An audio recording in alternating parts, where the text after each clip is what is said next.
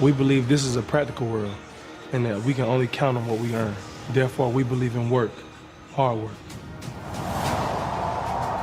This road, it hasn't been easy, but we are not alone. Because here at Auburn, we fight for what we love. And Auburn fans love Auburn. So this Saturday, we will fight for our team. Go play and let loose. Have some damn fun. You must have fun. For Auburn. Play together. Play for each other. Have juice. You got me? Let's bring the energy today, man. And because Auburn men and women believe in these things, we believe in Auburn and love it.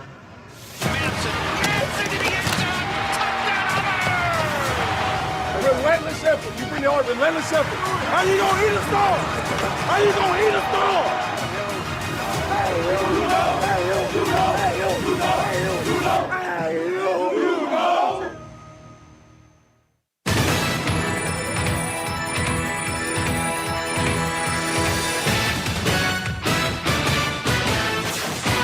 We're counting down to Auburn football. This is the Sun South John Deere Countdown to Kickoff. We are going to play a game on the road in this conference versus a team that is very, very good. They're well coached. They're talented. They play with an edge. They compete. A great test for us and something that we embrace and look forward to. But that is completely what our focus has to be, obviously, as a coaching staff and as a team. Sun South is the preferred tractor dealer of the Auburn Tigers. Shop online at sunsouth.com. Alongside Jason Campbell, here's the voice of the Tigers, Andy Burcham.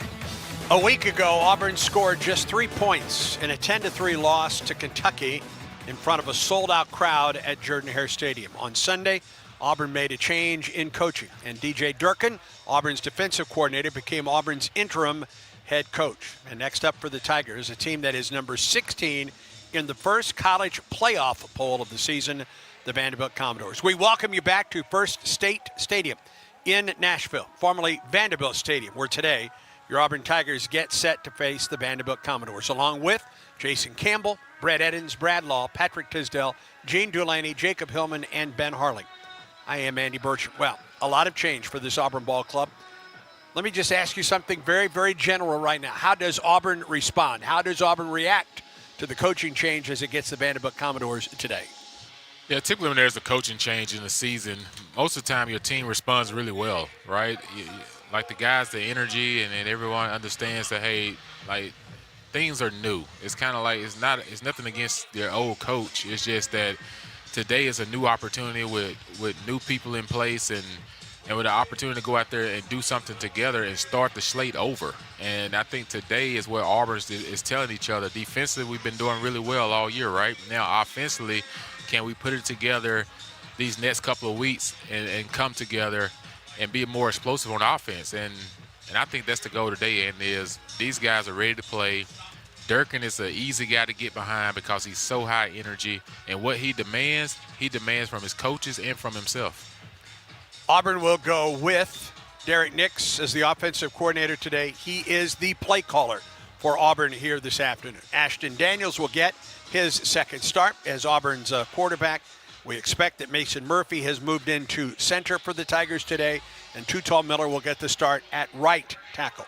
What can Auburn do from an offensive standpoint? What does it do differently from an offensive standpoint here today? Yeah, I can see us today, Andy, go more tempo than we did in Kentucky game. It seemed like in the Kentucky game we was a little bit more slower pace, and it almost like it threw the rhythm off offensively.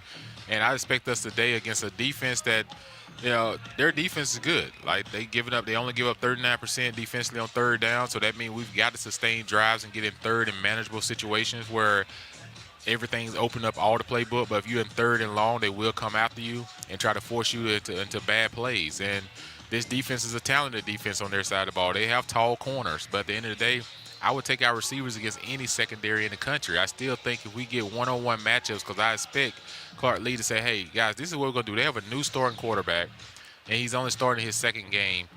I'm going to put 8 in the box, and I'm going to man up outside until they show me that they can throw the football and throw it successfully. Here is what's not new for Auburn today. The Auburn defense has been terrific all season. Number 2 in the SEC against the rush, but it faces one of the best offenses in the SEC and one of the best offenses in the country. 13th national in scoring at 37.6 points a ball game, and led by a guy that's been in college football forever.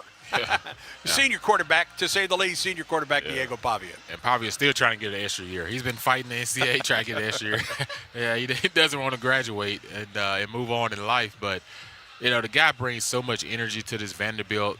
You talk about a team before he got here was 2-10, Andy, before he got here. Then his head coach, who was the offensive coordinator here, both came from over New Mexico State. Right.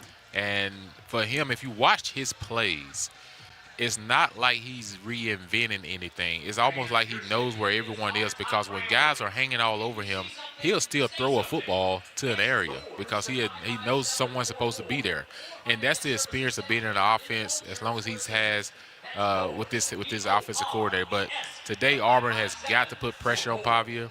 They've got to make them one-dimensional. Like, you cannot allow those guys to run the ball successfully and eat up clock. So I expect us to take away their run game and force them to have to be efficient in the passing game. Third straight year that Pavia has faced Auburn. 2 years ago, a win with New Mexico State at Jordan-Hare Stadium. Last year, a win with Vanderbilt at the stadium. And one of the common goals, or one of the common perspectives, is both of those teams, with Diego Pavia quarterback, controlled the clock. Yeah, that's their thing. They want to control the clock. They want to get you in situations where you're 3 and out and you're not sustaining drives, and they're just eating up clock, and especially if they get a lead on you. That's why it's so important for Auburn today to get a lead on Vanderbilt.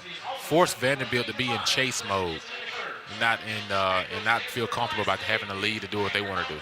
Much more to come. You'll hear from both Wesley McGriff and Derek Nix, plus our exclusive interview with Auburn interim head coach DJ Durkin. From Nashville, stay tuned. Auburn football continues in a moment.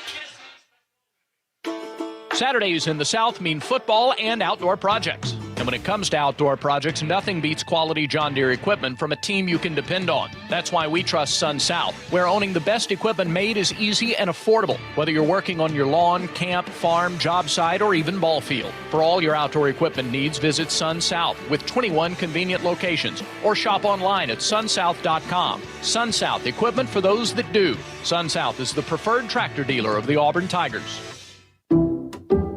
Some people just know you can save money on car insurance by checking Allstate first. Like to check the weather first, before wearing face paint to the game.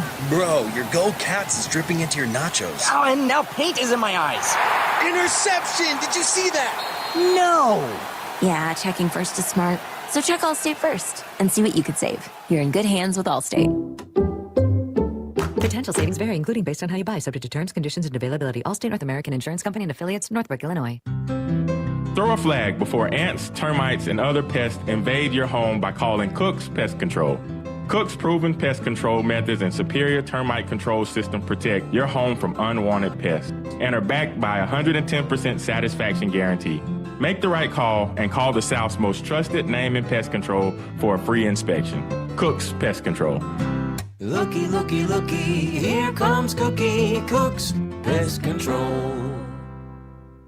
Hey Auburn family, we're deep into the season now, and the right game day snacks are still essential. Golden Flake potato chips and pork rinds remain fan favorites every week, with sweet heat pork rinds and dill pickle potato chips leading the lineup. Golden Flake has been part of Auburn game days for over 67 years, delivering the perfect bite, whether hosting a crowd or grabbing something to power through halftime. Keep the momentum going and stock up on your favorite Golden Flake snacks. War Eagle. This is the Sun South John Deere Countdown to Kickoff on the Auburn Sports Network. Here's Brad Law to break down the matchups from Nashville. 55.5 minutes away from kick. Usually we start with the offense in these segments. We're going to switch it up, though, this week. We're going to start with the defensive matchups for the Tigers. And with Coach Durkin handling the head coach interview this week, in steps cornerbacks coach Wes McGriff. Coach Crime on the opportunity for the Tigers today. Well, it's amazing. I was thinking about this morning as I woke up, man. Here we are, another road game in this league. And, man, it's always great. You get the fan support this league very well. You're going to play quality competition every week. And when you look up, you run out of You run out of these opportunities. So, man, it's great to have this opportunity to go out and play. I'm just so happy for the guys, and I'm excited to see them play, and I'm excited to see Coach Durkin get his first win.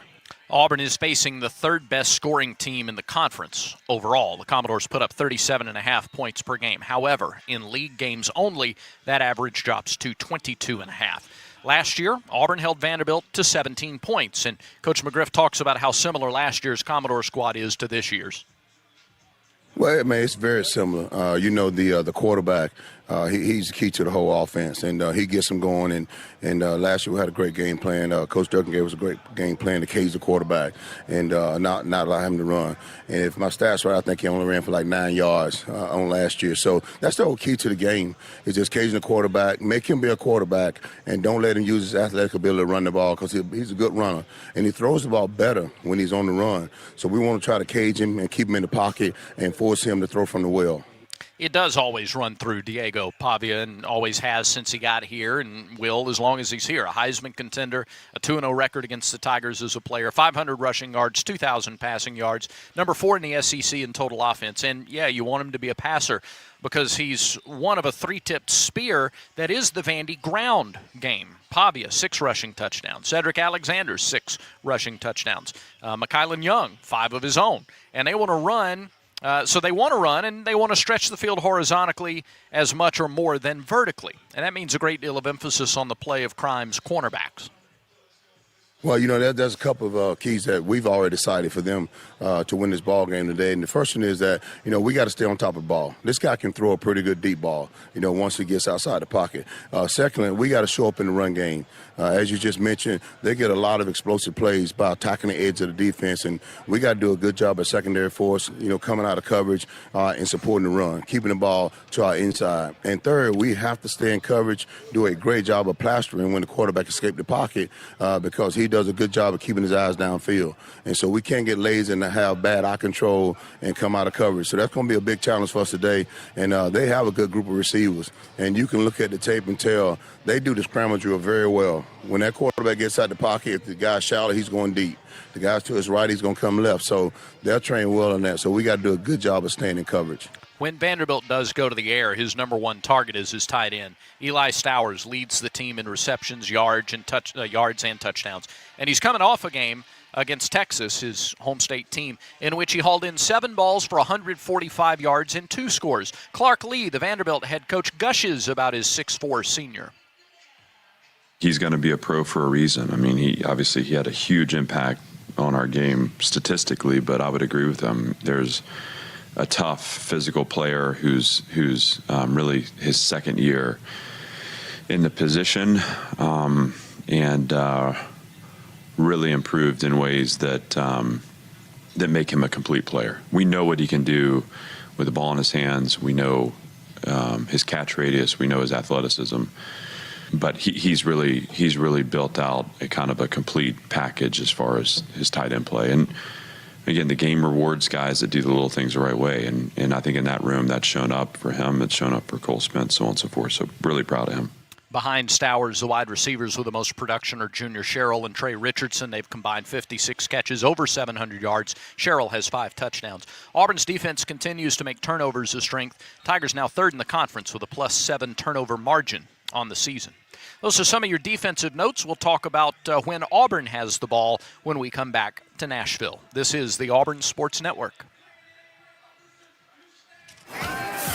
The fans are out today, Gabe. That's right, Andy. Big games mean bigger tailgates. Check out that Ford F-150 truck, a championship caliber performance. Flawless execution, Andy. Smart, powerful, and with available Pro Power on board, F-150 just took this tailgate over the top.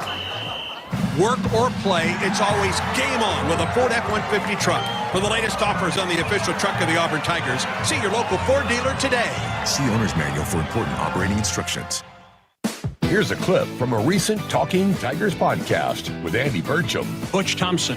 When we went 12-3 in our home conference schedule this year, I don't think it was a coincidence. I think it had something to do with these renovations and the atmosphere now that's provided.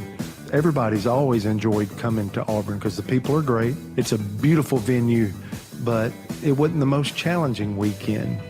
That's changed, baby. Sure. Moving forward, it absolutely has that feel to where I always want, well, that's an Auburn thing. People come to Auburn and people leave and like, that's an awesome place and has awesome people. But I want them to come and go say the same thing, but like, my God, it's tough to play those jokers. That's a tough environment. That is a challenge. New episodes of the Talking Tigers podcast are released Mondays wherever you listen to podcasts. Subscribe to the Talking Tigers podcast exclusively from the Auburn Sports Network.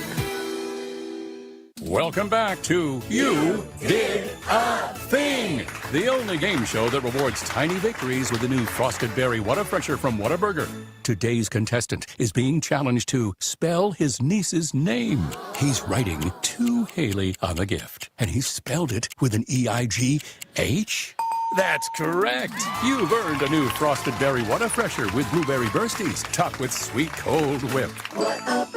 Also enjoy prickly pear raspberry for a limited time.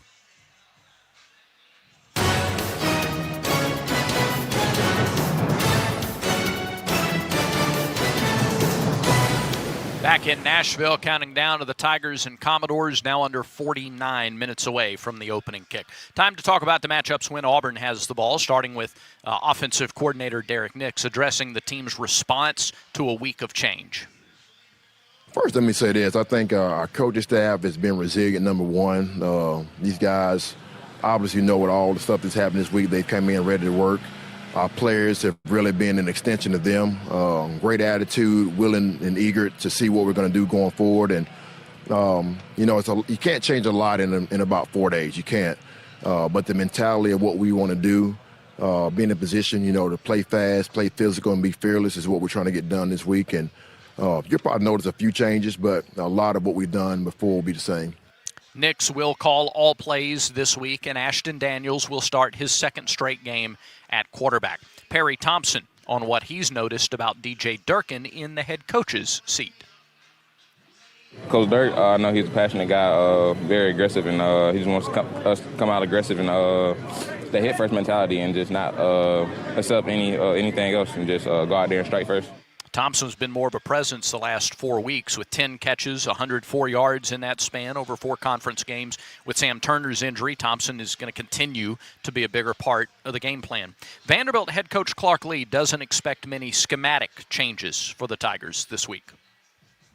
I don't think the system shifts much. I think it's hard to change holistically, when you're mid-season. So I think we're going to see a lot of the same plays. But obviously, we put things on film that are they're gonna see and they're gonna want to take and apply in their system. So I believe the preparation is going to be pretty typical. We're not going to go too far in chasing ghosts.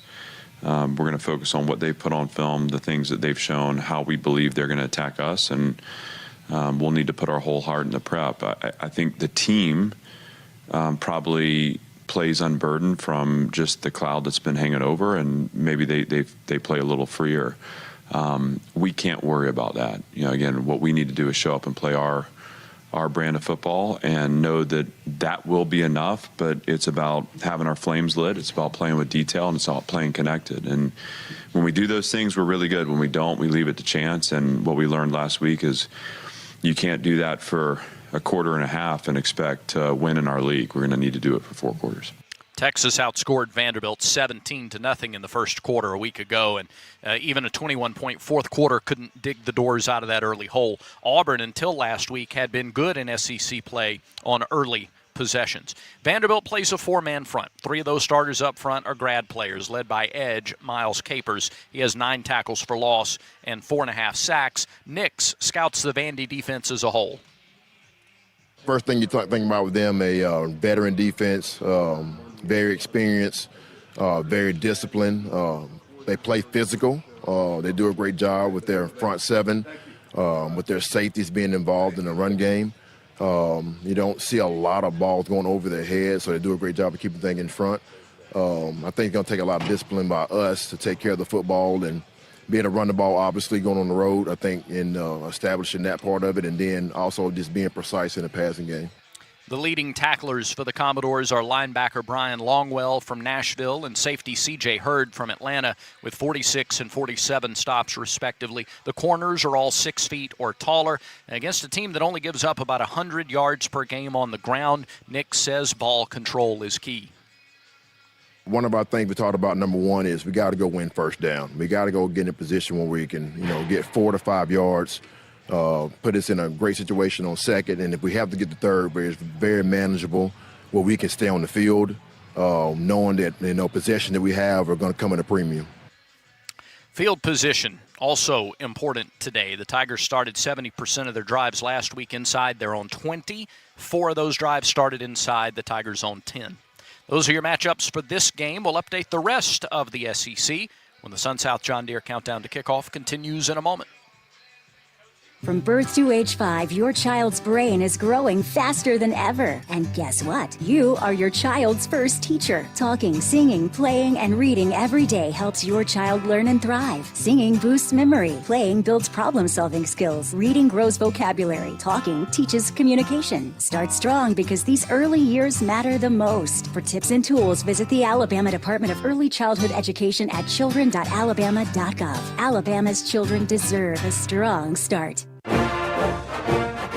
It takes hard work to be the best in the game. Planning, commitment, resilience, sweat. That's why Old Dominion Freight Line, the #1 national LTL carrier for quality, works hard to be the best in the game and is proud to support those striving to be the best in theirs. Old Dominion Freight Line, official freight carrier of Auburn Athletics, helping the world keep promises. Let me tell you about this new Pretzel Cheddar Club. Hey, I'm Carlos. And I'm Ebony. And a little thing we love about the Chick-fil-A Pretzel Cheddar Club is the tangy Dijon with the pretzel bun. It takes it to a whole nother level. It goes perfectly with the chicken and the cheddar cheese and the bacon. Man, you know how much you love bacon. And I love the different varieties. Grilled, spicy, original. It gets you nice and excited for fall. Order the Pretzel Cheddar Club with Cherry Berry and Sprite for a limited time on the Chick-fil-A app. Real guests paid for their testimonials. At Auburn University's Harvard College of Business, education is tailored to each student's individual needs. Our students receive personal guidance from industry mentors and career coaches. They learn by doing, through hands-on projects and real-world experiences. The result? Graduates who don't just know business, they're ready to lead and innovate from day one. That's what makes them distinctly Harvard. Harvard College of Business, inspiring business. Discover more at harvard.auburn.edu. The Raymond J. Harbert College of Business presents the SEC Report, a look around college football's premier conference. At the Harvard College of Business, education is personal. Real-world experience and industry mentors empower students to thrive in business and beyond. That's distinctly Harvard. The Harvard College of Business, inspiring business. Once again, here's Brad Law with a rundown of the day's action in the SEC. 4 other intra-conference games, plus Ole Miss stepping outside the league. Rebels hosting the Citadel and leading 42-0. That game almost over in Athens. 5th-ranked Georgia playing Mississippi State in Starkville. This one almost over in Bulldog land and in Mississippi State territory, where it's been 5th-ranked Georgia all day. Bulldogs have now finished that game off. It has just gone final. In fact, Georgia wins it 41-21. Georgia ran for 303 yards on the day. 21-point explosion in the second quarter created the distance that lasted. Georgia beats Mississippi State 41-21. Bulldogs now go to 8-1 on the season and 6-1 in SEC play. Mississippi State falls to 500 at 5-5 and 1-5 in conference play.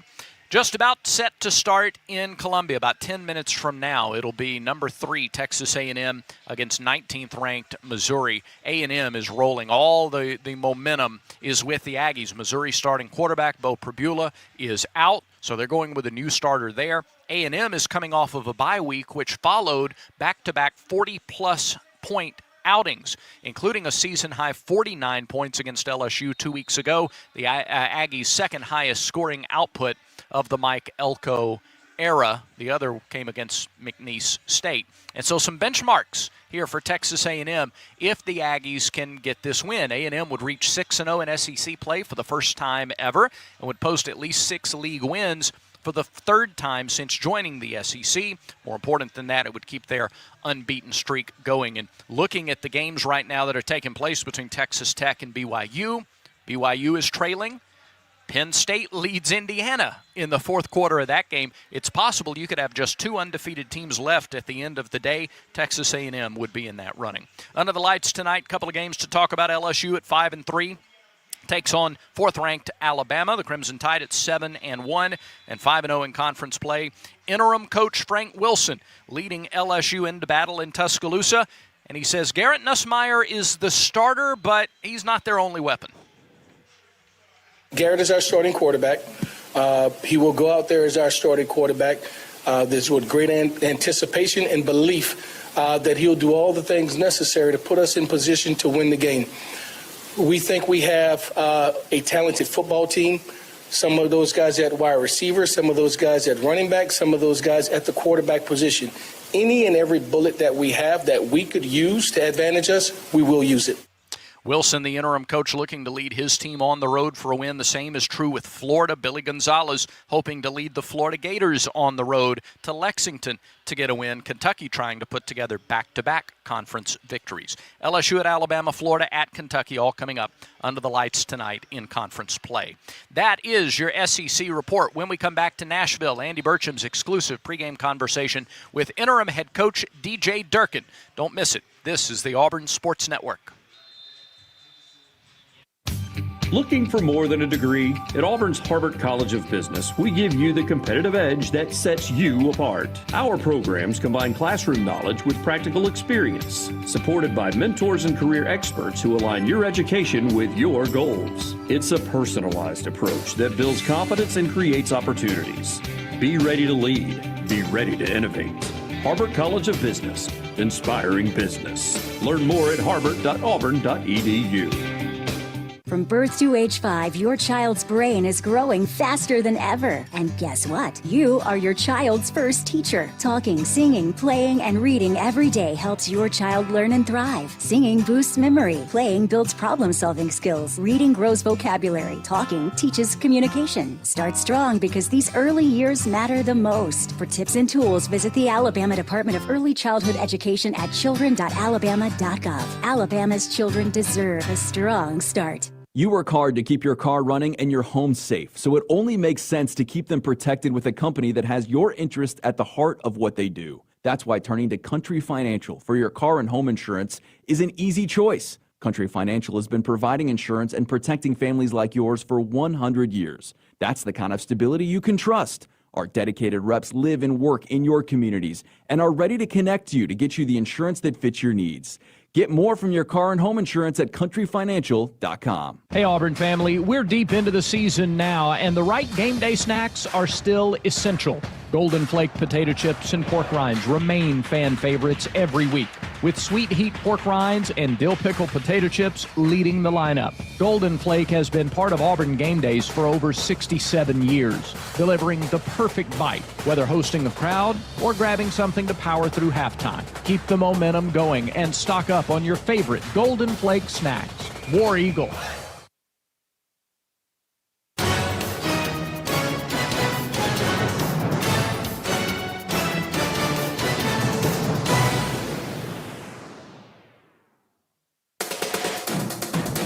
Exclusive game day coverage of Auburn football continues with the DJ Durkin pregame report. Presented by Blue Cross and Blue Shield of Alabama. When you have the right team behind you, it's easy to play with confidence. The same is true when it comes to your health. Blue Cross and Blue Shield of Alabama provides just what you need to feel healthier and happier. Here's Andy Burcham with Coach Durkin. Describe what this week has been like for you. Chaotic. It has. I mean, honestly, it's been great. Our players have been great. They've really responded, prepared well, under the circumstances with everything going on. They've been awesome. Our staff has been awesome. For me personally, obviously, it's been a lot. You kind of get in your routine in the season of, hey, this is what I do on a Monday, this is what I do on a Tuesday, and so forth throughout the week. And then now, you're wearing a couple different hats, and that routine changes, but it's been great. How much does it help that you've been through this before? I mean, this has been your role before. Yeah, it definitely helps. I probably can't imagine it, differently, because I think when you, like anything else, when you experience things, right, you can draw back on. Okay, I remember, all right, this is going to be a heavy day, but I know this will lighten up tomorrow, and you can anticipate things because you've been there before. For you in practice, how has it changed? Considering you're in charge of everything, not just the defensive side of the ball. Yeah, obviously just the involvement in what you're watching and paying attention to. I think that's our job as coaches. You get that kind of tunnel vision of what you're responsible for. Like, you want your position coaches to be locked in on the details of their position. Your coordinators locked in on their side of the ball. Well, all of a sudden you get a bigger view of everything. So that part's been different, but I've enjoyed it, embraced it. I enjoyed, again, watching our guys work, watching our coaches work. It's been a good week.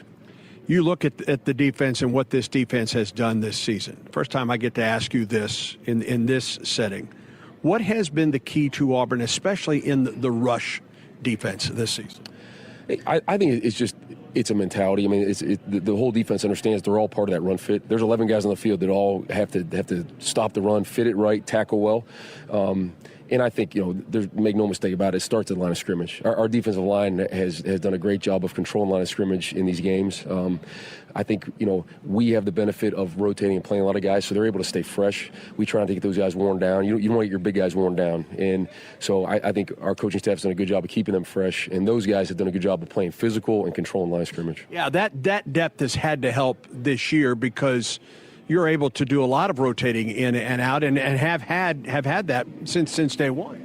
Yeah, I mean, that was the intent. We've played between 26 and 30 guys in every game on defense, and that was our intent right away. It's part of the development. It's part of, this guy is a young guy. Maybe right now he's not totally ready, but if he plays 6 to 12 snaps a game, by game 4 or 5 he's going to be really good. And then a lot of those guys now are getting more reps because of how they've grown. I think it's the best way to develop. And when you create depth in your defense that way, obviously you keep guys fresh. And I think when you give more guys a role, there's more buy-in. They're part of that trip, knowing, hey, I have a role in this game. I'm going to do something to help affect it. What do you see from Vanderbilt? Obviously, it must start with number 2 at quarterback, and just what he can do running the football, leading that offense, and certainly throwing the football as well. Yeah, I mean, it does. It starts with him. He's a great competitor. He does a really good job with plays that are on script, and obviously also the ones that are off script. I think that's where he really excels. But he functions well in that offense. He's been with that play caller, I think, for it seems like forever. I don't know, a long time. And so I think they're on the same page, obviously, with what they're calling, what they want to get done. So our job is going to be to really affect him. We got to throw him off rhythm. We got to try and cage him, keep him in the pocket, and then when he gets out, we have to have the right guys running at him, get him on the ground. We've heard the term rush lane integrity all season long. That doesn't change here today against Diego Pavia, does it? Yeah, no, it takes precedence today because I think, again, he's most effective when he's out of the pocket because he does a good job scrambling and converting with his feet, but he always keeps his eyes down the field. So when he's running and scrambling, he's still looking for guys down the field, and that extends the play longer. So now your coverage is all of a sudden, instead of covering for 3 to 4 seconds, are covering for 6 to 7 seconds, and that affects your coverage. So keeping him caged in the pocket will be a big deal. Have much more coming up with DJ Durkin after this for Blue Cross and Blue Shield of Alabama. When you have the right team behind you, it's easy to play with confidence. The same is true when it comes to your health. Blue Cross and Blue Shield of Alabama provides what you need to feel healthier and happier. A choice of plans, a large network of doctors and hospitals, and personal support to help you choose the right plan with confidence. No second guessing, no confusion.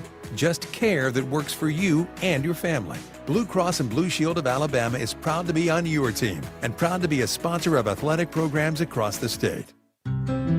Throw a flag before ants, termites, and other pests invade your home by calling Cook's Pest Control. Cook's proven pest control methods and superior termite control system protect your home from unwanted pests and are backed by a 110% satisfaction guarantee.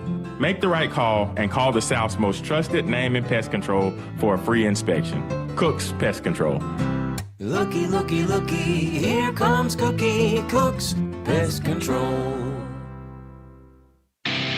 Bill Giants, Alabama is proud to support this broadcast of Auburn football.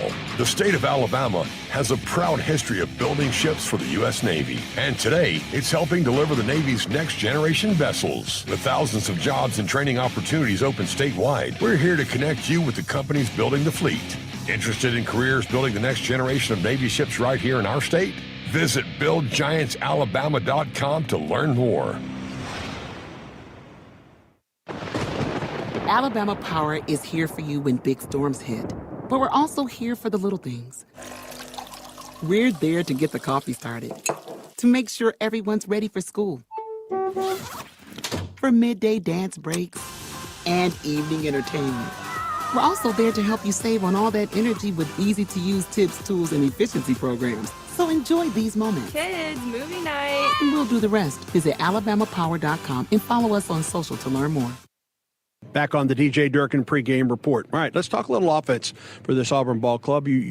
Any moves, any changes for Auburn offensively as you get ready for this one today? Just more of a focus on who we're getting the ball to. I think we have some playmakers on offense, and I want to do a really good job of getting them the ball, get it to them in rhythm, and letting those guys make plays. I think we have the guys that can do that, and so that was what Coach Nix and I visited on early this week and built a plan around that. Talk about the decision then to go with Ashton Daniel for the second straight week at quarterback.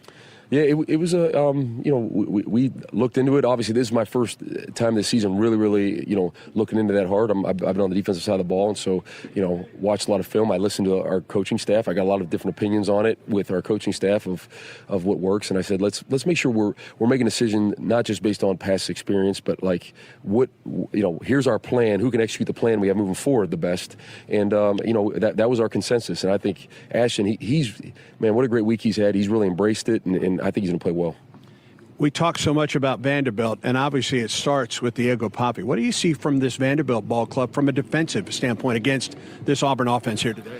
They try to make it hard for you to run the ball. They with pressures and movements up front, they want to make it hard for you to run the ball. They've done a good job defending that, and so we've got to do a good job establishing the run game. I think that's a key part of this game on both sides of the ball. Again, winning the line of scrimmage, and then when they get us in third down situations, we got to do a good job of protecting the quarterback and the quarterback getting rid of the ball. We got to be on time and eliminate negative plays. What has your conversation been like through the week with Derek Nix, who is now the offensive coordinator, and it's now his duty to call the plays here today? Yeah, I mean, my talks with him have been really from a scheme standpoint of things that I'd like to see from the offense and things that I know that we're capable of, just having faced them throughout training camp and spring ball and that sort of thing. But Derek's plenty capable of doing this. Derek's a great coach, and he and I have been together on previous staffs as well, so I've known him for a long time, and I'm excited to see him have his opportunity to go out there and call, and I think our players have really rallied behind him. On the road in front of a big crowd, a big Vanderbilt crowd here today. They're still in the playoff hunt right now. What's your message to your ball club as you get ready for this one today? Yeah, man, have fun with it. Yeah. Have fun. This is why we all came here. This is why we're here. So, yeah, we're on the road in the SEC, a top 20 ball club that's playing really well. Embrace it. Like this is why we're all here. So I think our guys, again, have prepared the right way, and I expect them to go out there and play hard and have fun with one another. You like the energy that you've seen from your ball club this week? Yeah, I love it. Yeah. You talked a little bit about edge on Monday. John Cohen has talked about edge in the football program. What does that mean to you? What as the interim head coach of this Auburn Tiger ball club? Here's what I think it's just important that you stamp your personality on your job. Whether you're a coach or a player, stamp your personality on your job. And that means you're all in. That means you have energy about what you're doing. You have belief in what you're doing. You have passion about it and confidence. And stamp your personality on it. We don't want a bunch of robots. We want guys being themselves. And we've recruited a talented team. Go be yourself out there. We have good coaches. Be yourself. And I think that's what it is. That creates the edge. And guys, that's contagious. Guys can feel that. Give me an offensive key for the Tigers today. For us, it's always ball security number one, and it's establishing the run game. And I think that will create explosive plays for us, which is what we need. Defensive key here today. Just for us, it's playing with relentless effort. Our relentless effort all season long and violent tackling is, I believe, what separates us, and that's what's got to happen today. Wish you all the best here today, War Eagle. All right, War Eagle. Blue Cross and Blue Shield of Alabama has been proud to present the DJ Durkin Pregame Report. We're proud to be on your team and proud to be a sponsor of athletic programs across the state. Now, stay tuned for more of the Sun South John Deere Countdown to Kickoff. This is the Auburn Sports Network. Auburn family, it's time to join the coolest club on the plains, Aubie's Kids Club, presented by Chaffee's. Memberships for the upcoming school year are on sale now. Your favorite Tigers Kids Club offers 2 membership options. They give you awesome gear like an Auburn t-shirt, a men's basketball SEC Champions medal sign, and more. Throughout the year, you can check in at Auburn Athletics events to receive points, earn prizes, and you'll also get invited to special events only available through Aubie's Kids Club. Head to auburntigers.com/kids club to sign up today. War Eagle. This sandwich, it's a complete game changer. Hello, this is Mike, and a little thing I love about the Chick-fil-A Pretzel Cheddar Club is that juicy chicken with that toasty pretzel bun. That bun, it's crispy, cozy, just amazing. With the pretzel bun, the Dijon mustard, and the chicken, it makes that sweet, savory kind of combination. It's everything that you love about food rolled into one. It looks phenomenal. It tastes great. It's delicious. Order the Pretzel Cheddar Club with Cherry Berry and Sprite for a limited time on the Chick-fil-A app. Real guests paid for their testimonial. Bill Giants Alabama is proud to support this broadcast of Auburn football. The state of Alabama has a proud history of building ships for the U.S. Navy, and today it's helping deliver the Navy's next generation vessels. With thousands of jobs and training opportunities open statewide, we're here to connect you with the companies building the fleet. Interested in careers building the next generation of Navy ships right here in our state?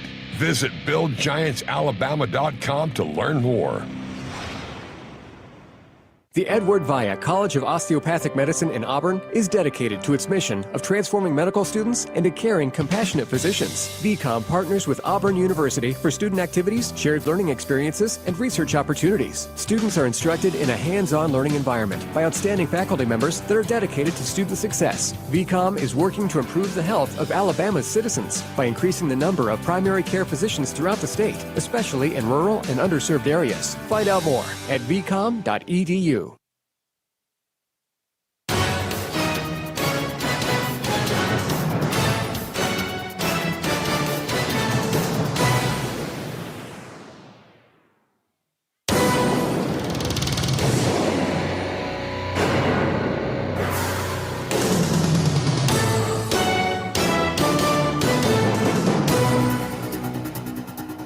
Defensive coordinator DJ Durkin has taken over as the interim head coach. Today, Auburn is in the Music City looking for a top 20 win on the road. Good afternoon, and War Eagle from First Bank Stadium with Jason Campbell, Brett Edens, Brad Law, Jeff Shear, Gene Dulaney, Patrick Tisdale, Jacob Hillman, and Ben Harling. I'm Andy Burcham. Last Saturday, Auburn produced another stellar defensive performance, holding Kentucky to 240 yards total offense. The Tigers are one of 3 FBS teams that have not allowed more than 24 points in a game this season, joining top-ranked Ohio State and number 2 Indiana. This is not your father's Vanderbilt. The Commodores are 16th in the first college football playoff poll. Senior quarterback Diego Pavia is looking for his 3rd straight win over Auburn. He leads the doors with over 2,000 yards and 18 touchdowns through the air, and over 500 yards and 6 touchdowns on the ground. The last time Auburn played in Vandy, here in Nashville, the stadium was still under construction, and Auburn fans filled at least 60% of the ballpark. The Tigers dominated that day. Now, Auburn looks for an upset in the Music City and a spark for the final 3 games of the regular season. The Sun South John Deere Countdown to Kickoff continues in a moment. You work hard to keep your car running and your home safe, so it only makes sense to keep them protected with a company that has your interest at the heart of what they do. That's why turning to Country Financial for your car and home insurance is an easy choice. Country Financial has been providing insurance and protecting families like yours for 100 years. That's the kind of stability you can trust. Our dedicated reps live and work in your communities and are ready to connect you to get you the insurance that fits your needs. Get more from your car and home insurance at countryfinancial.com. I'm Andy Burcham, and you're listening to the Ford F-150 Truck Highlight Show. War Eagle. The smart and powerful Ford F-150 turned in another championship caliber performance. Thanks to available Pro Power onboard and outstanding payload numbers, fans will be talking about this tailgate for years to come. For great offers on the official truck of the Auburn Tigers, see your local Ford dealer today. See owner's manual for important operating instructions. The Edward Via College of Osteopathic Medicine in Auburn is dedicated to its mission of transforming medical students into caring, compassionate physicians. VCOM partners with Auburn University for student activities, shared learning experiences, and research opportunities. Students are instructed in a hands-on learning environment by outstanding faculty members that are dedicated to student success. VCOM is working to improve the health of Alabama's citizens by increasing the number of primary care physicians throughout the state, especially in rural and underserved areas. Find out more at vcom.edu. The Whataburger Buffalo Ranch Chicken Strip Sandwich is back, and it's still bigger and better than any chicken sandwich out there. More chicken strips, more Monterey Jack cheese smothered in buffalo and ranch, all on a 5-inch bun. There's so much crispy, cheesy, saucy goodness, you may find yourself speechless when someone asks what's your favorite part. Not because you can't find the words, just because it's hard to talk when your mouth's full with this much deliciousness. The Buffalo Ranch Chicken Strip Sandwich is back for a limited time. What a burger. You're listening to Auburn football. Now, back to more of the Sun South John Deere Countdown to Kickoff. When it comes to outdoor projects, nothing beats quality John Deere equipment from a team you can depend on. Visit sunsouth.com. SunSouth is the preferred tractor dealer of the Auburn Tigers. Beautiful afternoon for football in Nashville. Big Auburn crowd on hand for this one today as the Tigers get number 15 in the AP poll, 16 in the coaches poll, and 16 in the college football playoff poll. Vanderbilt. Along with Jason Campbell, I'm Andy Burcham. Glad to have you with us today for this key Southeastern Conference game. Great things are possible when you have the power, performance, and smart features of a Ford F-150. It's the official truck of the Auburn Tigers. Greatness starts at your local Ford dealer. Jason, what are your Ford keys for today's game? Yeah, Andy, for me, the first thing is Auburn has to be aggressive today offensively. You got to come out here and threaten to throw the ball deep against this secondary, but also you got to convert on third downs and sustain drives. Number 2, contain Diego Pavia. And when I say that, it's not just get to him, but making sure you keep him off his off-script plays, because that's when he's at his best, is when things are off tilt. He's able to make big throws and big plays in the passing game. Number 3, stop the run. Make Vanderbilt one-dimensional. They want to ball control the entire clock and hold you to limited possessions throughout the game. So Auburn has got to stop their run and force them to be one-dimensional. Number 4, our offense has got to protect. So we've got to protect Ashton Daniels today in the passing game. We can't have those first and 15 plays with false starts and holding calls, but we got to be able to hold up front to allow these receivers to get downfield. All right, let me go back to key number 3. Ball possession here today. All right, we know what that means from a defensive standpoint for Auburn today, but what does that mean for Auburn offensively today? Yeah, when you think about ball control, that also plays for Auburn as well, because Auburn needs to sustain drives to keep Diego Pavia on the sideline. And how you do that is being successful in the run game, utilizing the play-action pass, and being able to make the big plays when they're there. They're going to give you an opportunity to hit some big plays because they're going to say the same thing that we're saying. Stop Auburn's run. You know, Jeremiah Cobb is almost at 800 yards rushing this year. He's been a running back. It was supposed to be by committee, but now he's been the guy to take the lead horn on this running back position. It is Diego Pavia that has beaten Auburn 2 straight years. He's going for 3 in a row this year. He did it with New Mexico State 2 years ago at Auburn. He did it with Vanderbilt last year at Auburn, and he did it both times with possession, ball possession. He just didn't give Auburn's offense much of an opportunity. Yeah, Diego's not the type of guy that's going to light up the scoreboard, you know, from a stat standpoint, but he did have a big game passing against Texas, and a lot of that was because they kind of got behind and they was forced to throw the ball most of the day, but Texas did sack him 6 times in that ball game. But you've got to be ready to understand that mostly everything they do offensively is predicated off the run game with those 2 running backs that they have, Cedric Alexander and Young. Both of those 2 guys can run the football really well and always find out where their tight ends are. They have really good receivers. They got 4 receivers that's putting up some good numbers, solid numbers offensively as well. So our secondary, I like our matchup there. For me, we got to win up front, and that's what Auburn has done really well against every opposing team is stopping their run. Almost understandable what Oklahoma did to Auburn as far as putting pressure on the quarterback. A week ago, really not understandable how Kentucky was relentless at getting to the Auburn quarterbacks, and that cannot happen again here this afternoon. Yeah, that can't happen. And a lot of last week, it wasn't even a lot of blitzing. Some of it was just we getting straight just pushed up front by a 4-man rush. And even if they brought a 5-man rush, we were still getting a lot of push up front. So it'd be interesting to see what Auburn adjustments Auburn made. I know we may see Mason Murphy at the center position and Too Tall Miller goes to the right tackle. That gives you a lot of experience. Kel Ellis, like we said, is going to be an outstanding player. But at the same time, he still has to learn. Much more to come as we count down to kickoff. Auburn and Vanderbilt. Stay tuned. This is the Auburn Sports Network. Game day is about big plays and big energy, but it's also about the little things. It's about the energy of a community coming together to cheer for our heroes on the field, the tireless work that goes into every game from the front gate to the 50-yard line, and making memories that last a lifetime. Alabama Power knows that dedication makes all the difference. That's why we're here to keep you moving with reliable power and the programs that help you save. Now that's big. Alabama Power, proud sponsor of the Auburn Tigers. Here's a clip from a recent Talking Tigers podcast with Andy Burcham. Tim Hudson. My major was a exercise science major, and I don't even know what I would have done with that. I mean, I probably wouldn't have wanted to be a trainer. I don't know. But I just knew that I never really doubted that I was going to have a career in baseball as a player. I mean, I just felt like, you know, the Lord blessed me with the hunger and the determination to do it, and it just felt like as much as I've grown the 3 years before from Chattahoochee Valley to where I was, you know, I got so much better because I didn't start pitching until I was a junior in high school. So I just got so much better as a pitcher. I just felt like, man, it's, you know, my ceiling to get better, I think, is still there. New episodes of the Talking Tigers podcast are released Mondays wherever you listen to podcasts. Subscribe to the Talking Tigers podcast exclusively from the Auburn Sports Network.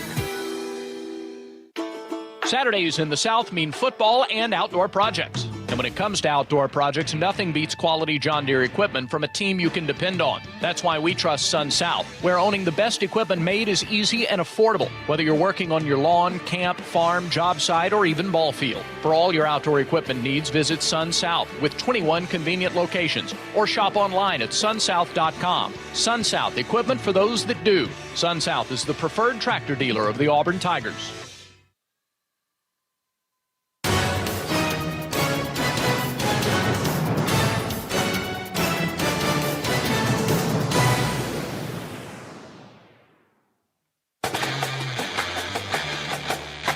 This is Auburn football, and these are the Yellowwood starting lineups for the Tigers. Defensive line. Kendrick Falk, Highland Home, Alabama, Highland Home High School. Bobby Jameson Travis, Minneapolis, Minnesota, Minneapolis North High School. Malik Glogden, Montgomery, Alabama, Pike Road High School. Kieron Crawford, Memphis, Tennessee, Briar Crest Christian School. Linebackers. DeMarcus Riddick, Clayton, Alabama, Chilton County High School. Xavier Atkins, Jonesboro, Louisiana, Summer Creek High School. Secondary. Caden Lee, Atlanta, Georgia, Cedar Grove High School. Jalen Crawford, Atlanta, Georgia, Parkview High School. Jacquez Robinson, Jacksonville, Florida, Sandoval High School. Caleb Harris, Belgium, Alabama, Thompson High School. Sebastian Smith, Mumford, Alabama, Mumford High School. Offensive line. Xavier Chaplin, Buford, South Carolina, World Branch Early College High School. Dylan Wade, Houston, Texas, Cypress Falls. Mason Murphy, Riverside, California, J. Sarah Catholic High School. Jeremiah Wright, Selma, Alabama, Selma High School. Isaiah Miller, Memphis, Tennessee, Wooddale High School. Receivers. Cam Coleman, Phoenix City, Alabama, Central High School. Eric Singleton, Atlanta, Georgia, Alexander High School. Perry Thompson, Foley, Alabama, Foley High School. Tight end. Brandon Frazier, McKinney, Texas, McKinney North High School. Running back. Jeremiah Cobb, Montgomery, Alabama, Montgomery Catholic. Quarterback. Ashton Daniels, Buford, Georgia, Buford High School. Special teams. Alex McPherson, Fort Payne, Alabama, Fort Payne High School. Hudson Cox, Seymour, Australia, St. Mary's High School. Reed Hughes, Conway, Arkansas, Conway High School. The starting lineups have been presented by Great Southern Wood, makers of Yellowwood pressure-treated pine. If it doesn't have that yellow tag, you don't want it. You've been listening to the Sun South John Deere Countdown to Kickoff on the Auburn Sports Network. Now, it's game time.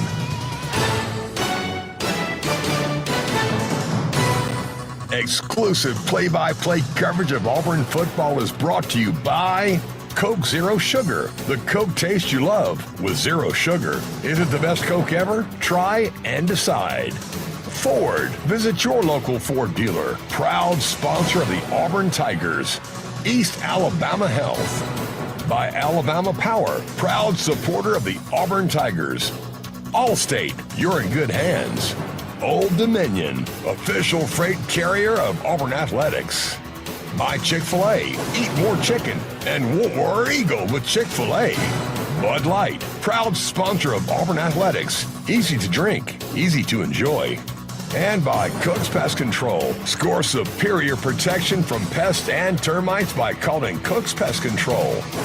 With Brett Edens on the sidelines and alongside Jason Campbell.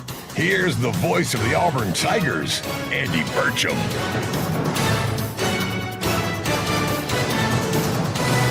Beautiful afternoon for football. Auburn and Vanderbilt today, and our game day weather is brought to you by Sensagreen, proud sponsor of Auburn Athletics. The experts at Sensagreen with Carrier create a cool indoor retreat for heating, cooling, and insulation, offering total comfort care for your Tiger family in East Alabama, West Georgia, and Huntsville. Contact today at sensagreen.com. Carrier, turn to the experts. As we approach game time here in Nashville, 75 degrees, mostly sunny skies.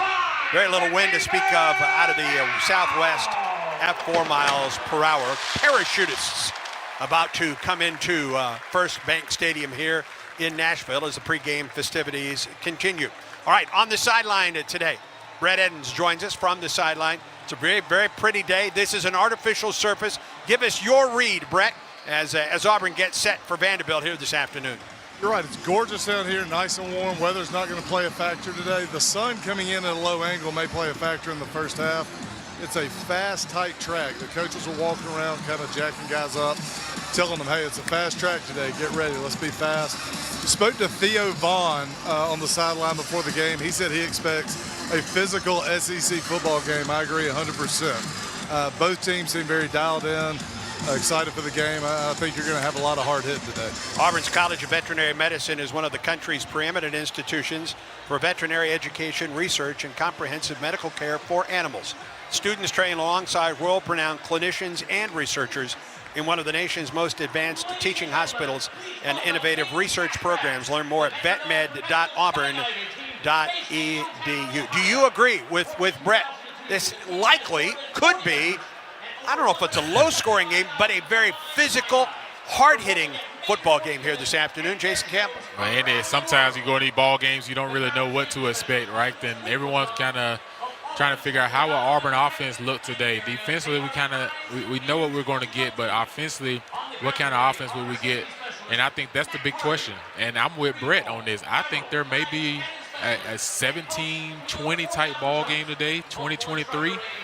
I think it's going to be a hard grinder. I think both teams going to come out playing extremely hard. Vanderbilt still trying to play to stay in the playoff race, and Auburn still trying to fight to get to a bowl game. So it's going to be a fun one this afternoon.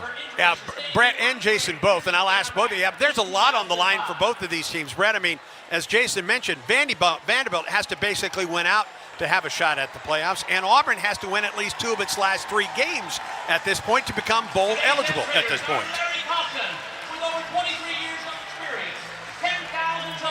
Or Brett, he's down drinking Kool-Aid. Yeah, or he's getting caught up watching the parachutes come down from the sky to the football field. But this game is pivotal, Andy. Vandy has lost to Alabama and they lost to Texas. So they know that in order for them to even keep any hopes of getting to the playoffs, they got to win today. And for Auburn, you got 2 of your next 3 at home. Right. This is your last road game of the season. So you have an opportunity to make a statement today with a big win on the road, and you get a bye week before you get your last 2 at home to close out the season in the regular season on a high note and get yourself in a bowl game. So send these seniors out the right way. Let's go play hard today. Let's play Auburn football. For Ashton Daniels, 2nd straight start at quarterback today. He knows it's Derek Nix as the OC. He knows it's Derek Nix calling the plays here today. Yeah. And everyone asked the question, how much can something change in a week? Well, the thing about it is Derek Nix has kind of been around Lane Kiffin's offense for multiple years when he was at Ole Miss. And there are some things that he may bring into today's game from a concept standpoint within our passing game. I expect us to be a little bit more up-tempo. I expect Ashton Daniels to have learned from his first start last week. I imagine what was going through his mind when he was playing at home last week. But sometimes, Andy, as a quarterback, it's easier to start on the road than it is at home.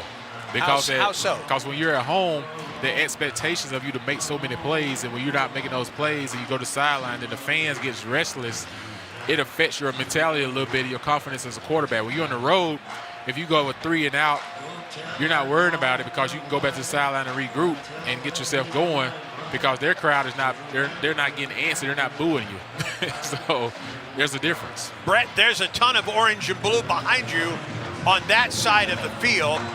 I say that to ask you this. How does Auburn try to corral Diego Pavia here today with the Tiger defense? You just have to play assignment football, and when you get a chance to tackle him, you take that extra step into him, you lock him up, you get him to the ground. Because if you don't use fundamentals, he has a very good, very sneaky way of sliding out of tackles, falling for extra yards, or getting rid of the ball to an open receiver. So you've just got to take it one step further than you normally would and just stick with your fundamentals. And you can't rely on other people. You got to do your job. You can't worry about other folks. Well, and Auburn will be facing one of the best tight ends in the country, Jason. Eli Stowers is number 2 in the SEC, or excuse me, number 2 nationally in yardage this year. 39 catches, 543 yards. And we have seen Auburn get victimized by tight ends even this season. Yeah, today you wonder, Atkins, right? His number 1 job today is to stop Diego Pavia as a spy. So you know he's going to be spying Diego Pavia. Now the onus is going to fall on Robert Williams. It's going to also fall on Melendez. It's going to fall on your safeties being able to have to stop Eli Stowers one-on-one because you know Durkin like to bring certain blitzes on 3rd down, which puts you in a one-on-one matchup. So you got to win your one-on-one matchup with Eli Stowers today. And then their next best player that they throw the ball to is their receiver, Junior Sherrill. He's the next guy. So if you're a corner, you know that's his top 2 guys to try to get the ball to on 3rd down. You got to be alert. Let's pause 10 seconds for station identification on the Auburn Sports Network.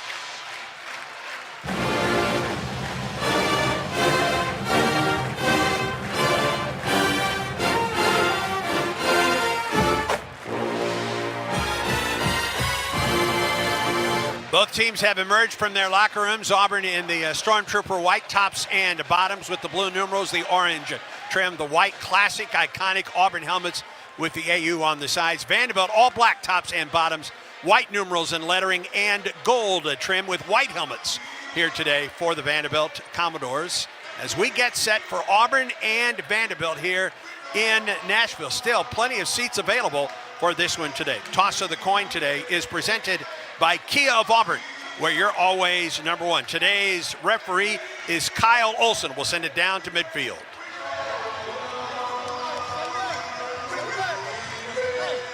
Great day for a football game, guys. Enjoy the weather. Have fun today. Play hard, all right? Auburn, you're the visiting team, so you'll be making the coin toss call. Guys, I have an SEC coin here. SEC is heads. This is tails. I will flip the coin, let it fall to the ground. What's your call? Tails has been called. It's tails. You've won the coin. You want to defer.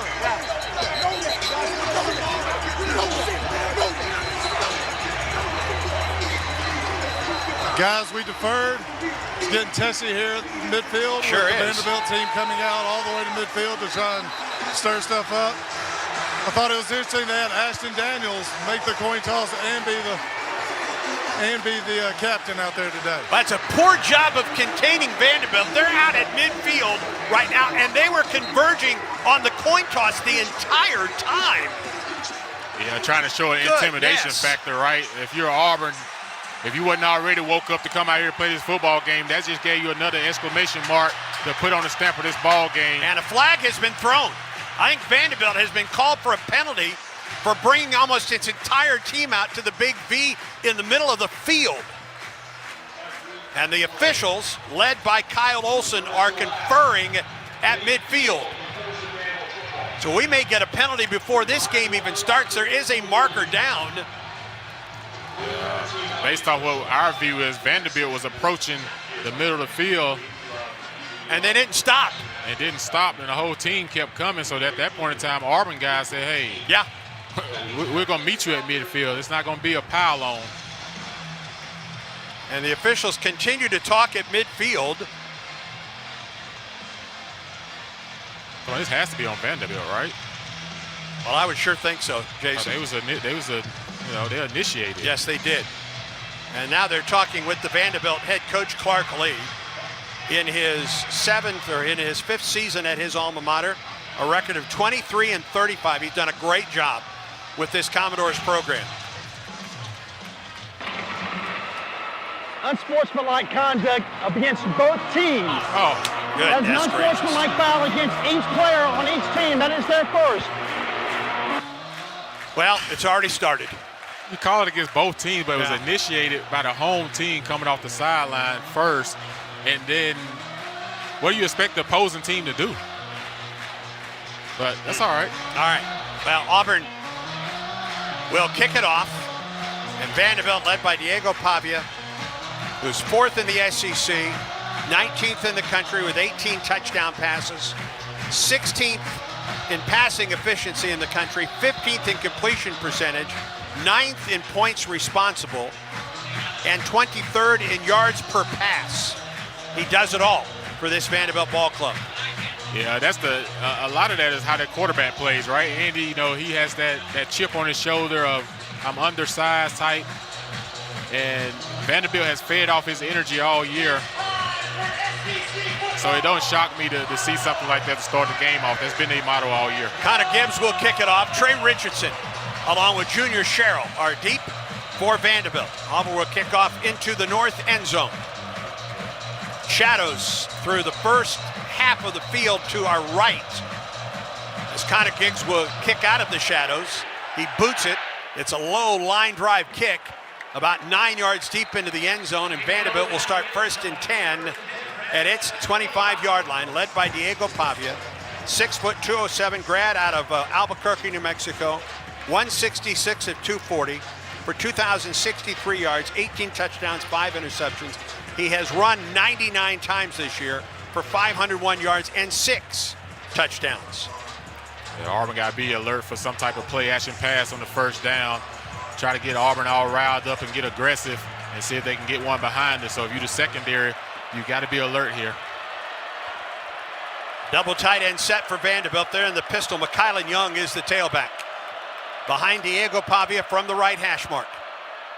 Play action, no, handoff to the tailback, and he gets a yard, maybe 2 on the play. Young, a junior from Midland, Texas, his 36th carry of the year, now for 391 yards. Robert Woodyard makes the stop for Auburn after a 2-yard gain, 2nd down and 8 for Vanderbilt.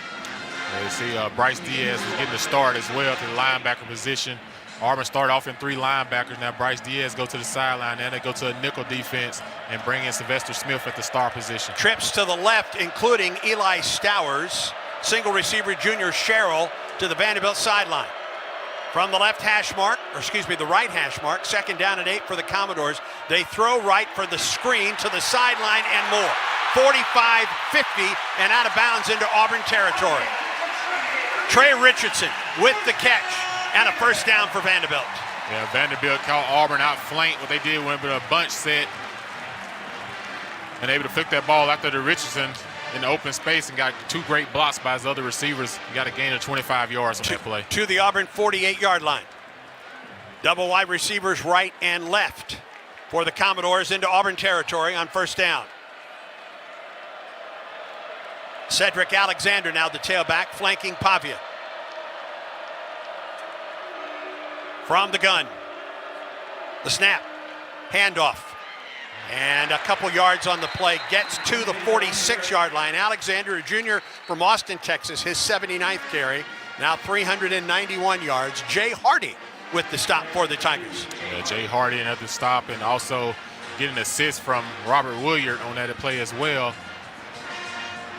Now Auburn will go back to a 4-3 defense, bringing back Bryce Diaz 4 down linemen, 3 linebackers. A yard on the play, 2nd and 9 for the Doors. In between the hashes, sending a couple of wide receivers right, double tight end set.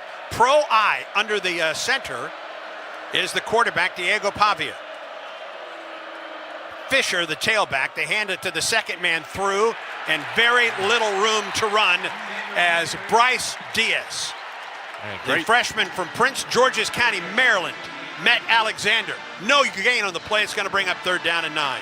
Great job by the Auburn defense. You see Vanderbilt got into the old I formation, tried to run lead draw, and was met at the line of scrimmage by Bryce Diaz, bringing a 3rd and 10. Double wide receivers right and left. Stowers widest left near the Auburn sideline for the Commodores on 3rd down and 9. Vanderbilt 53% on 3rd down. That is best in the Southeastern Conference. Alexander flanks Pavia. They throw the screen. Stowers wanted to throw it, and he goes out of bounds. Oh, coming up, Jake Crawford for the Tigers to take Stowers out of bounds. He wanted to throw it deep. Yes, he wanted to. It was going to be a double pass. Really defended well by the Auburn defense, but Auburn got to get lined up. Vanderbilt trying to see if they can draw him off sides. From the gun. A couple snaps by the quarterback, Pavia. Probably trying to get Auburn go offside. They're just trying to get Auburn offside. Play clock is down to 10. On 4th down and 10. They lost a yard on the play. Again, Pavia just trying to draw Auburn offside and may take the penalty here, giving them more room to pin Auburn deep. But you hear the Auburn crowd respond to that defensive stand in Auburn territory. Yeah, great job by the Auburn defense. Like I said, Vanderbilt got one big play out of that bunch formation where they flipped the ball out to Richmond for a gain of 25. But other than that, Auburn defense holds. Nick Haberer averaging 47 yards per punt to punt it away. I think Auburn may have declined the penalty. Yeah, I agree. Like, they was trying to get the penalty to get more room to punt the ball. Yeah, you got to decline. I would decline it. Malcolm Simmons back at the 6 for Auburn. And now Auburn will take the penalty. Well, Simmons got to know where he's at on the field. That ball bounced anywhere inside the 10. He's up to the 10-yard line now to take this punt from Haberer, a grad student from Sunshine Coast, Australia. A freshman All-American. He boots it away. End over end. Fair catch called by Simmons at the 11. And after the second play from scrimmage, Vanderbilt had the ball in Auburn territory and moved nowhere. A 42-yard punt by Haberer, and Auburn 1st and 10 from its 11. That's a good defensive surge for Auburn after Vanderbilt with the big play on 2nd down on the screen. And here comes Ashton Daniels. 19 of 36 this season for 77 yards and 1 interception. That was on the Hail Mary to end the ball game last week. First thing, Andy, last week we averaged 13 yards in the first half, drive 13-yard line. That's our first starting drive. Murphy at center, the snap, and the handoff to Singleton around the left end. He turns the corner and gets 2 yards on the play. He gets out to the 13-yard line. Good pursuit by that Vanderbilt defense. I like Auburn stretching the field, running that play to the field. Auburn going to go with the tempo, try to keep this Vandy defense from lining up. Double wide receivers left with a slot to the left. Now Singleton goes in motion. Handoff goes to Jeremiah Cobb, wrapped up behind the line of scrimmage, and he'll lose a yard back to the original line of scrimmage. The stop made by Brian Longwell, junior here from here in Nashville. Auburn starting off in the empty, see if they shift Jeremiah Cobb back into the field, back into the backfield. 3rd and 8 for Auburn. The Tigers just 36% on 3rd down. Daniels to throw. Now rolls, he throws, pass complete. Out to the 21.5-yard line, and that's a 1st down to Perry Thompson. Yeah, great job of Perry Thompson of finding the open area in zone for a gain of 9 yards, enough for Auburn 1st down. Auburn right back to the line of scrimmage, an empty set for Daniels as it sends Cobb wide right. Daniels, short drop throw, Singleton catch across the 30, out to the 34-yard line, and another Auburn 1st down. They'll give him the 33. They see Auburn's trying to go quickly, trying to neutralize this Vanderbilt defense, keep these guys spread it out. Good job of Daniels on that last play as well, finding an open man. 1st down for Auburn at the Tiger 33. Singleton in motion now back to the Auburn sideline. They're going to bring a blitz off the corner. Hand off to Cobb, who was able to get around the blitzer on the play, Martel Height. He got back to the line of scrimmage, was fortunate just to get there. Yeah, he brought a delayed corner blitz from the boundary. Boy, that left... He almost got offsides. That left Cam Coleman wide open on this side. Yeah, safety never got over top of it, but Auburn had a run play call. 2nd down and 10 for the Tigers. Singleton goes in motion across the set, sets up as a slot to the right. Daniels from the gun. Hands it off. Cobb stood up at the line of scrimmage. He spins to the 34-yard line. It's going to bring up 3rd down and 9 for Auburn. Stop made by Randon Fontenette.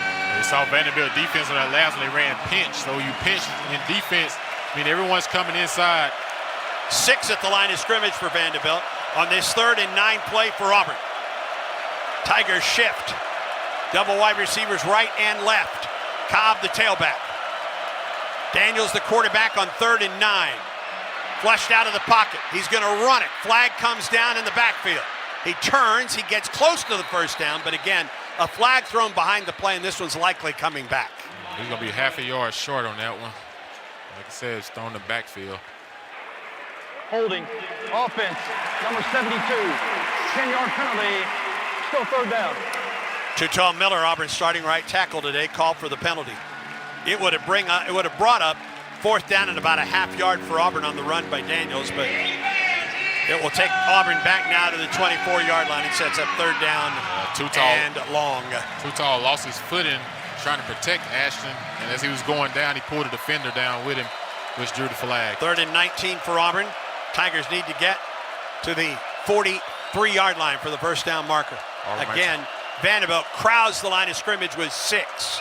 If Auburn throws a screen play. Empty set for Daniels. Quick throw out to the right side for Malcolm Simmons. Simmons in the open field, 40. He's at the 45-50. Foot race down the sideline and out of bounds. 1st down Auburn. Malcolm Simmons down to the 38-yard line of Vanderbilt. Man, what a nice play call by Derek Nitz in the offense on a quick screen to Malcolm Simmons in the slot out of empty formation for a gain of 39 yards. Boy, when he got through the line of scrimmage, there's a lot of green in front of Malcolm Simmons at that point.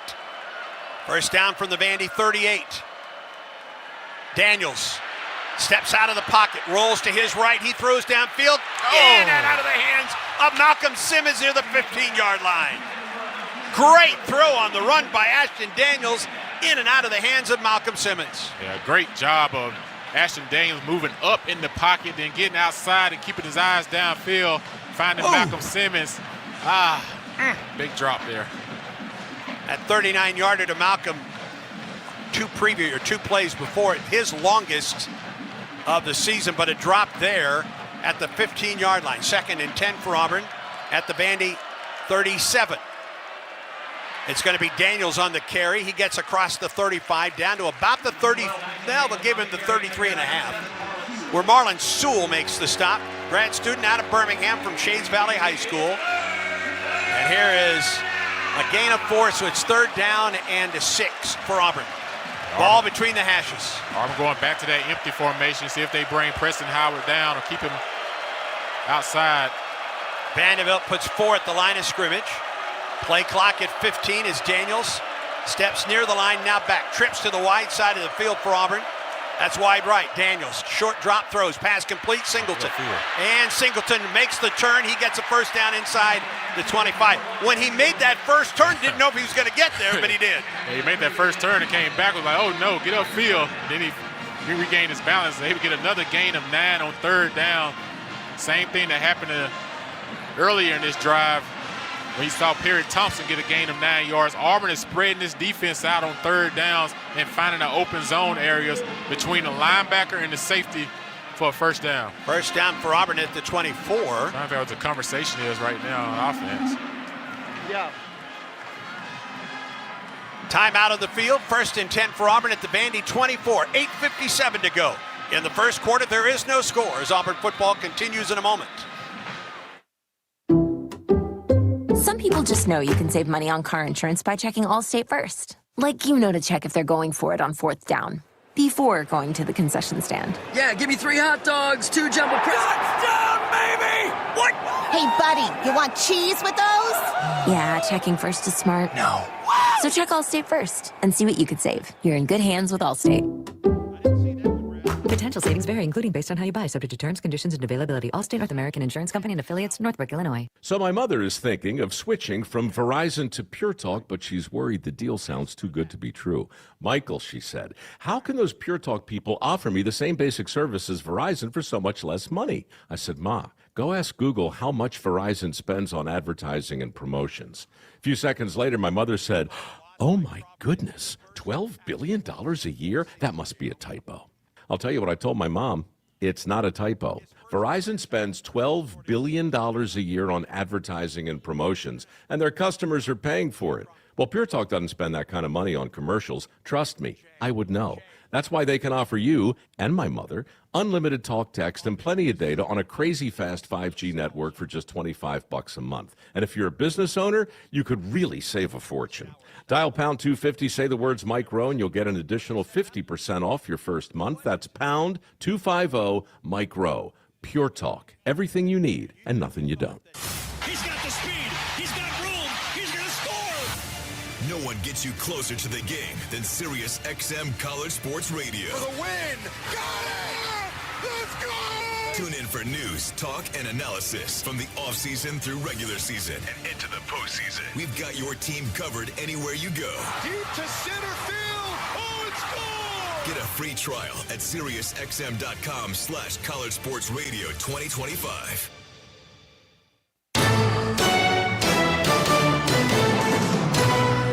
First drive for Auburn, first down from the 24, quickly downstairs. Brett Edens, the Cook's Pest Control sideline reporter.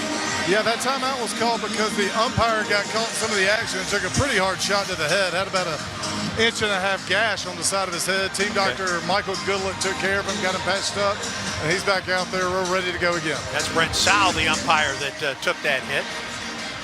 Stops the momentum by Auburn. First down for Auburn from the Vandy 24. Auburn 3 of 3 on third down on this drive.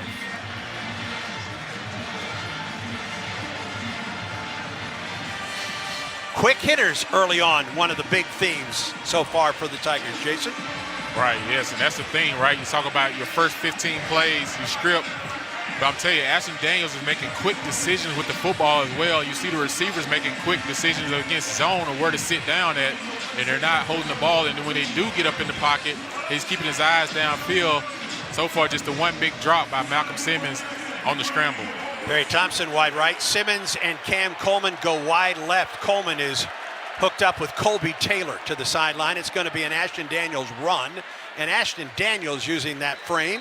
He gets close to the 20. They'll mark him down at the 21-yard line. A couple yards on the play. Ashton Daniels is a big quarterback, 220 pounds, but he's very strong in his legs.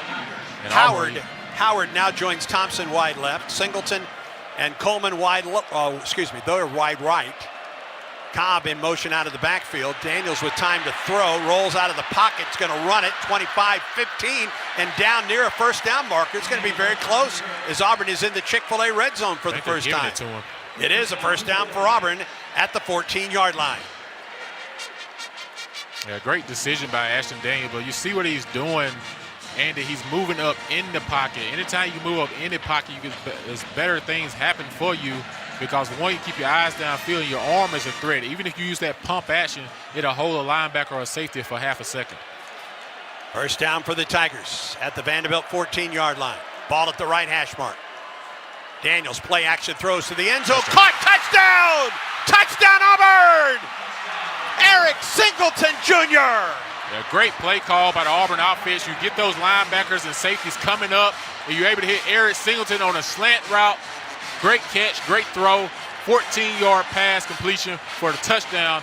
Auburn taking it from their own 11-yard line and going the distance. A catch in 34 straight games for Singleton his entire career, and that was on the number 1 on the chest of Singleton from Ashton Daniels.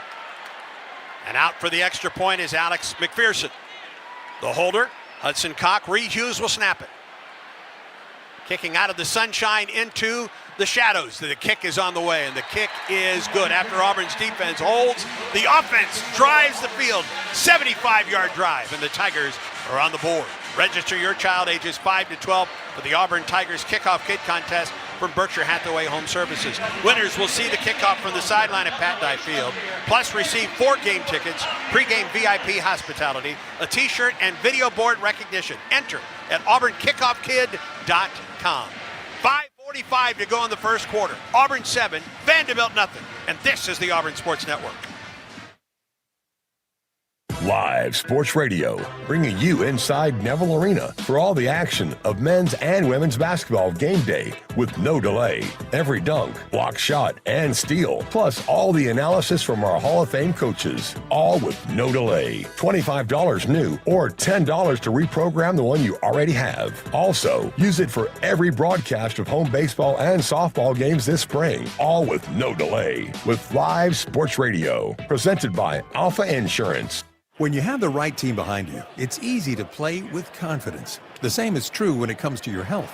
Blue Cross and Blue Shield of Alabama provides what you need to feel healthier and happier. A choice of plans, a large network of doctors and hospitals, and personal support to help you choose the right plan with confidence. No second guessing, no confusion. Just care that works for you and your family. Blue Cross and Blue Shield of Alabama is proud to be on your team and proud to be a sponsor of athletic programs across the state. What a matchup we've got, folks. Just nonstop action. The energy is electric and the fans are all in. An intense game like this calls for a Coca-Cola. Ah, crisp and refreshing. That's a game changer. Yeah, that taste scores every time. And just like that, they're back at it. Passionate fans and an ice-cold Coca-Cola. Now that's a winning combo. No matter the team, no matter the sport, everyone knows fan work is thirsty work. Enjoy a Coca-Cola. There's team pride, and then there's extra Tiger pride. When I'm carrying the Auburn University Regents Visa debit card or prepaid Regents Now card, that's exactly what I get. Whether I'm grabbing some extra Auburn gear or picking up an extra dozen wings for the game, this card always brings it. Sometimes I get an extra War Eagle from the cashier too. Visit Regents.com/Go Tigers to get yours. Extra changes everything. And at Regions, Extra is our ordinary. Official bank of the SEC, member FDIC.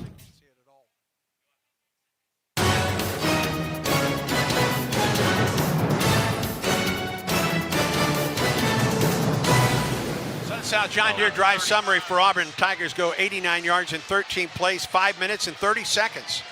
Touchdown pass from Ashton Daniels to Eric Singleton Jr. of 14 yards.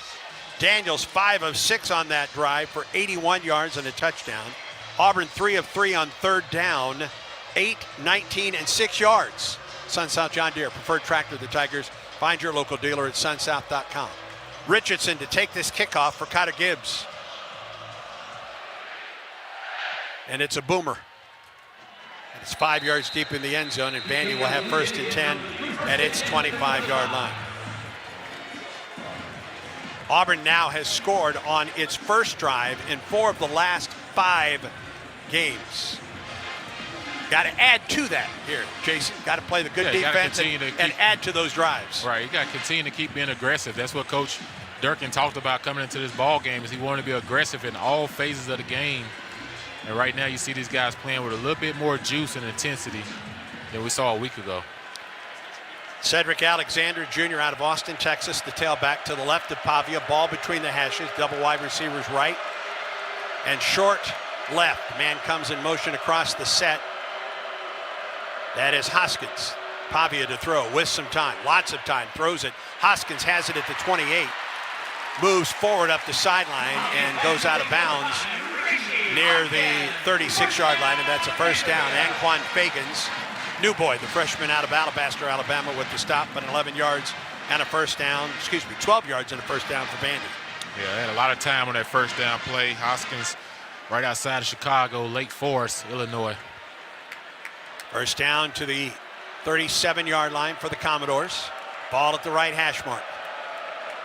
Auburn with 4 at the line of scrimmage.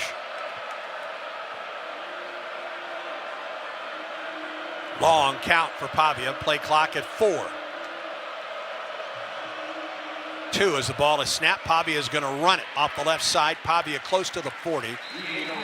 He's marked down at the 39.5-yard line. Bobby Jamison Travis for the Tigers, the senior out of Minneapolis. 3 yards on the play. 2nd down and 7 for the Commodores. Ball near the 40-yard line. Caleb Harris was showing blitz off the slot face. We saw Vanderbilt decide to run Pavia away from it on that last play. Hoskins and Sherrill wide right. Matter of fact, a trio of receivers wide right on 2nd and 7 for the Vanderbilt offense. Play clock down to 4. They will milk the clock, no question about that. Hand off to the man. No, it's Pavia. It stood up at the line. He is able to sprint forward. Amaris Williams was the first one there. Bobby Jamison Travis there as well. Still 2 yards on the play. He got hit at the line but spun. He got a couple more yards in the play, and it's going to bring up 3rd down and 4 for the Commodores. That's the key, and he say Vanderbilt, they huddle, they snap that thing like 2-3 seconds on the clock. So get used to a slower pace offensively for Vandy. They run a lot of time off the clock. If you're Auburn here, be alert for Diego Pavia legs as well. Sherrill and Hoskins wide left. Tight end in motion. That's Cole Spence. Sets up in the slot to the left on 3rd down and 4. Pavia to throw. Throws. Pass complete. 1st down into Auburn territory near the 45-yard line. Eli Stowers, 2nd best tight end as far as yardage is concerned in the country.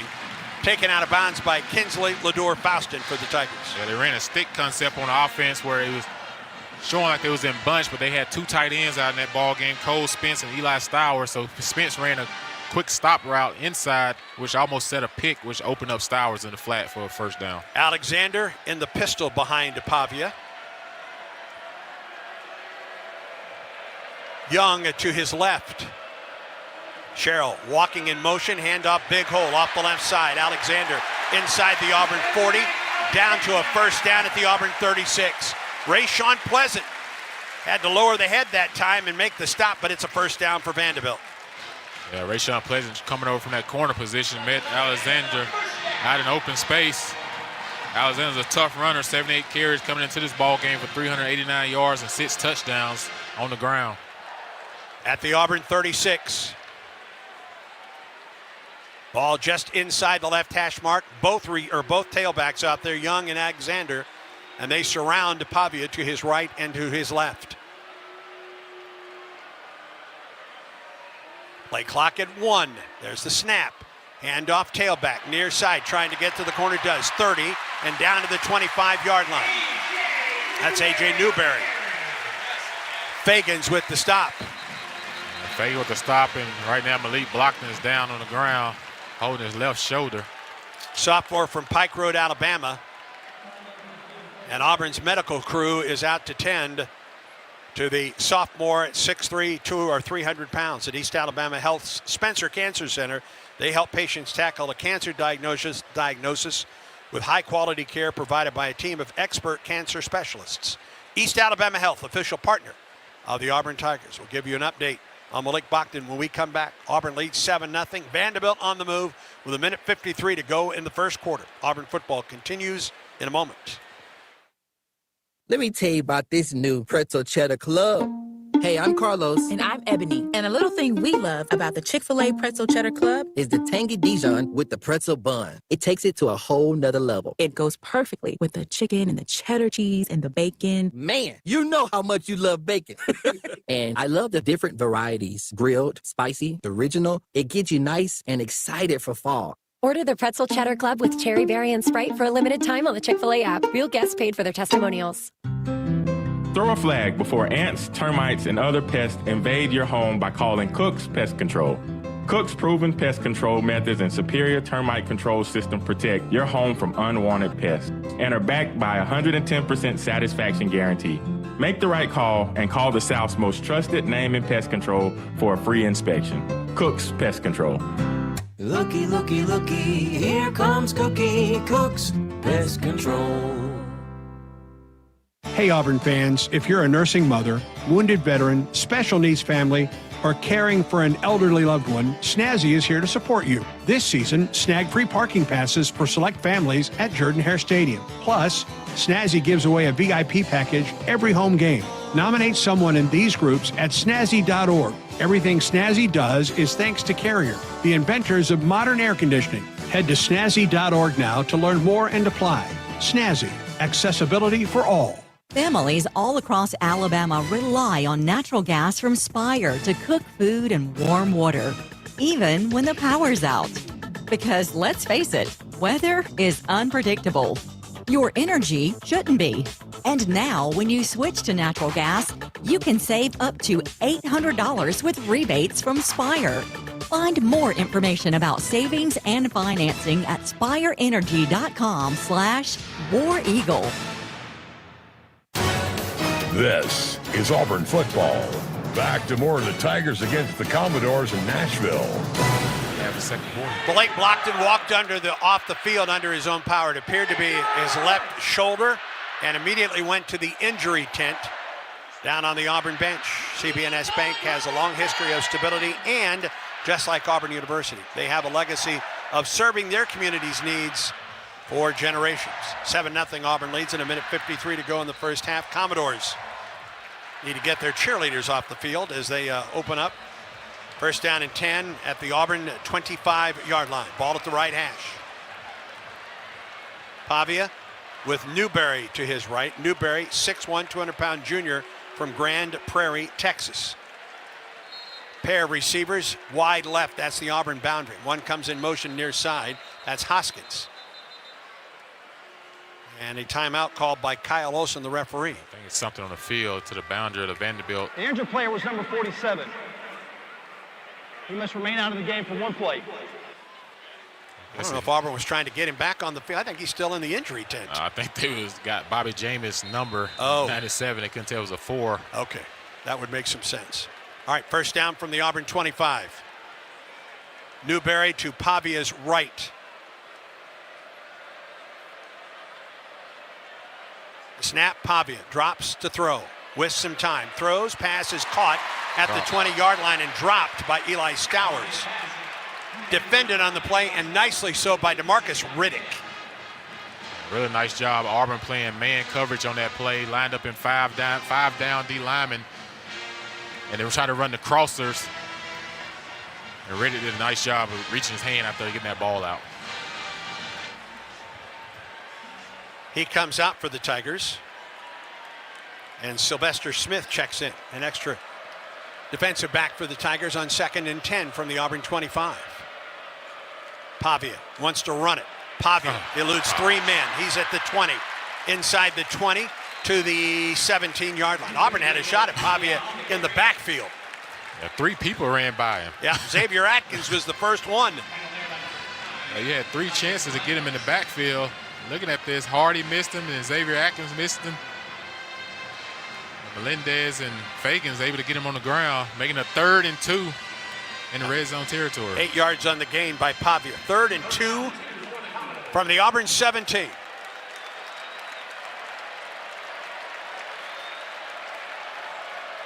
They work out of the pistol. Pavia from the gun. They're going to run the option. He flips it inside. It's a first down to the Auburn 10. There were no shovel pass where they fake the option, try to pull the linebacker outside and get good blocks inside, and then pitch that ball to Stowers. To the Auburn 10. First and goal from the 10 for the Commodores. He had Alexander in the tailback, and he was running the outside option, just flipped it into Cole Spence. First down from the 10 for Vanderbilt, the Auburn 10. Alexander the carry, gets to the outside, makes the first man miss, and gets to the Auburn 6. It'll probably take us to the end of the first quarter. And it will. Second and goal for Vanderbilt from the Auburn 6 when play resumes. Through 1 in Nashville. Auburn leads Vanderbilt by a score of 7-0. And this is the Auburn Sports Network. From the thrill of the game to your own peaceful retreat, all in one game day. The Residences at Arbor Lake in the heart of Auburn combines comfort, connection, and calm.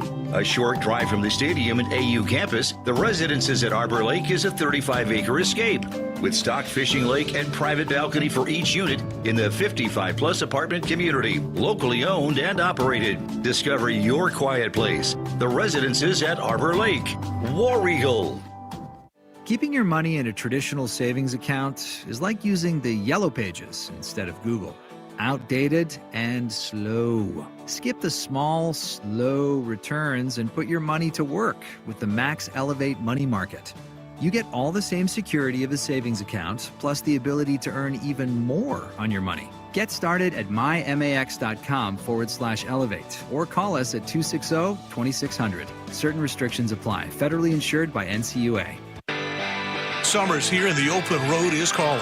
RV Roadway answers the call with new and used RVs from the top brands you trust, all ready for your next adventure. With 2 Alabama locations in Opelika and Calera, RV Roadway is ready to help you hit the road in style. And if you need maintenance, their expert service center keeps you rolling smoothly all summer long.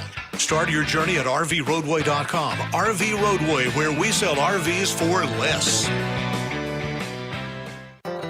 Get ready, Auburn. The ultimate hunting and outdoor experience is coming soon with Winter Timber Outdoors. For those who know the difference, we've got you covered. From premium firearms and trusted ammo to the largest selection of knives and Sitka gear built for the extreme. Winter Timber Outdoors is your one-stop hunting shop. Plus, check out our lifestyle apparel and our On Cloud running shoes. Find us at 2049 East University Drive across from the Auburn Mall next to Walmart or online at wintertimberoutdoors.com.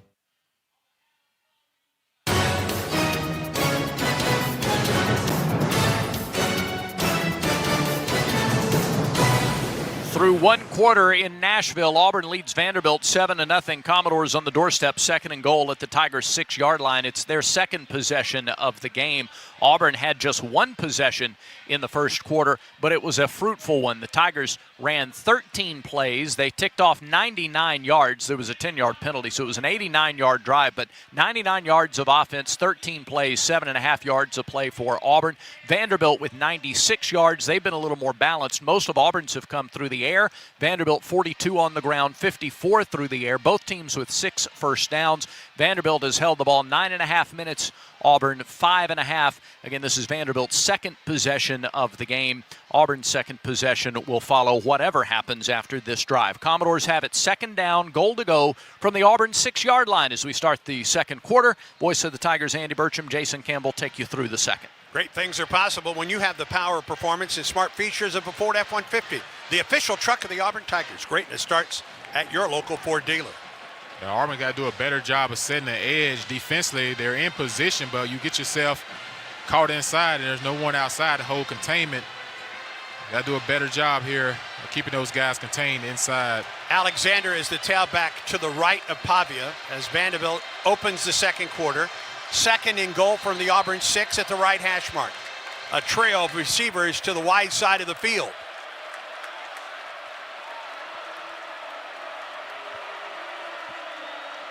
First play of the second quarter. Pavia brings a man in motion. Pavia wants to run it. He's in some trouble. Tries to get to the corner. And he is taken down at the 6. How is there not a flag called behind the play? Should have been a crackback. Should have been. That you can't do anymore. No room to run. Kieron Crawford was the one that made the stop on Pavia, and it's going to bring out third and goal from the 6. Pavia shows you why you have to group tackle him and make sure that everyone is being relentless on effort. Yeah, that should have been a crackback penalty, but Sherrill and Richardson go wide right. They stack up to the wide side of the field. Alexander, the tailback. Vanderbilt scrimmages from the left hash. Richardson in motion. Pavia wants to run it. Pavia stood up at the line of scrimmage, and down he goes. Pavia thought about going right, then turned upfield, and he was mashed by Robert Woodyard and Bobby Jamison Travis. And Auburn holds on third down and goal. A really nice job by Auburn's defense on that play, playing man defense, Pavia thought he was going to outflank the defense, but Auburn played it really well. Had no place to go, tried to tuck it inside. Good job by the Auburn defense contained. Brock Taylor is 8 of 9 in field goals. This is a 23-yarder just inside the left hash. Vanderbilt trying to get on the board early in the second quarter. Snap down, kick on the way by Taylor. He's now 9 of 10 this season. But again, Auburn bends but does not break defensively. 13:30 remaining in the second quarter. Auburn leads Vanderbilt 7-3. Stay tuned, friends. Auburn football continues in a moment. When you have the right team behind you, it's easy to play with confidence. The same is true when it comes to your health. Blue Cross and Blue Shield of Alabama provides what you need to feel healthier and happier. A choice of plans, a large network of doctors and hospitals, and personal support to help you choose the right plan with confidence. No second guessing, no confusion. Just care that works for you and your family. Blue Cross and Blue Shield of Alabama is proud to be on your team and proud to be a sponsor of athletic programs across the state. The fans are out today, Gabe. That's right, Andy. Big games mean bigger tailgates. Check out that Ford F-150 truck, a championship caliber performance. Flawless execution, Andy. Smart, powerful, and with available Pro Power on board, F-150 just took this tailgate over the top. Work or play, it's always game on with a Ford F-150 truck. For the latest offers on the official truck of the Auburn Tigers, see your local Ford dealer today. See owner's manual for important operating instructions. Yellowwood knows that a five-star backyard is the place to make lasting memories. Like cookouts. Cornhole with friends. Ooh, a neighborhood potluck with your wife's pasta salad. The one with the feta. Oh, sorry. Or taking a nap on your deck in a hammock. Naps are memories. I love naps. For five-star backyards and the most memorable experiences, Yellowwood brand pressure-treated pine. If it doesn't have that yellow tag, you don't want it. Conecuh sausage is a fan favorite for tailgating, always great on the grill, and it's the official sausage dog and hot dog of the Auburn Tigers. Conecuh sausage is made from the finest cuts of pork, their patented blend of seasonings, and smoked over a pure hickory fire for that true Southern flavor. Be sure to visit the Conecuh Gift Shop in Evergreen, Alabama, right off I-65 at exit 96. Enjoy a crowd-pleasing Conecuh sausage dog while watching the Tigers and make Conecuh part of your game day. Conecuh sausage since 1947, a real winner.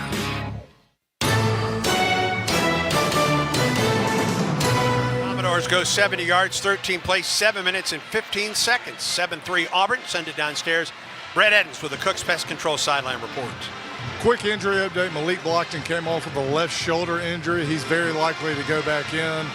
Another thing to look at, time of possession, almost that entire 7+ minute drive by Vanderbilt. The Auburn offensive staff was talking to the players, coaching them up, going over iPads. Slight difference from what we've seen the rest of the season during downtime. So it'll be interesting to see how we react on this drive. I agree with you there, Brett. Darrell Robinson is back. He's up at about the 10-yard line. Good to see Darrell back out there for the Tigers. Rayshon Pleasant to take this kickoff for the Tigers from Brock Taylor. Watching Taylor in pregame, he routinely booted it through the back of the end zone. And that's what he did right there. Both of these kickers kicked the ball in the end zone, right? Neutralizing the return game, to be sure. So 1st and 10 for Auburn at the 25. Now, what does Auburn do offensively after that impressive first drive? Yeah, continue to be aggressive. What you saw in the first drive, they spread it Vanderbilt's defense out. They went a couple of empty sets where we went 5 wide receivers.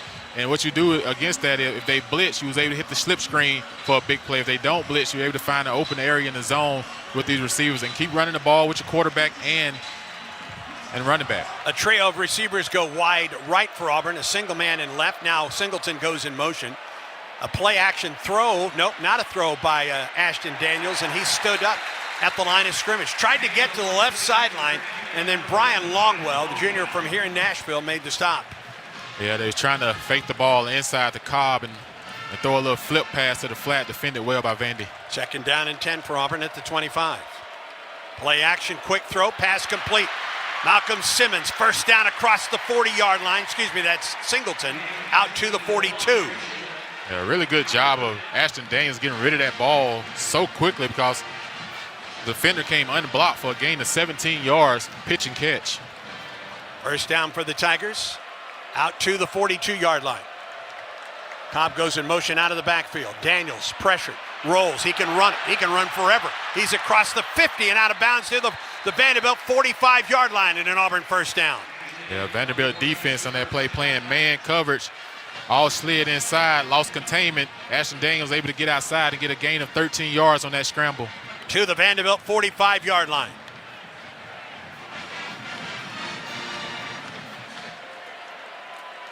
First down for Auburn at the Vandy 45. Left hash mark.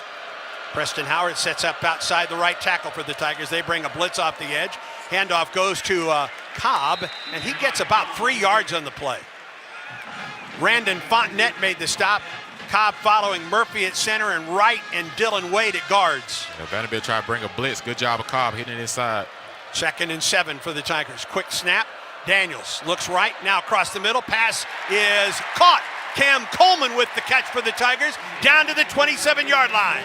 Great job of pass progression by Ashton Daniels. You see a different concept in the passing game. He wanted to throw the stick routes to the right side.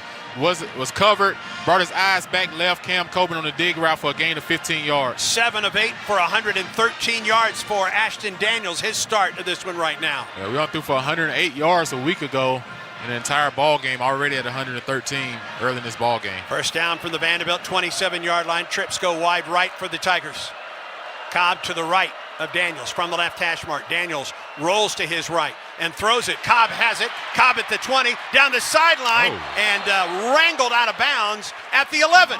It's another Auburn first down. Bryce Cowan made the stop out of Tallahassee, but not before Auburn gets 16 yards and a first down. Yeah, nice job, too, by Jeremiah Cobb getting up the sideline, but Eric Singleton not to take the crackback block, which would have been a penalty. Good job of just getting in the way and not drawing a penalty. In the Chick-fil-A red zone, first down for Auburn at the Vandy 11 from the right hash. Daniels is going to run it. Daniels at the 5. Daniels into the end zone. Touchdown, Auburn! Another great drive by this Auburn offense. Spreading this defense out. Ashton Daniels making plays with his arms, his legs, getting involved. The receivers involved in the passing game. What a drive by this Auburn offense. 2 drives in a row. They look fluent. 11 yards and a touchdown for Ashton Daniels, who now has 6 carries for 38 yards and a score. And that's how you respond to that 7-minute and 15-second field goal drive by Vandy. You go 75 yards and a touchdown. The extra point by McPherson on the way, and it is good. Sun South John Deere drive summary for the Tigers. 15 yards, 7 plays, 2 minutes and 46 seconds. Daniels, officially a 12-yard touchdown run. Sun South John Deere, preferred tractor of the Tigers. Find your local dealer at sunsouth.com. 10:44 to go in the second quarter. Auburn 14, Vanderbilt 3, and this is the Auburn Sports Network. Hey, college football fans! I'd know you'd do anything for a win on game day and an ice-cold Bud Light. Because whether you're tailgating in the parking lot or parked on the couch, sitting on your lucky stool at the bar, or standing in the fan section all game long, the clean, crisp taste of Bud Light turns a win into a win-win. And there's nothing easier to enjoy than that. Bud Light. Easy to drink, easy to enjoy. Enjoy responsibly. Anheuser-Busch Bud Light Beer, St. Louis, Missouri. War Eagle Plus is the premier subscription experience for Auburn fans. It's inside access and unmatched experiences with the teams and student athletes you love.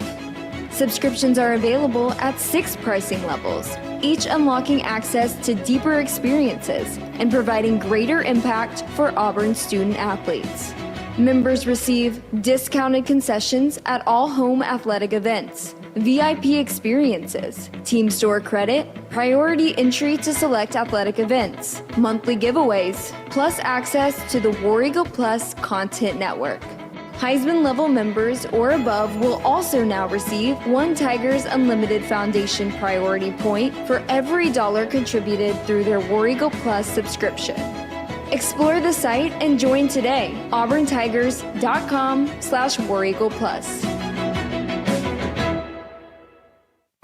In the SEC, it just means more. But what is it exactly? It's the fans, the students, the traditions, the legends. It's passion to celebrate deeper, reach farther, think smarter, make an impact off the field. It's that intangible thing that happens when 16 schools raise the bar as one. Because in the SEC, it just means more.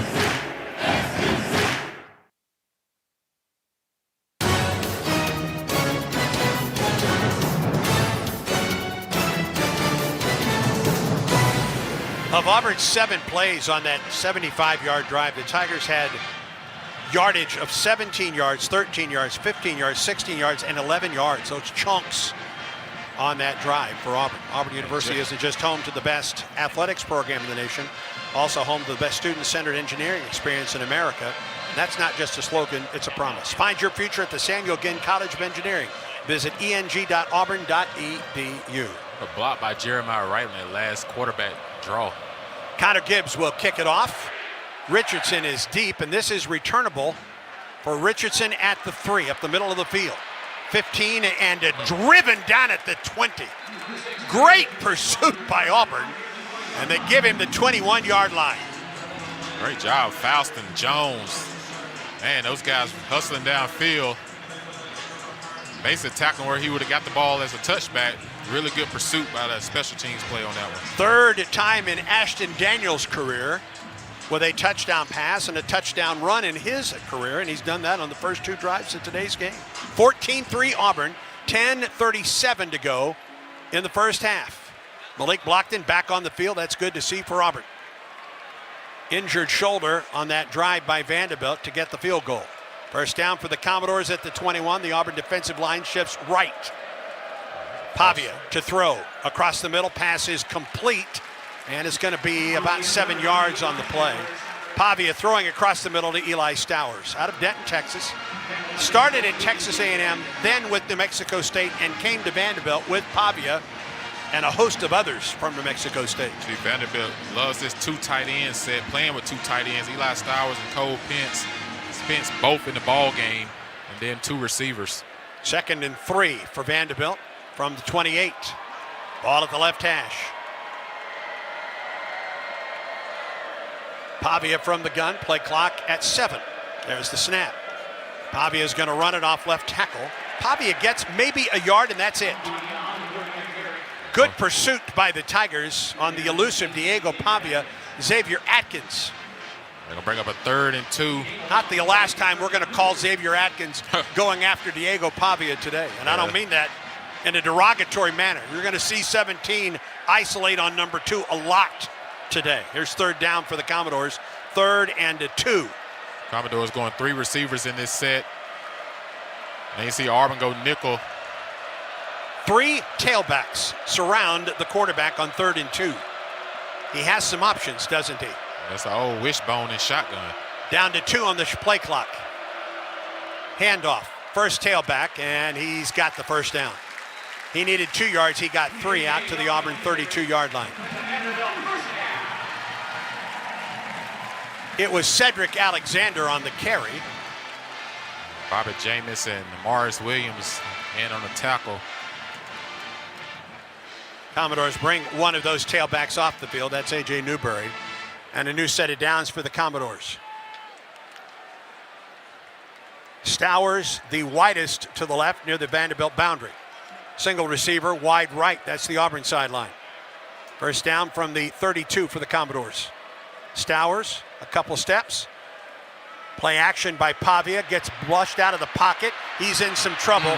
He got around he got around an Auburn tailback and out of bounds, a linebacker, all the way out to the 48-yard line. Bryce Diaz had a shot at him, but he didn't get wide enough, and Pavia just ran around him around the right side. Yeah, Bryce Diaz probably not knowing the speed of Diego Pavia out in open space. And like you said, Andy, didn't get wide enough on his pursuit. Pavia able to beat him to the sidelines for a big gain of 15 yards. And that's what Diego Pavia does. He's even more dangerous outside the pocket than he is in it. First down to the Vandy 47 from the right hash. Pavia, play action, throws it out near side for Stowers, and Stowers ridden down at the line of scrimmage. Jaquez Robinson was the first there for Auburn, but he had some help on the play. Yeah, Robinson did a nice job of that one to keep him containment. That's what we talked about, Andy. He first, engage with his receiver, and then set the edge, able to make that tackle for only a gain, a 1 yard gain. All right, 2nd and 9 for the Commodores. 7:22 on a counting clock in the first half. Auburn leads 14-3 in Nashville. Trio of receivers go wide right for the Commodores. That's the wide side of the field. 6 on the play clock. Pavia from the gun. Pavia drops straight back to throw. He's going to throw a screen. It gets to Jamzel Lassiter. He's at the Auburn 40 and ridden down at the 38-yard line. Dallas Walker with the stop. That's the old-fashioned screenplay right there. Yeah, they caught Auburn in the 4-down front, about to bring the nickel off the face of the slot to the field. And what they do, they come back with a screen. They leave the slot guy come free, Sylvester Smith, but then they end up throwing a screen backside to the running back, set up with 2 offensive linemen out in front of him. 4th catch of the year for Lassiter, and it's a first down with 6:30 to go in the first half. First down at the Auburn 37.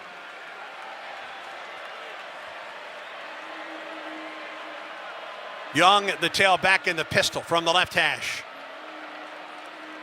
Young, the carry. And Young is ball down. Auburn's got it. Auburn's got it. Ball is loose. I'm not sure why they blew that one dead. Why they blow the whistle? Should be Auburn football. Recovered by the defense. First down, Auburn. Well, what you blow the whistle for? I have no idea. Keldrick Falk got it, and he was going the other way. And Auburn gets a huge play on a fumble by McKylan Young. And Auburn takes over. I like to see what that was an inadvertent whistle too soon, though, because he got the ball. So he fumbled the ball. Okay, well, he was down when he recovered. That's why. But the most important thing is it's a fumble recovery, and Auburn has it 1st and 10 at the Tiger 35-yard line. Right. Good job by the officials. You know. How unusual to say that. NFL, you got to be touched, That's right. College, you don't have to be touched. 6:05 in the first half of play. Auburn ball. 1st and 10 at the Tiger 35 right hash mark. Howard goes in motion. Alexander throws it. Pass is complete across the middle. Out across the 45-yard line to Eric Singleton Jr. and an Auburn first down to the 46. And Auburn right back to the line of scrimmage. 11 yards on first down for the Tigers between the hashes. Alexander. Or rather, Cobb with the carry. Cobb at the 45, down to the 43 of Vanderbilt. That's another Auburn first down. He gets 11 more yards. Vanderbilt got to bring a defender off the field. Helmet came off. Number 99, Joshua Singh, comes off the field. First down for Auburn, a pair of 11-yard plays for the Tigers. Auburn in Vandy territory at the 43. From the right hash, just inside the hash. Again, Cobb, big hole. Cobb, 35-30, inside the 25 and down to the 20.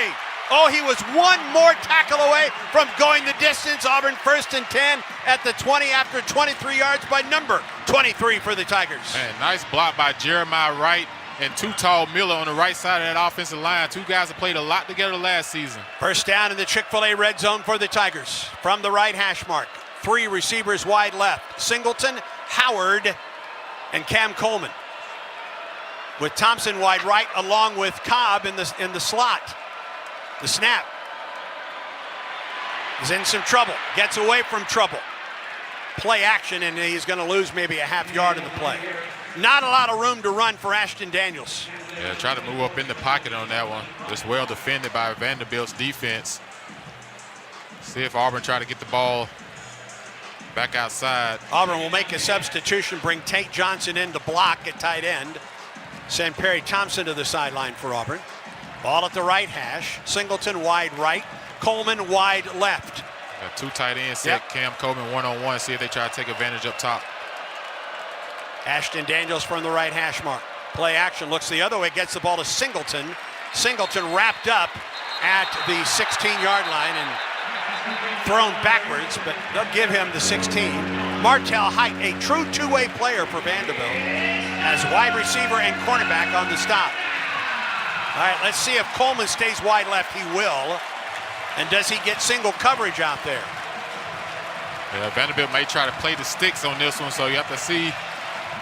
Cam Coleman has single coverage from Jordan Matthews to the Auburn sideline. 3rd and 5 for Auburn. Play clock at 5. There's a snap. Daniels in the pocket, rolls. He's going to run it. Daniels to the outside 10. He's to the 5. Stays on his feet inside the 5-yard line. They'll mark him down at the 1. Man, really good block by Too Tall Miller.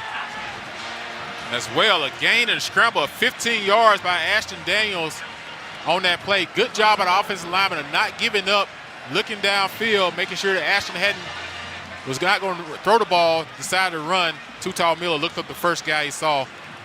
Great decisive decision. First and goal for Auburn at the 1.5, just inside the right hash mark. And this is the PBJ lineup. Well, kind of. And Auburn's right guard moved. Goodness gracious. False start. Offense, number 65. 5-yard penalty. It's still first down. All right, that moves it back to the 6 on first and goal. Let's pause 10 seconds for station identification on the Auburn Sports Network.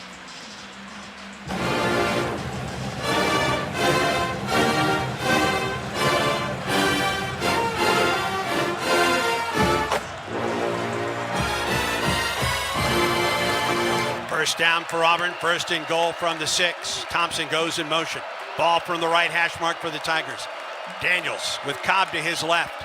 Drops to throw, gets some pressure, throws it to the back of the end zone, and he basically throws it away. That was a good decision. Yeah, he was really well. He was fortunate to get the ball away that time. Yeah, got immediate pressure up the middle. Trying to hit Cam Coleman on the corner route. The corner fell off, so really good job just throwing it out of bounds. He literally threw it into the stands. Second down and goal from the 5. By the way, the man that jumped even at right guard was Xavier Chaplin, who's now back at left tackle for the Tigers. Double wide receivers left for Auburn. Howard right behind the left tackle. Cobb goes in motion out of the backfield. Daniels is going to run it. Ashton Daniels is taken down for a loss on the play. He's going to lose a couple more yards. It's going to bring up third down and goal from the 8. Yeah, that's the thing that hurts you on first down when you have that first down and you're inside the 5-yard line and you're trying to get a touchdown and you get your big guys out there.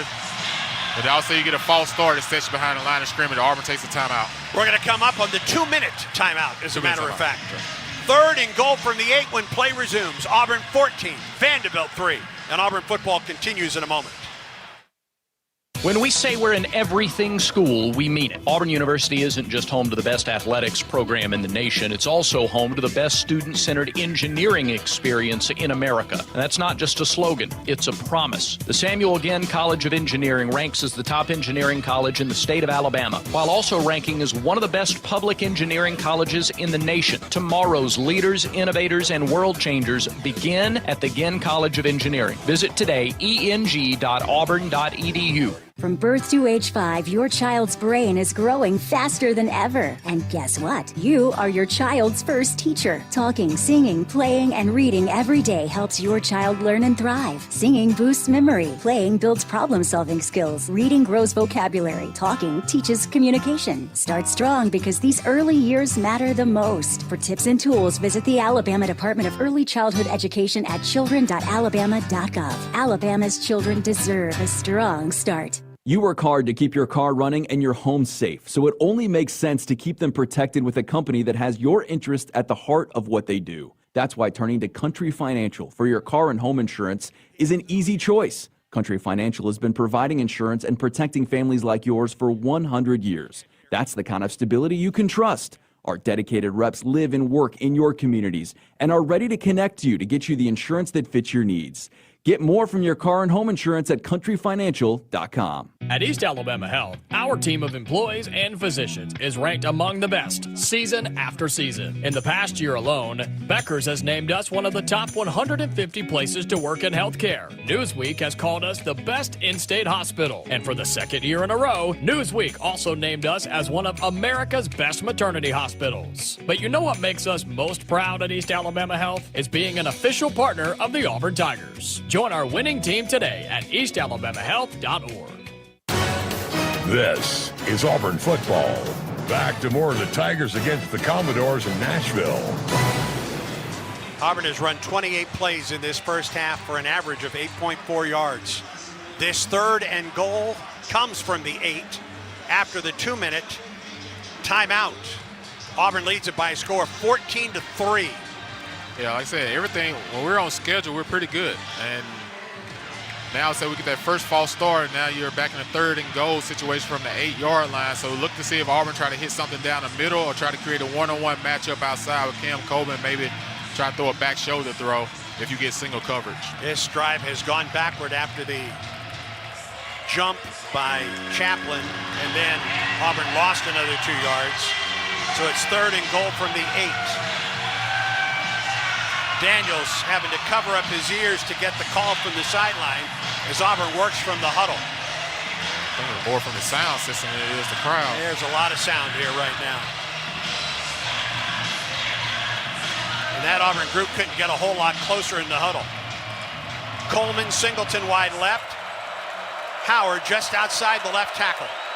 Cobb to the left of Daniels from the right hash mark. Singleton comes in motion behind the set, now back to the Auburn sideline. Daniels looks that way, ball deflected backwards. Picked up by Cam Coleman. It should be an incomplete pass. Good heads up play by Cam Coleman on that play. Ball was deflected. Should be incomplete. Yeah, it is an incomplete pass. And Auburn will go for the field goal here. Was it a backwards pass or not? I can't tell from here. It was deflected. It wasn't deflected. It was deflected backwards. I don't think it was deflected as the pass was backwards. Okay. And here comes Auburn for the field goal attempt. Still a good heads up by Cam Coleman, though, just to secure that. 26-yard field goal attempt by McPherson. He is 7 of 7 up to 29 yards this season. 33 of 39 in his Auburn career. Please reset the game clock to 1:57. 1:57. The holder is Hudson Cock. Reed Hughes will snap it from the right hash. As Auburn tries to add to this 14-3 lead. Under 2 minutes to go in the first half of play.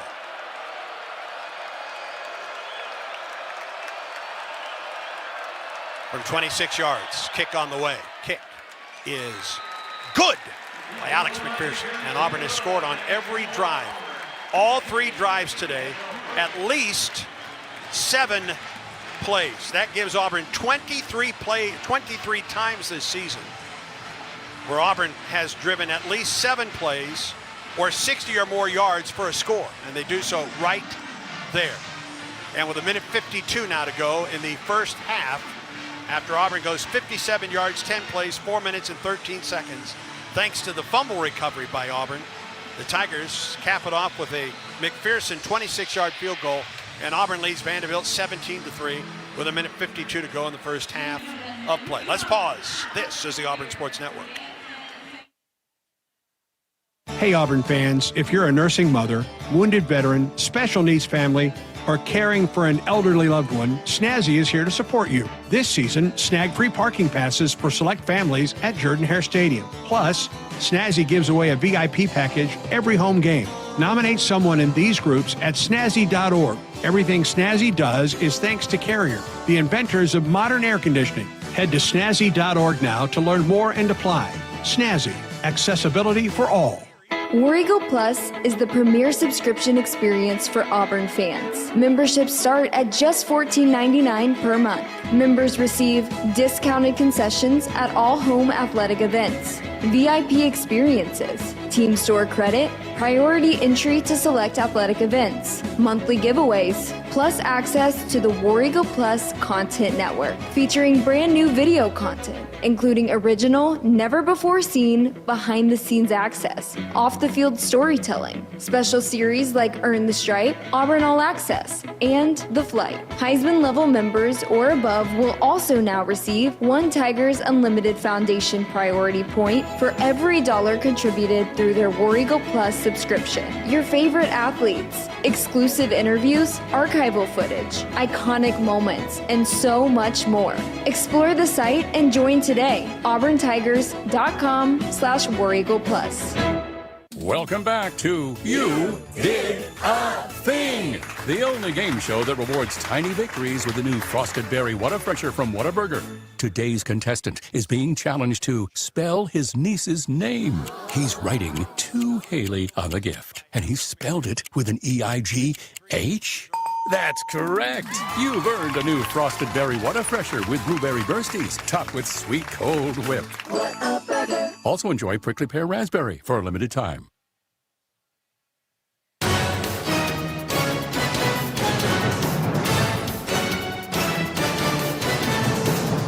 Since Alex McPherson missed 3 field goals, including one in that overtime loss in the overtime period, in the overtime loss to Missouri, he's now hit 8 straight field goals for the Tigers. He's given Auburn a 17-3 lead with 1:52 to go in the first half. And Gibbs will kick it away for the Tigers. And a deep kick indeed. 1st and 10 for Vandy when play resumes. On to Victory is proud to be the official events and experiences company of the Auburn Tigers. We invite you to experience Auburn like never before through On to Victory. Visit ontovictory.com to see upcoming events and sponsorship opportunities. Great event last night at Garth Brooks' establishment on Broadway last night. It's a big drive for the Auburn defense coming up. You want to make sure you don't allow Vanderbilt to get any points on this drive. And the Auburn offense get the ball to start the second half, but if you can get a 3 and out, you get the ball back to your offense one more time. Sherrill goes wide left, ball at the left hash mark for the Commodores. A pair of doors go wide right, the wide side of the field for Vandy. Pavia in the shotgun with Young to his right on 1st down from the 25. 14-3 Tigers, 1:52 in the first. Newberry goes in motion out of the backfield. Pavia in the pocket, going to run it. He's going to get a lot. 30 and dives across the 35-yard line to the 37. And Quan Fagans with the stop, but Pavia, boy, the C's just opened up for Pavia, and now we'll see a quick pace Vanderbilt offense. On that one. 1:10 in the first half, out to the Vanderbilt 37. Pavia drops to throw. Now flushed out of the pocket to the sideline, looks upfield, throws downfield, caught down to the 20-yard line for the Commodores. Trey Richardson with the catch. We talked about those off-schedule plays with Pavia. When he get outside the pocket off schedule, he keeps his eyes downfield. You got to be able to hold up one-on-one with the receivers because he doesn't give up on plays. Got behind Caleb Harris down the sideline. Vanderbilt. 1st down from the Auburn 19. Pavia drops to throw. Throws it to the end zone. Touchdown, Vanderbilt. Touchdown, Junior Sherrill. Jeremiah Cobb. Jake Crawford got caught in outside coverage on that play with no middle help safety. And they just ran a skinny post. And he just hit him in the back of the end zone for the easy touchdown. Vanderbilt showed us right there that they can go at a quick pace too, right? Yeah, that's what makes them dangerous when Pavia can get outside and extend plays and keep his eyes downfield. 3 plays and a touchdown on that drive. Comes with 1:15 to go in the first half of play. Commodores' first time in the end zone. Perfect throw to Sherrill. Really good catch as well. And now Brock Taylor out for the extra point.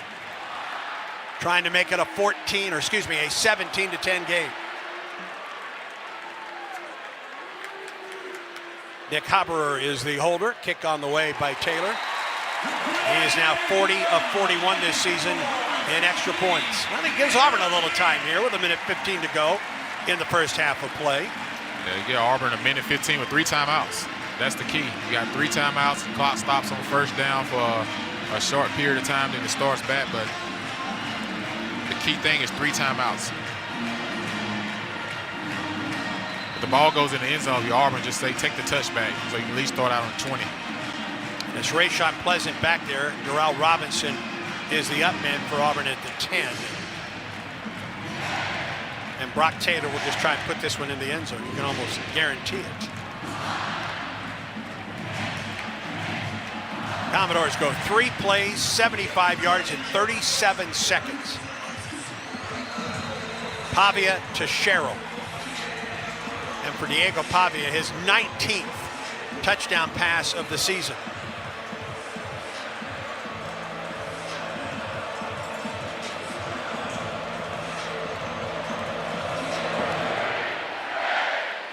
Line drive kick.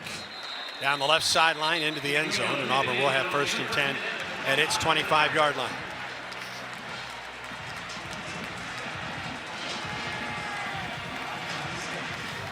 All right, what can Auburn do on a short clock? Auburn's pace has been much quicker here this afternoon. I would still continue to spread them out like they have and continue to find the open zones and just methodically move the ball down the field. You got a minute 15, you got 3 timeouts, and if you get the one-on-one shot, you can take it. Then you take the one-on-one shot down the field. An empty set for Daniels, double wide receivers left. Now Cobb joins Daniels in the backfield. Trips to the right for Auburn. Ball between the hashes. Daniels, play action. He looks downfield. He's going to Singleton, and Singleton can't make the catch at the Vanderbilt 40. Coverage from Randon Fontenette, the star for the Commodores. Yeah, I like the play call there. He singled up the inside receiver. Singleton, one of the fastest guys on his team. There's really good defense. He stays wide right along with Perry Thompson. Double wide receivers left. Now Howard, the tight end, to the right of the tackle. Handoff Jeremiah Cobb. Jeremiah 30, 35, 40, and out to the 43-yard line for Auburn. The clock will stop immediately. 18 yards on the game for Auburn. Clock stop with 1:02 to go in the first half. Right back to the line of scrimmage for Auburn. Out to the 42-yard line. Daniels to throw with time. Throws it to Cobb. Jeremiah gets out to the 47-yard line, and Auburn could take a timeout here if you want it. Well, the clock continues to roll down. Auburn lets the clock roll. And Vandy has a player down on the field.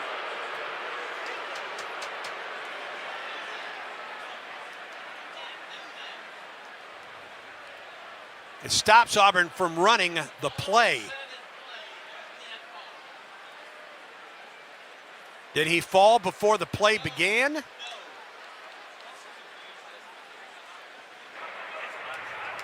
Due to a defensive player injury after the ball had been spotted, Vanderbilt will be charged their first time out of the half.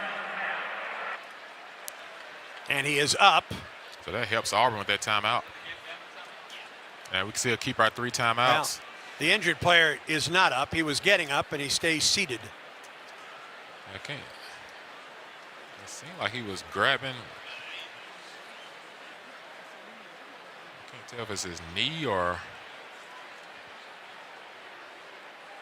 Well, Vandy loses a timeout. I'm not sure that really matters to Vanderbilt. They're on defense. Yeah, Vandy couldn't sub either. He's walking now. Looks to be just fine. Yeah, he couldn't substitute. Vandy couldn't substitute on defense. Miles Caper, the edge rusher for the Commodores. And the clock now back to 41 seconds. Auburn looking at probably about 20 yards for a comfortable field goal, 15 yards for a 50-yard field goal. But with as much time on the clock, you can get closer because you have those 3 timeouts. Second down for Auburn at the Tiger 49-yard line. 41 seconds in the half. Auburn has all 3 timeouts remaining. Auburn leads it 17-10. Trio of receivers wide right for Auburn. Coleman, the lone man, wide left to the Auburn boundary. Ball at the left hash mark. Daniels brings Howard in motion, sets up outside the right tackle. Snap. Ashton Daniels is going to run it. He's at the 40, flag is down. Daniels in the open field. He'll go for the touchdown. It's a touchdown for Auburn, but a flag thrown behind the play. What's the flag?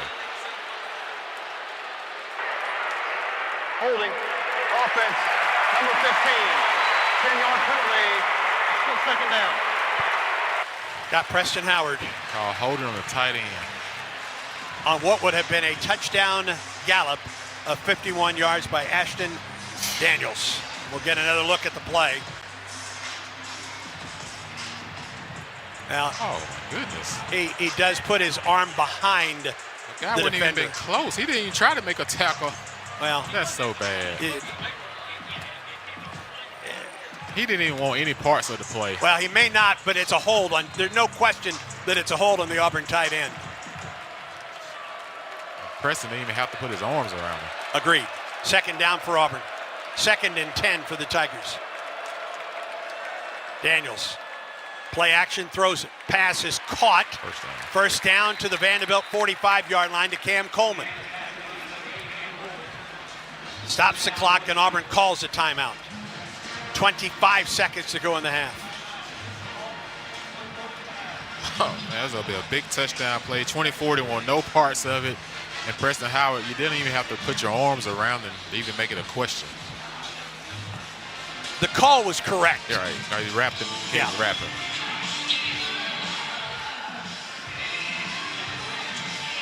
Clock stop with 25 seconds to go in the half.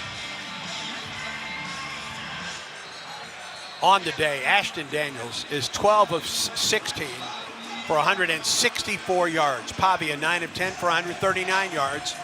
Both have thrown a touchdown pass. First down for Auburn at the Vanderbilt 45. 25 seconds left. Auburn with 2 timeouts remaining. Reminder, Auburn has the ball to open the third quarter. Auburn has scored on all 3 of its drives previously in this game. Double wide receivers, actually 3 wide receivers wide right. A pair of receivers go wide left, an empty set for Ashton Daniels. Brings Cobb in motion. Daniels throws it, passes complete to Cam Coleman. They give him the 38.5-yard line. And another timeout called by Auburn stops the clock with 18 seconds to go in the half. It's a gain of 7 on the play, 2nd down and 7 coming up for Auburn. 2nd and 3 coming up for Auburn. Cam coming up a little gimpy on that play. A couple weeks ago, he hurt that right ankle. Can't tell the defender landed on it. Clock stop with 18 seconds to go in the half. Auburn with 1 timeout remaining. It will be 2nd and 3 when play resumes at the Vanderbilt 38-yard line.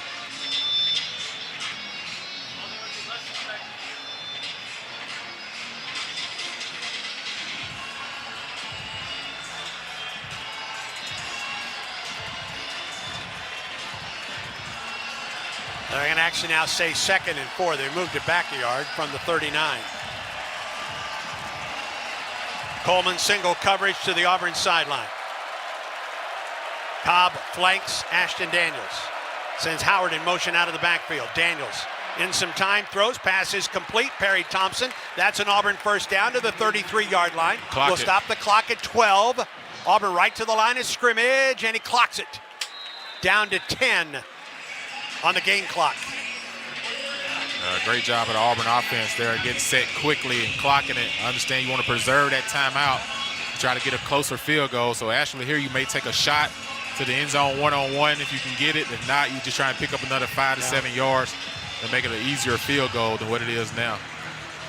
Singleton in the slot to the left. Coleman wide left. Perry Thompson to the short side of the field.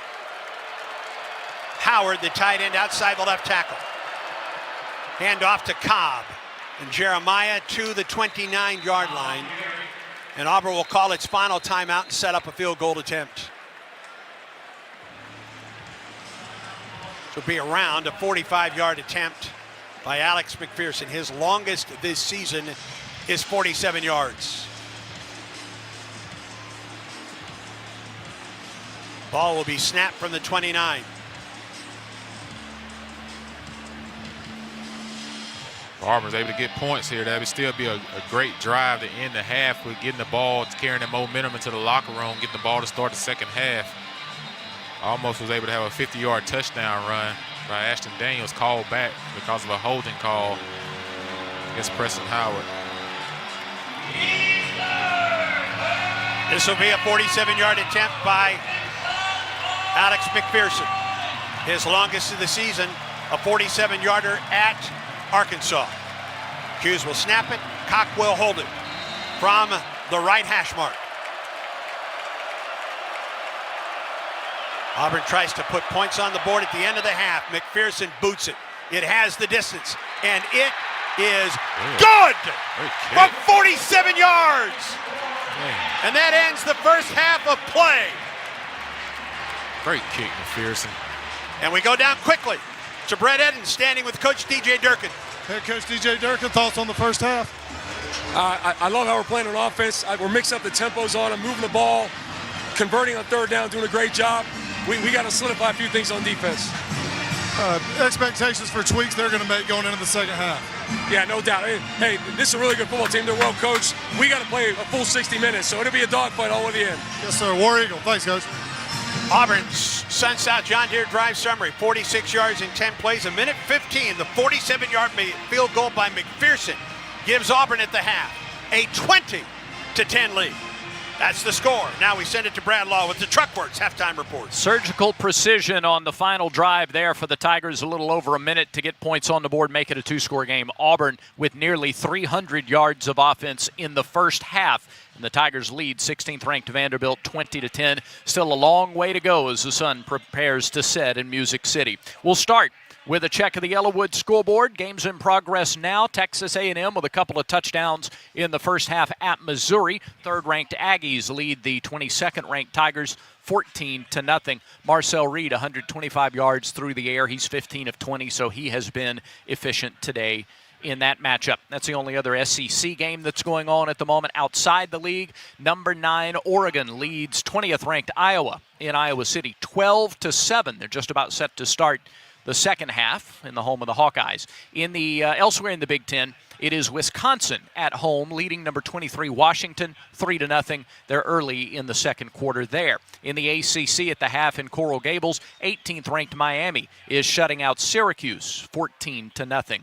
Finals today in the top 25. Second-ranked Indiana trailed Penn State after two fourth-quarter Nittany Lion touchdowns, 24-20, but the Hoosiers engineered a two-minute drill, a two-minute drive at the end to score a go-ahead touchdown, and Indiana stays unbeaten, 27-24. Hoosiers knock off Penn State. Indiana now 10-0 on the season. Ohio State is 9-0. Top-ranked Buckeyes took care of business at Purdue, 34-10. In the SEC today, fifth-ranked Georgia bullied Mississippi State, 41-21, over 300 yards of rushing for Georgia. And sixth-ranked Ole Miss shut out the Citadel, 49-0 in Oxford. Top 10 battle in the Big 12. Eighth-ranked Texas Tech beat up on number 7 BYU, 29-7. And so BYU falls from the ranks of the unbeaten. Only Ohio State, Indiana, and Texas A&M remain as unbeaten teams. Auburn leads Vanderbilt at the half, 20-10. When we continue here on the Truckworks halftime report, we'll get the highlights of the first half as called by the voice of the Tigers, Andy Burcham. Stay close. This is the Auburn Sports Network. Live Sports Radio, bringing you inside Neville Arena for all the action of men's and women's basketball game day with no delay. Every dunk, block shot, and steal, plus all the analysis from our Hall of Fame coaches, all with no delay. $25 new or $10 to reprogram the one you already have. Also, use it for every broadcast of home baseball and softball games this spring, all with no delay. With Live Sports Radio, presented by Alpha Insurance. Hey, college football fans! I'd know you'd do anything for a win on game day and an ice-cold Bud Light. Because whether you're tailgating in the parking lot or parked on the couch, sitting on your lucky stool at the bar, or standing in the fan section all game long, the clean, crisp taste of Bud Light turns a win into a win-win. And there's nothing easier to enjoy than that. Bud Light. Easy to drink, easy to enjoy. Enjoy responsibly. Anheuser-Busch Bud Light Beer, St. Louis, Missouri.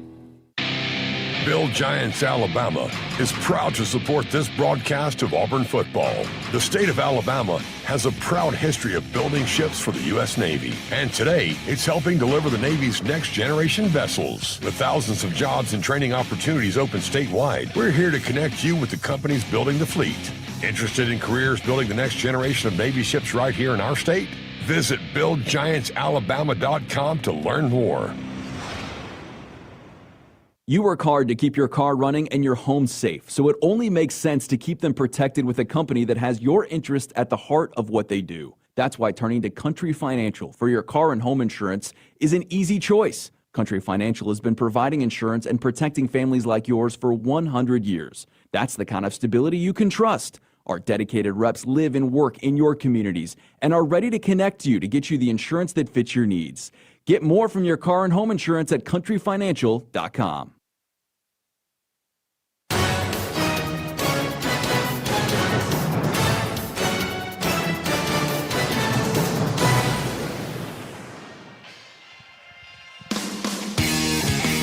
This is the Truckworks Halftime Report, and these are the first half highlights as called by the voice of the Tigers, Andy Burcham.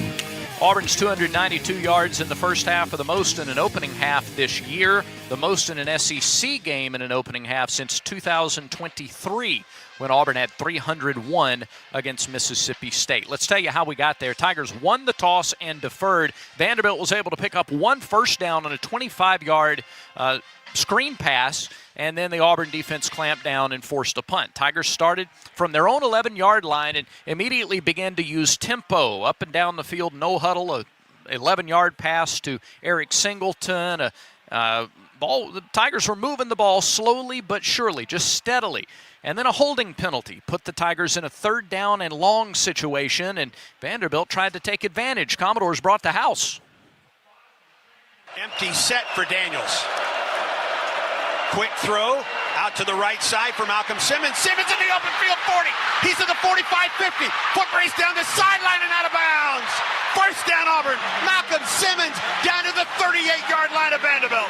A blitz beater for the Tigers moved the ball inside the Commodore 40-yard line. The Tigers continued to work the ball down. A 4-yard run by Daniels, an 8-yard pass to Singleton, an 8-yard run by Ashton Daniels got the Tigers into the red zone, and then Ashton continued to pass it accurately.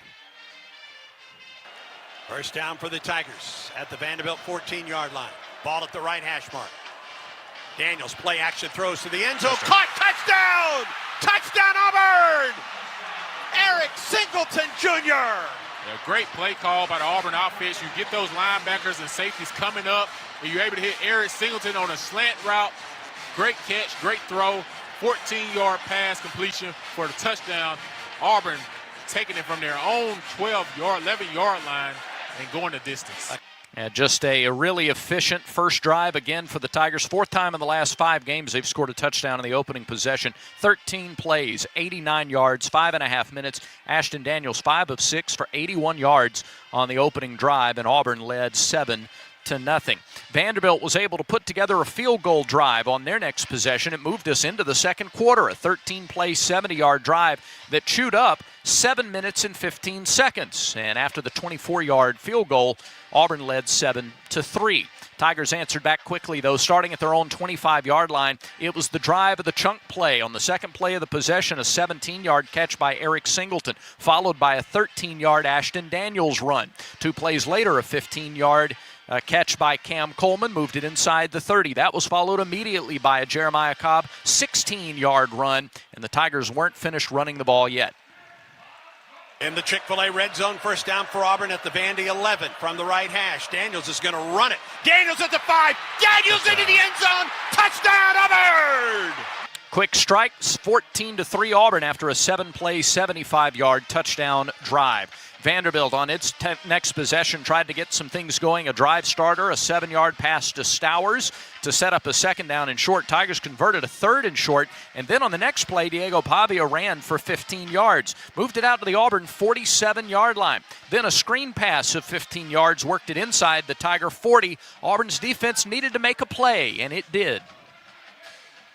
Young at the tailback in the pistol from the left hash. Young the carry. And Young is ball down. Auburn's got it. Auburn's got it. Ball is loose. I'm not sure why they blew that one dead. Why they blow the whistle? Should be Auburn football. Recovered by the defense. First down, Auburn. What you blow the whistle for? I have no idea. Keldrick Falk got it, and he was going the other way. And Auburn gets a huge play on a fumble by McKylan Young. And Auburn takes over. Yeah, upon video, as we looked at the replay, Falk recovered it laying on the turf, and so that's why they blew it dead. But Keldrick Falk with the second fumble recovery of his career, and Auburn was in business starting at its own 35-yard line. Tigers hit a couple of big plays on the drive, started running the ball and gashing the defense. 23 yards for Cobb. 3 plays later, 15 yards on the ground for Daniels. Drive stalled inside the 10-yard line, got a false start penalty on 1st and goal at the 1. Things went backwards for there. Alex McPherson came on and kicked a 26-yard field goal. 10 plays, 57 yards in 4 minutes and change, and Auburn extended its lead to 17-3. But Vanderbilt answered very quickly, showing a sense of urgency. Diego Pavia ran for 12 yards on the first play of their ensuing possession. Then a 44-yard throw to Richardson all the way down the field, and that got Vanderbilt into the red zone. They wasted no time capitalizing. Got behind Caleb Harris down the sideline. Vanderbilt. First down from the Auburn 19. Pavia drops the throw. Throws it to the end zone. Touchdown, Vanderbilt. Touchdown, Junior Sherrill. It took only 37 seconds for the Doors to go 3 plays and 75 yards, and that trimmed the Auburn lead to 7 at 17-10. It did leave Auburn, though, with a minute and change on the clock and 3 timeouts. On the second play of the ensuing drive, Jeremiah Cobb ran for 18 yards out to the 43. 2 plays later, Ashton Daniels ran 52 yards for a touchdown, but Auburn was called for a hold, and that moved the ball back. That's okay. On 2nd and 15, Cam Coleman caught a 17-yard ball to give the Tigers a new set of downs. Auburn moved it 20 or so more yards. They worked it all the way down inside the 30 of Vanderbilt. They used all of their timeouts, just methodical, surgical drive, and then on the 10th play of the drive, they called on the reliable kicker to close out the half. Auburn tries to put points on the board at the end of the half. McPherson boots it. It has the distance, and it is good from 47 yards. And that ends the first half of play. 20-10, there's your score. Those are the highlights as called by the voice of the Tigers, Andy Burcham. The stats bear out Auburn's 10-point lead, 20-10 your score. Tigers 18 first half first downs, the most in any half since Auburn had 18 in the first half against Ole Miss in 2021. Truckworks was recently named North American Kenworth Truck Dealer of the Year for the 2nd year in a row. And you're listening to the Truckworks Halftime Report. We'll give you the full rundown of stats from the first half when the Truckworks Halftime Report continues in a moment. Auburn football is presented in part by Truckworks, the official commercial truck dealer of the Auburn Tigers. Truckworks is Alabama's exclusive Kenworth, Hino, and Isuzu commercial truck dealer and was recently named Kenworth's North American Dealer of the Year for the 2nd year in a row. Truckworks is the Southeast headquarters for dump trucks, sleeper trucks, box vans, and everything in between. Stop into their TRP parts store right here in Opelika for any commercial truck part you could possibly need. Truckworks, the partner you can count on in the transportation industry since 1978. Since 1949, the Houston Clinic has served as the preeminent leader in both surgical and non-surgical orthopedic sports medicine treatment and solutions. Their vibrant 75-year legacy demonstrates a deep commitment to serving the local community and its members. Utilizing the latest technology while providing exceptional patient care keeps Houston Clinic at the forefront in sports medicine and patient satisfaction. 334-826-2090 or visit us online at houston.com. Houston Clinic. Research, education, treatment. Families all across Alabama rely on natural gas from Spire to cook food and warm water, even when the power's out. Because let's face it, weather is unpredictable. Your energy shouldn't be. And now, when you switch to natural gas, you can save up to $800 with rebates from Spire. Find more information about savings and financing at spireenergy.com/War Eagle.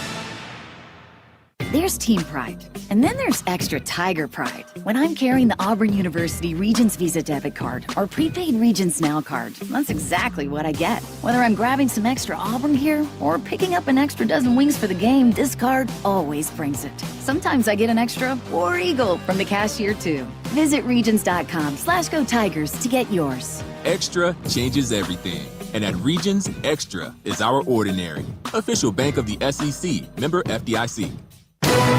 This copyrighted broadcast is authorized under rights granted to play fly sports by Auburn University and is intended solely for the entertainment of our audience. It may not be rebroadcast or retransmitted in any form without the documented consent of Auburn University and Play Fly Sports. Auburn leads 20-10. Check out this stat. Taylor Bryan from Athletic Communications just sent this. Auburn's 12 second quarter first downs are the most for the Tigers in a quarter of a game since the 2011 matchup against Oregon in the BCS championship game. Auburn with 292 yards of total offense in the first half. Tigers up by 10. The rest of your first half stats, Tigers with 115 rushing yards, 177 through the air for 292 total. 18 first downs. Auburn was 4 of 5 on third down, including 3 of 3 on the opening possession of the game. 38 plays for Auburn for 292 yards. Vanderbilt ran 27 plays. They're averaging more per play than Auburn. Vanderbilt 27 plays, 8 yards a play. 216 total yards for the Commodores, 77 on the ground, 139 passing yards. Time of possession, 16-16 for the Doors, 13:44 for the Tigers. Only one turnover in the game. That was the fumble that Auburn forced and recovered. Tigers got 3 points off of it. Individually, Ashton Daniels, 14 of 18 through the air, 177 yards, 1 touchdown. On the ground, Daniels 10 carries for 53 yards. He has not been sacked. Jeremiah Cobb rushed 8 times for 60 yards, an average of 7.5 per carry. We'll see if the Tigers lean on him any more in the second half, or that ground game in general, with this lead. Eric Singleton Jr., the leading receiver, 6 catches, 68 yards, and a touchdown. The 68 yards a season high for Eric Singleton. Cam Coleman has hauled in 3 balls for 33 yards, 2 catches for Jeremiah Cobb for 22. Perry Thompson with 2 catches for 15. Malcolm Simmons, a huge catch and run on the screen pass, 39 yards on his only reception of the game. So in all, 4 receivers, 5 different pass catchers. They've been targeted 18 times, 14 catches for that passing game in the first half for Auburn. For Vanderbilt, Diego Pavia has rushed 8 times for 43 yards. Cedric Alexander, 5 rushes for 19. Mikaelan Young, 2 carries for 6. He had the fumble in the first half, and Eli Stowers carried once for a loss of 2 yards. Through the air, Stowers, the leading receiver, he's been targeted 5 times, 4 catches, 26 yards.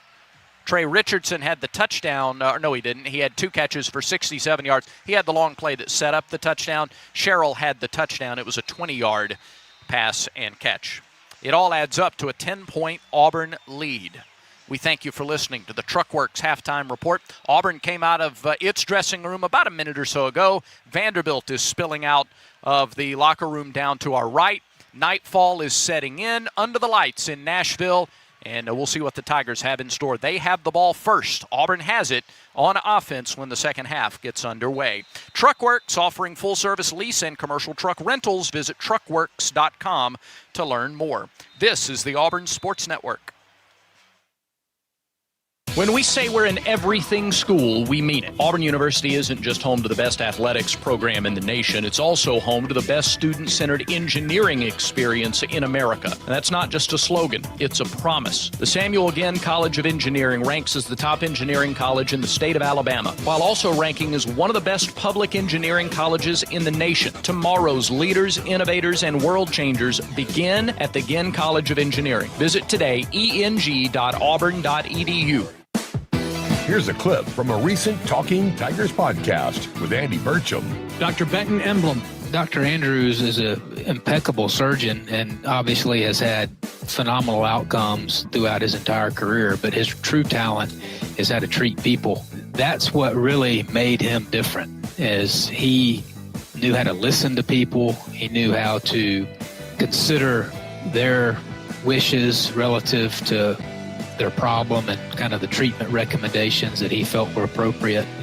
And more importantly, he communicated well with them from beginning to beyond the end, and always available and always treated patients with respect and listened to them.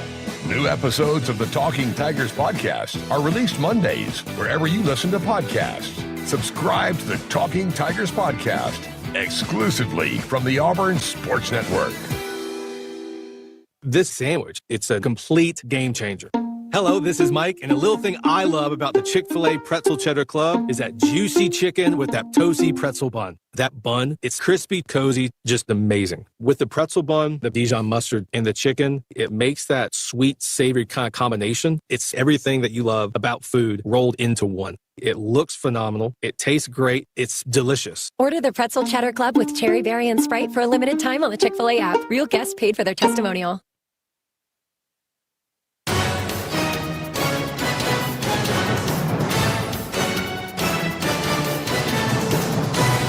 We're about a minute away from the second half in Nashville. A reminder, you can still take it to the house this season with the Alabama Manufactured Housing Association and the Auburn Tigers. Still one more big SEC home game left. You can still register. If Auburn returns its first received kickoff in the second half of the Iron Bowl for a touchdown, a lucky fan will win up to $75,000 toward the purchase of a manufactured home from an authorized AMHA dealer. Register today at auburntigers.com/take-it-to-the-house. Certain terms and conditions apply. For a complete list of contest rules, visit auburntigers.com/take-it-to-the-house. Just about set for the second half. Vanderbilt ready to kick it off. Andy Burcham's ready to tell the story of the second half. Jason will get there eventually. Andy, back to you. Auburn 20, Vanderbilt 10. Auburn 4-0 this season. 14-4 in the last 3 seasons when scoring at least 20 points a game. Don't you get the idea? Auburn's going to need to score more than 20 here tonight, leading 20-10, as the Tigers will have the ball to open this third quarter of play. Brock Taylor will kick it off. Auburn 2 will defend the end zone to our right. Rayshawn Pleasant just shy of the goal line there. Auburn 20, Vanderbilt 10. Both teams scored in the last 2 minutes of the first half of play. Kickoff by Taylor. 7 yards deep into the end zone. Ashton Daniels was 14 of 18 for 177 yards and a touchdown in the first half. He ran for another 53 yards and a touchdown. And Auburn will open up 1st and 10 at the 25, ball between the hashes. Yeah, see what happens in the second half now. Auburn had an opportunity to go in at halftime momentum with that big kick by McPherson. See if Auburn continue to spread the Vanderbilt defense out and utilize the legs of Ashton Daniels. Cam Coleman wide left, single coverage from Martell Height. First down for Auburn. Hand off to the right for Cobb, and Cobb loses a yard and a half. Trying to get to the corner, he just never got there. Yeah, that was well defended by Vanderbilt's defense. Auburn trying to run a sweep play with Cobb, get him on the outside on the edge, but just well defended at that time. Vanderbilt setting the edge. Howard wide left, Coleman slot left, double wide receivers in the slot to the right. Now Howard comes in motion, sets up outside the left tackle. On 2nd and 11 for Auburn. Ashton Daniels in the pocket. Flushed, throws, pass is complete. Cobb sprints forward and gets back to the original line of scrimmage. And they give him the 26, and it's going to bring up 3rd and 9 for Auburn. Trying to hit Cam Coleman on an out route. Well defended by the defender. Didn't want to make that throw to the field, get it undercut. He tried to come back to the post route, well covered. Just stay with the defense gauge, see if Auburn is able to pick up this 3rd and 9. Auburn was 4 of 5 on 3rd down in the first half. This is 3rd and 9 for the Tigers. Play clock at 14. Daniels settles in the shotgun in an empty set. Snap to him, throws the screen. It is Singleton. And Singleton gets to the 30, and that's all. Auburn comes up 5 yards shy on the play. Taken down. After the 4-yard gain, it's going to bring up 4th, and for the first time tonight, we will see Auburn punt it away. Yeah, seemed like the guy inside. Do you see who is back to punt for Auburn? It's Malcolm Simmons who is set up to punt right now. Yeah, Nick Ronaldo in that last tackle. And now Auburn will bring Hudson Cock from wide left, and he will punt it away. I've watched Simmons punt. He can punt it, friends. Watch him in practice do it. Hudson Cock will punt this one away. Rolls to his right, kicks it away.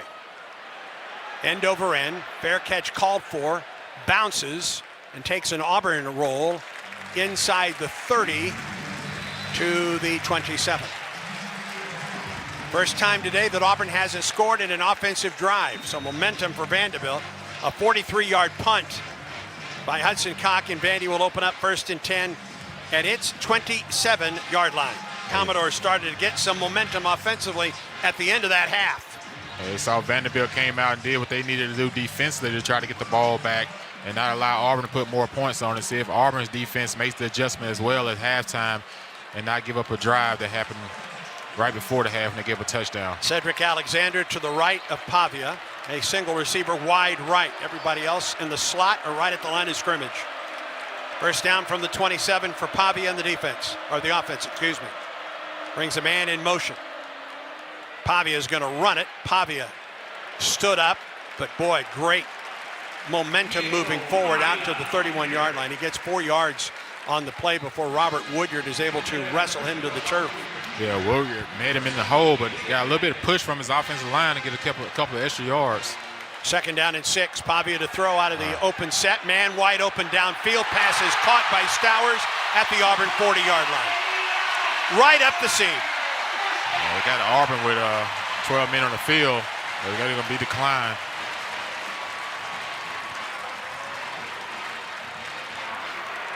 Illegal substitution. Defense. More than 11 players on the field at the time of the snap. That penalty's declined. Result of play is the first down. Didn't matter. 29 yards to Eli Stowers to the Auburn 40. We see Auburn's running man coverage down the middle. Eli Stowers caught Auburn against cover 2 man.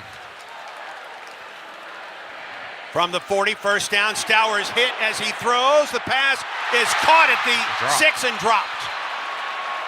Oh, the pass nearly caught on the play. Great pressure by Bryce Diaz to get home against Pavia to make him throw that ball before he wanted to. The receiver almost still able to make a catch on that. 2nd and 10 for the Commodores. Vanderbilt's trying to attack us, to attack the secondary right now. Understand that Auburn's playing a lot of man coverage. See what Auburn decides to do on this 2nd and 10. Sherrill wide left along with Hoskins. They bring Richardson now wide right along with Stowers. Pavia to throw it. Pavia across the middle to Stowers, makes a great catch at the 26-yard line and a first down. 14 yards and a first down for the Commodores. They're right back to the line of scrimmage at the Auburn 26. Yeah, that's an NFL catch. Pavia to throw it again. Hold on. Flag again. Prior to the snap, replay initiated a review of the previous play. The ruling on the field was to complete the catch. So they'll make sure that Stowers did hold on to the ball, I guess. Yeah, because he reached out and caught it, but it all depends on did the ground help him. We get another look at it. Yeah, maybe. I don't know if there's enough there to overturn the call. Replay reviews are brought to you by Auburn's Houston Clinic. Since 1948, the Houston Clinic has been the preeminent leader in both surgical and non-surgical orthopedic sports medicine treatment and solutions. Visit Houston.com, HUGHSTON.com. Yeah, it looked like the right hand got under it. Now, as the play stands, it's first down for the Commodores at the Auburn 26. They're going to make sure that Stowers made the catch. Stowers with 6 catches now for 69 yards if this play stands. Yeah, he's such a big frame. He lists him as a tight end, but he plays more receiver. Yeah. He almost reminds me of Drake London, the receiver from Atlanta Falcons. Same type of build, same type of play catching ability. A career high 146 yards and 2 touchdowns last week at Texas. A career high 9 catches against Georgia State last year and a loss to Georgia State. That was last season. They avenged that loss and then some this year. Yeah, right now they're just catching Auburn a lot of man coverage. Diego Pavia's been accurate with the ball as well. See if Auburn starts to make some type of adjustments. Right. This is a rather long review. Now it is over, and here comes the call from Kyle Olson. After video review, the catch has been upheld. It's first down. Vanderbilt during the play. Sideline warning against Auburn. First down for the Commodores at the Auburn 26.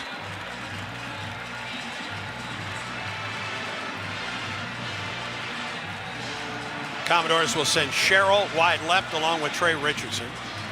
A pair of receivers wide right, including Stowers and Richie Hoskins. See, Vanderbilt's gotten out of their slow-paced offense, and they've kind of picked it up and following Auburn's tempo. Hoskins goes in motion. Sets up wide left. Alexander now to the left to Pavia. First down from the Auburn 26. From the right hash mark. Pavia to throw it. He looks, he throws, incomplete for Stowers. And a flag comes in. It's going to be a hold or an interference against Auburn. It will go against Rayshawn Pleasant. Pass interference. Defense, number 14. The ball replaced in the spot of the foul. First down. That play took place on the wrong side of the field for Auburn. Yeah, it's going to make it 1st and 2 now. I mean, 1st and 10 from the 18. Tell you what, that's not a whole lot of wasn't a not a whole whole lot there, of contact after the line of scrimmage by Rayshon, but again, it happened right in front of the Vanderbilt bench. I think the crowd helped that one. First down from the Auburn 18 now for the Commodores. Oh, it's false start. And a flag is finally called. False start. Offense, number 9. 5-yard penalty. Still first down. Just the second penalty on Vanderbilt. They Called it ball, on Eli Stowers. Ball don't lie. Play before that was a very questionable holding call. Yeah, and we got another look at it. There was contact at the line of scrimmage. There wasn't a lot of contact after that. But you can have contact within the first 5 yards. All right, first down and 15, back to the 23 for the Commodores. That's the Auburn 23. Alexander to the right, now to the left of Pavia. Trips to the wide side of the field, that's wide left. Auburn rushes 5. Pavia moves up in the pocket, 20, 15. Pavia to the 10. He's to the 5 and wrapped out of bounds at the 4. It should have been a holding call on Junior Sherrill, the receiver for Vanderbilt. Was just holding the entire time to allow Pavia to get outside, but not going to get the call. 19 yards in the first down, 1st and goal from the 4 for the Commodores. From the left hash, Pavia hands it to Alexander. Alexander bulls his way in for a score. Touchdown, Vanderbilt. Now the Vanderbilt defense held. The Vanderbilt offense responded. And 1st and 15 play hurt. Pavia utilizing his legs. One thing, you run with that twist, and you try to create pressure on Pavia, but then he just sees a gap opening, and he just takes advantage of it with his legs. About the biggest plays they've had today was him getting outside the pocket, making a long throw, or moving up inside the pocket and picking up big gains with his legs. Brock Taylor trying to make it a 3-point Auburn lead with 11:24 to go in the 3rd quarter. Yakaberer will hold it. Durham Harris will snap it for the Commodores. They went 73 yards in 6 plays in 1:41. And with 11:24 to go in the 3rd, after the extra point by Brock Taylor, Auburn's lead is cut to 3. Auburn 20, Vanderbilt 17. Auburn football continues in a moment. The Auburn Spirit. It's what drives champions on the field and in business. At the Harbert College of Business, that same passion shapes the next generation of leaders.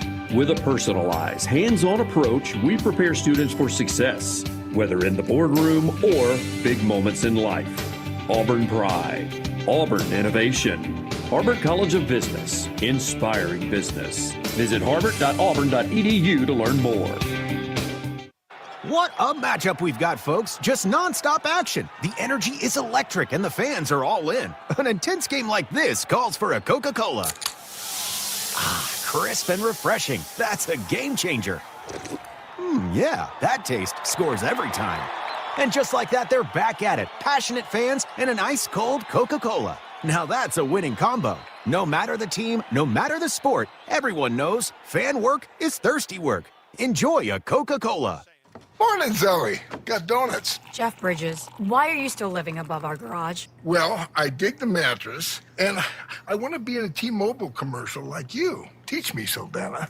Oh, no, I'm not really prepared. I couldn't possibly. At T-Mobile, get the new iPhone 17 Pro on them. It's designed to be the most powerful iPhone yet and has the ultimate pro camera system.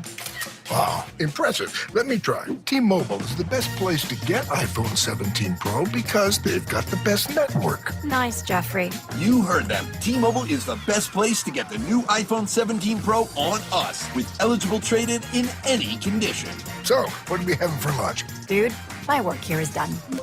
24 monthly bill credits on experience beyond for well-qualified customers plus tax and $35 device connection charge. Credits end and balance due if you pay off earlier. Cancel finance agreement iPhone 17 Pro 256 gigs, $1,099.99 and new line minimum $100 plus a month plan with auto pay plus taxes and fees required. Best mobile network in the U.S. based on analysis by Ookla Speed Test Intelligence data 1H2025. Visit T-Mobile.com.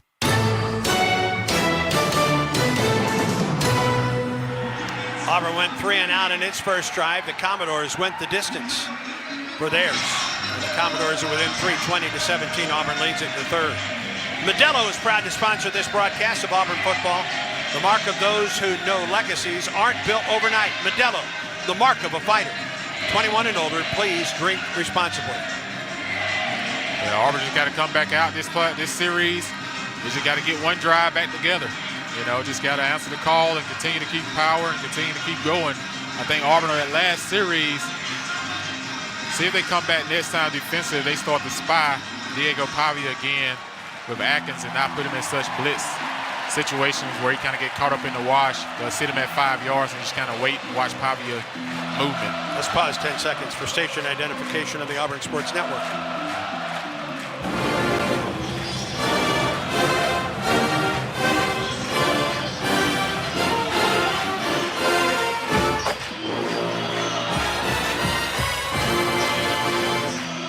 Brock Taylor will kick it away. Rayshawn Pleasant down in the end zone to a right about a foot into the end zone. 20-17 Auburn. Taylor's kickoff is out of the back of the end zone. Ashton Daniels with the offense on the field. 1st and 10 from the 25 for the Tigers. Yeah, Auburn got to sustain some drives here on this drive because the simple fact that now Vanderbilt seems to have a lot of momentum going inside the stadium. Auburn just got to be patient, taking one play at a time and get all the momentum back. Howard along with Singleton and Thompson wide right, double wide receivers left. Now Cobb joins Daniels in the backfield on 1st down from the 25. Xavier Chaplin moved. False start. Offense, number 65. 5-yard penalty. Still 1st down. Just picked his left hand up out of the 3-point stance. 1st and 15 for Auburn. Yeah, those are the ones that you got to kind of stay away from, right? Auburn been doing a pretty good job. You had the one false start on the 3-yard line. You don't want to be starting out 1st and 15 with the crowd noise. Cobb joins Daniels on 1st and 15 in the backfield. They bring an extra man. Daniels looks, he throws it for Cam Coleman, jumps, and I think he was out of bounds. Now he was out of bounds. He caught it at the Vanderbilt 48-yard line with Mark Davis defending, but he was out of bounds, was Cam Coleman. Worth a look here. Let's see. He came close to getting a foot down. Oh, that's close. Man, that's really close. It's worth the look to me. Will we see a review? We will not. It's got to be worth the look. Now we will get a review. Rolling on the field of an incomplete pass is under video review. And as this happens, Cam Coleman limps off the field for Auburn. Yeah, still got that right ankle kind of gimpy, right? Yes. We get another look at it here. Yeah, I thought it's right there. Yeah, I'll tell you what, his foot is down, friends, and it looks clearly inbounds. It's a catch. That toe control right there, that's a catch. I agree. Replay reviews brought to you by Auburn's Houston Clinic. Since 1948, the Houston Clinic has been the preeminent leader in both surgical and non-surgical orthopedic sports medicine treatments and solutions. Visit Houston.com, Hughston. Not that much space. It's a catch. Well, it should be a catch. We see it clearly here. Upstairs, Brad Law. Check of the Yellowwood scoreboard. All right, Andy, thank you. 3rd-ranked Texas A&M just leaning on number 22, Missouri and Columbia. 24-7 Aggies lead. 3 minutes to go in the 3rd quarter there. Outside the SEC, it is 18th-ranked Miami all over Syracuse, 28-3 late 3rd quarter. And a top 20 showdown in Iowa City is 20th-ranked Iowa, limiting 9th-ranked Oregon to field goals, but they're getting enough. 15-7. Ducks have the lead late 3rd quarter in that one out of the Big Ten. That's a Yellowwood scoreboard, Andy. Back to you.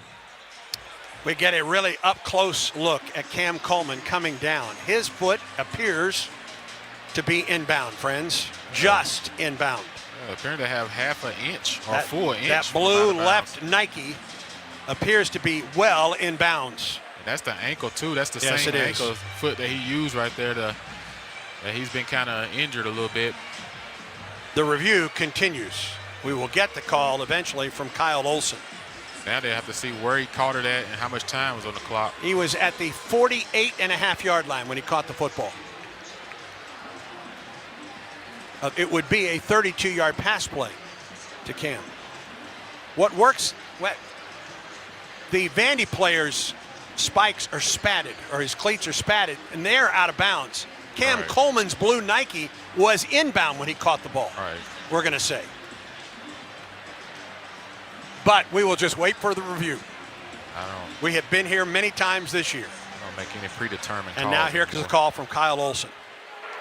After video review, it is a completed catch at Vanderbilt's 48-yard line.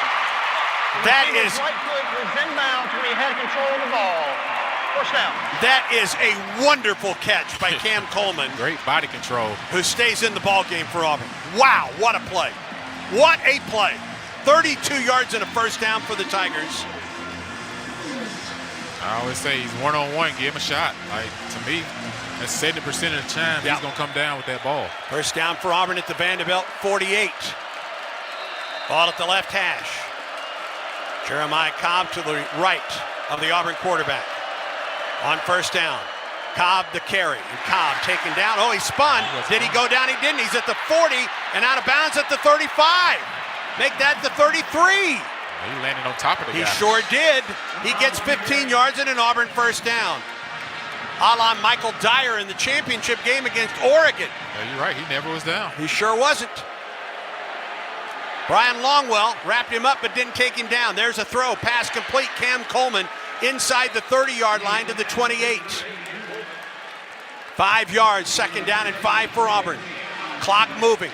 10:42 in the third. Auburn leads 20-17. Second down and 5. Daniels, short drop, throws, pass complete. Singleton. His best game as an Auburn Tiger continues. That's a first down to the Vanderbilt 22-yard line. Great job of Singleton catching that ball and getting out of the arm tackle, able to stretch for ahead for that first down. 78 yards. 78 yards, a season high for Singleton. First down for Auburn. First down for the Tigers. Vanderbilt got everybody up there. Does Auburn call a quick screen or try to get the ball outside? Double wide receivers right and left. Cobb to the right of Daniels, ball between the hashes. Now Cobb to the left. First down for Auburn. He looks left, throws the ball. Cam Coleman. Coleman tries to get to the outside, and Coleman goes down, and he maybe got a yard of the play at the 21. Yeah, Auburn tried to go with something quick outside. Got 7 guys lined up on the line of scrimmage showing blitz. You either hit him with a screen or a quick pass to get outside. Second and 9 for Auburn. Daniels rolls to his right. He throws it that way, almost intercepted. Oh, goodness. He was looking for Perry Thompson. Yeah, that's a dangerous throw. You got to read that one low to high. Brandon Fontenette almost stepped in front of that one. Yeah, if you're Ashton Daniels, when you sprint outside and throw a sprint pass, you see underneath coverage coming. Take your eyes deep. Might have a shot at Eric Singleton on the corner route. Bring up third and long. Here's third down and 9 for Auburn. Ball at the left hash with Howard, Cam Coleman to the left side. That's the short side of the field. Vanderbilt just late substitution. Thompson and Simmons go wide right, and a timeout called by Vanderbilt. Stops the clock. 9:34 to go in the third quarter. Auburn on the march. 3rd and 10 for Auburn at the Vanderbilt 22 when play resumes. Auburn 20, Vanderbilt 17. This is the Auburn Sports Network. From birth to age 5, your child's brain is growing faster than ever. And guess what? You are your child's first teacher. Talking, singing, playing, and reading every day helps your child learn and thrive. Singing boosts memory. Playing builds problem-solving skills. Reading grows vocabulary. Talking teaches communication. Start strong because these early years matter the most. For tips and tools, visit the Alabama Department of Early Childhood Education at children.alabama.gov. Alabama's children deserve a strong start. Here's a clip from a recent Talking Tigers podcast with Andy Burcham. Ian Borders. We were watching in February guys that we thought maybe had the chance of entering the portal.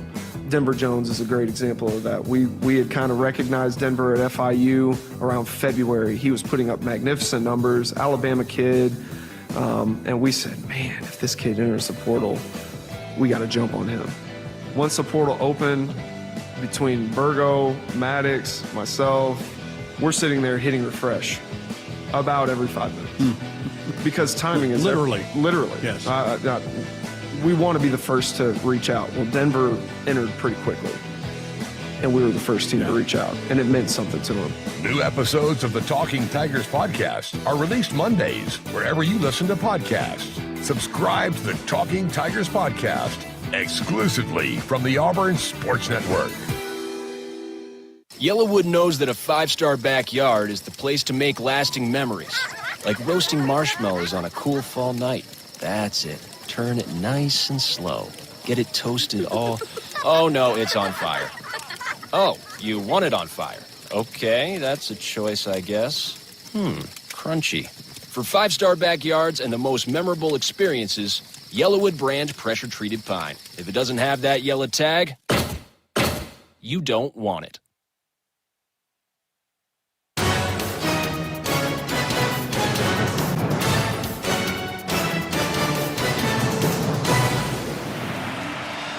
Third and 10 for Auburn at the Vanderbilt 22 left hash mark. Vanderbilt only had 10 men on the field and had to call a timeout. Auburn huddles up as it comes out of the timeout.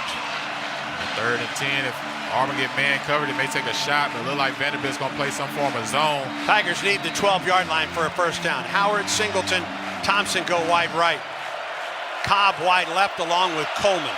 Cobb now back into the backfield to the left of Daniels. Vanderbilt rushes 5. Daniels is going to run it on the draw, and he gets to the 20.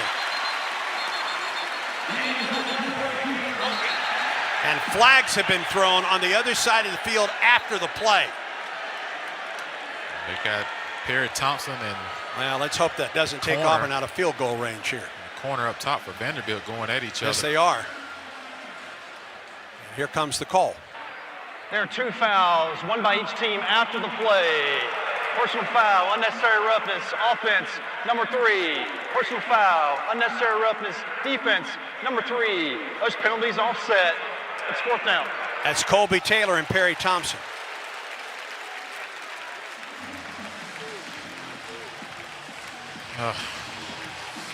And now Auburn will attempt, I think, about a 42-yard field goal from...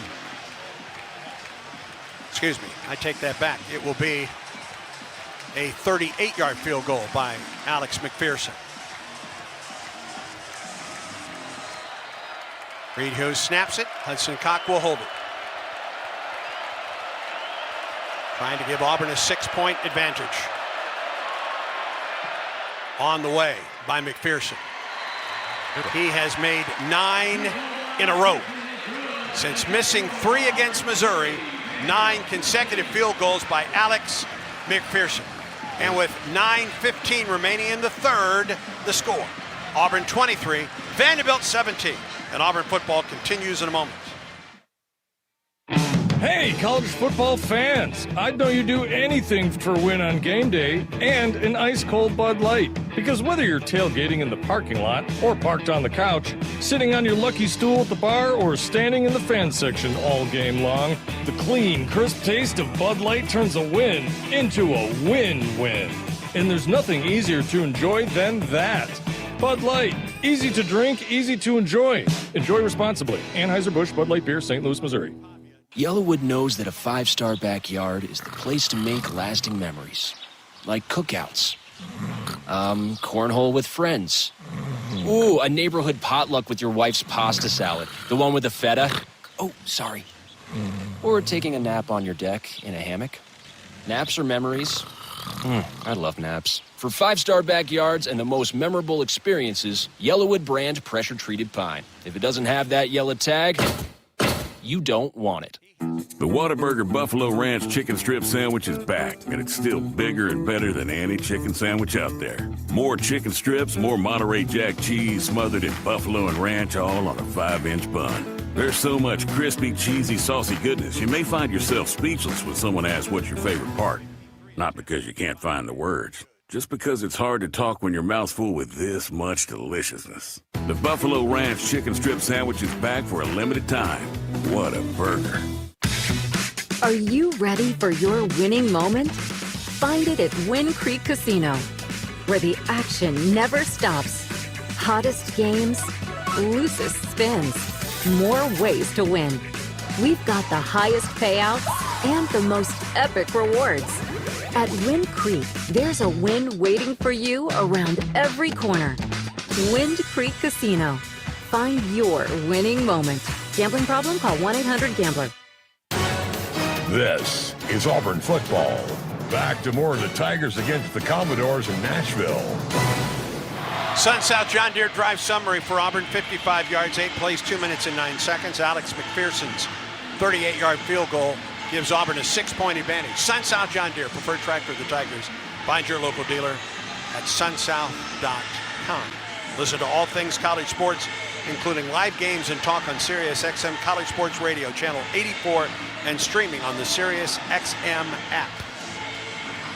Auburn's got to find a way to stop this Vanderbilt offense that has gained momentum since the end of that first half. And they've done it going quick.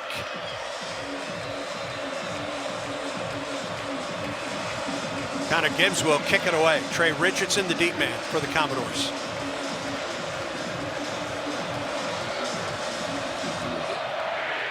There's the boot. No return. 8 yards deep into the end zone. On the night, Diego Pavia is 11 of 13 for 182 yards and a touchdown. He really hasn't come close to an interception. He's also run 10 times for 66 yards. It has been, for him, a pretty typical night at the ballpark. Yeah, he hasn't looked flustered at all, which we don't anticipate him to. You know, he's one of those veteran quarterbacks in this league and, you know, plays with a high confidence and chip on his shoulder. But see if Auburn decide to, like you said, get back to spying Diego and keeping Atkins at around about 5 yards.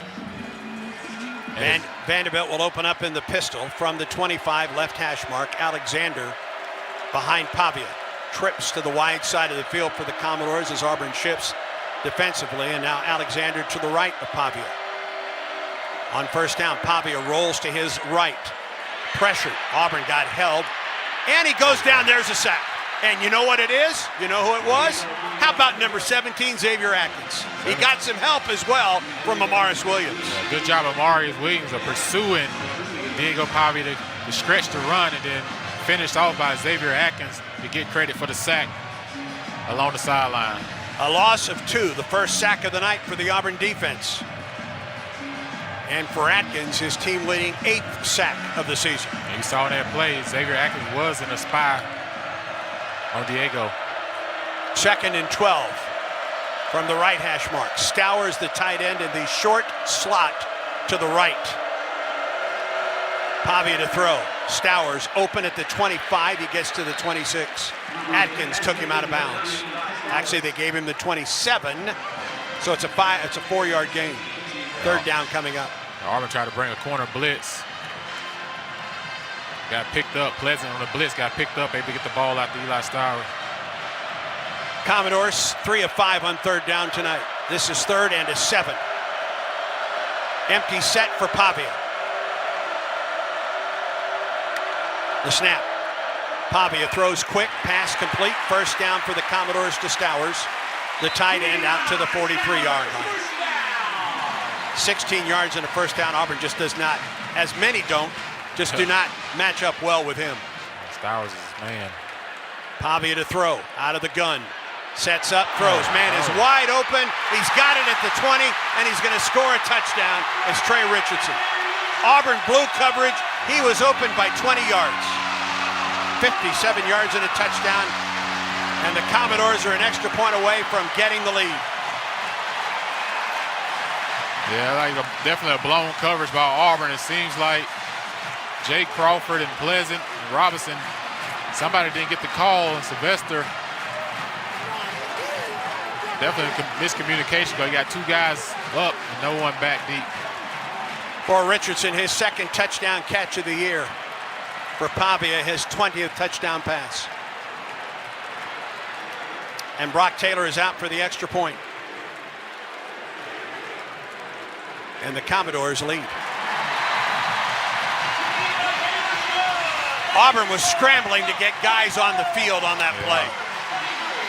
And the Commodores get a wide open Trey Richardson for 57 yards and a touchdown.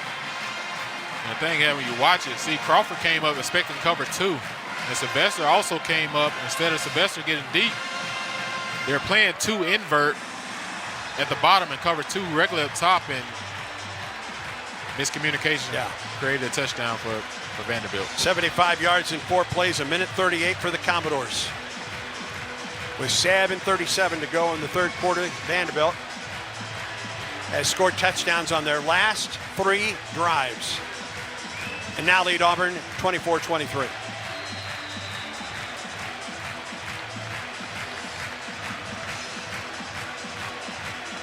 And Brock Taylor will kick this one away.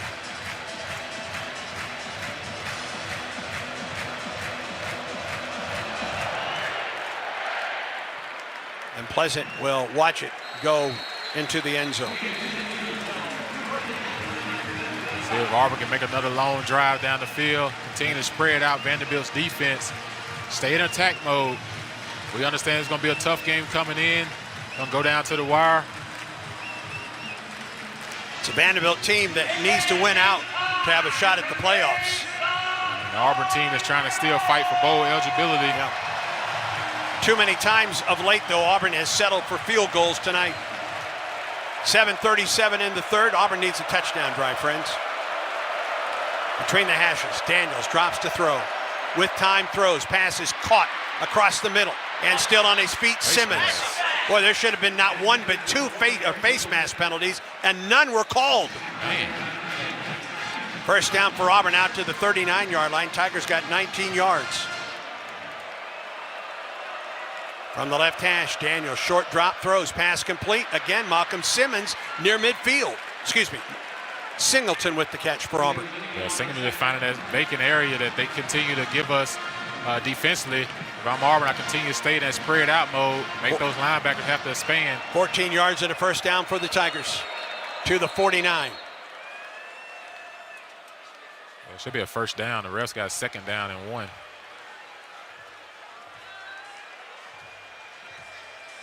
And they're going to sort it out. Should be first and 10. There was a 14-yard gain, for goodness sakes.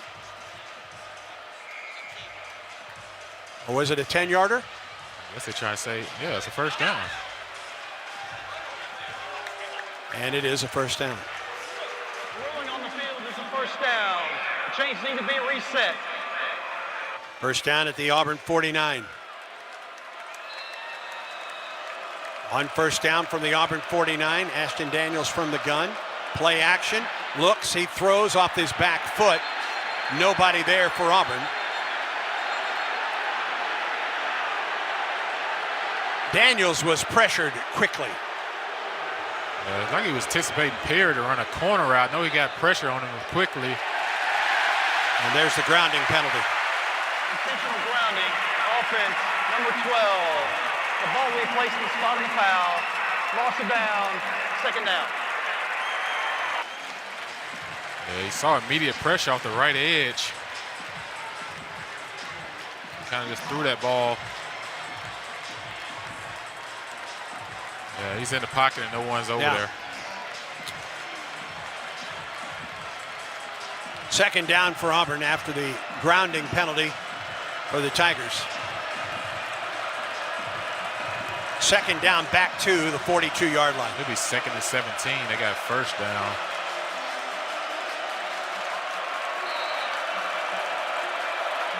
Ball between the hashes. Handoff to Jeremiah Cobb. He gets across the 45, then surges forward back to the original line of scrimmage, and it will bring up 3rd and 10 for Auburn from the Tiger 49. Yeah, that's a good play call. Vanderbilt, a pass defense, able to pick up 7 yards, make this a 3rd and 10. Auburn's been good today in 3rd and long. See if they're able to find. Auburn 4 of 7 on 3rd down. Perry Thompson in the slot to the right. Preston Howard wide right. Cam Coleman in the slot to the left. Now Howard comes in to set up outside to Tall Miller. Daniels drops the throw, gets pressured. He looks and he throws it upfield and throws it out of bounds.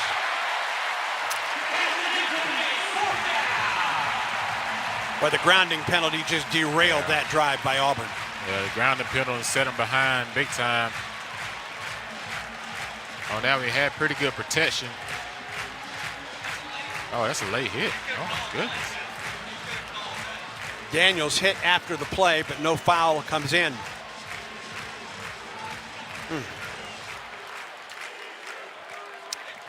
Hudson Cock will kick it away. Martel Height back at the 7.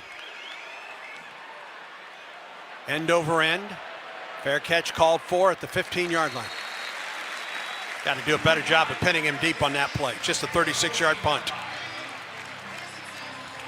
Nice to get about a 42-yard punt, pin him inside the 10. Of your Auburn defense, though, you've been searching for answers the last couple of drives. See if they're able to regroup. You saw Kendrick Falk and the defensive guys get together on the sideline after that last series.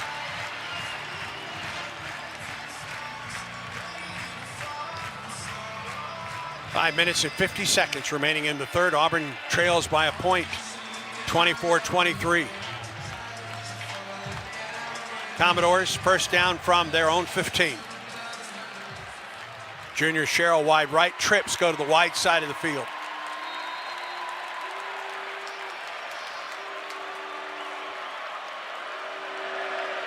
Young, the tailback, to the left of Pavia. Handoff goes to Young, and he stood up at the line of scrimmage. He got a couple yards on the play. Atkins was in there for Auburn. So was Malik Blockton for the Tigers.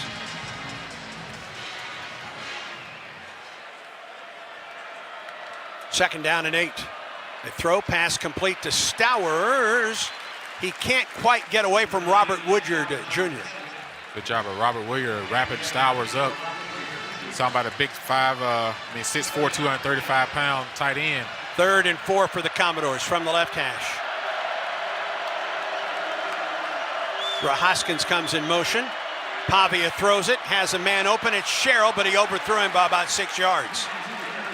He had a step on Kayan Lee, but Pavia overthrew him, and that's the first 3 and out for the Auburn defense. 3 and out tracker driven by Truckworks, a first official commercial truck dealer of the Auburn Tigers. All right, nice job by the defense. Yeah, really nice job by the defense of answering the bell, forcing a 3 and out. Hopefully get Auburn a short field and great field position. Malcolm Simmons at the Auburn 35.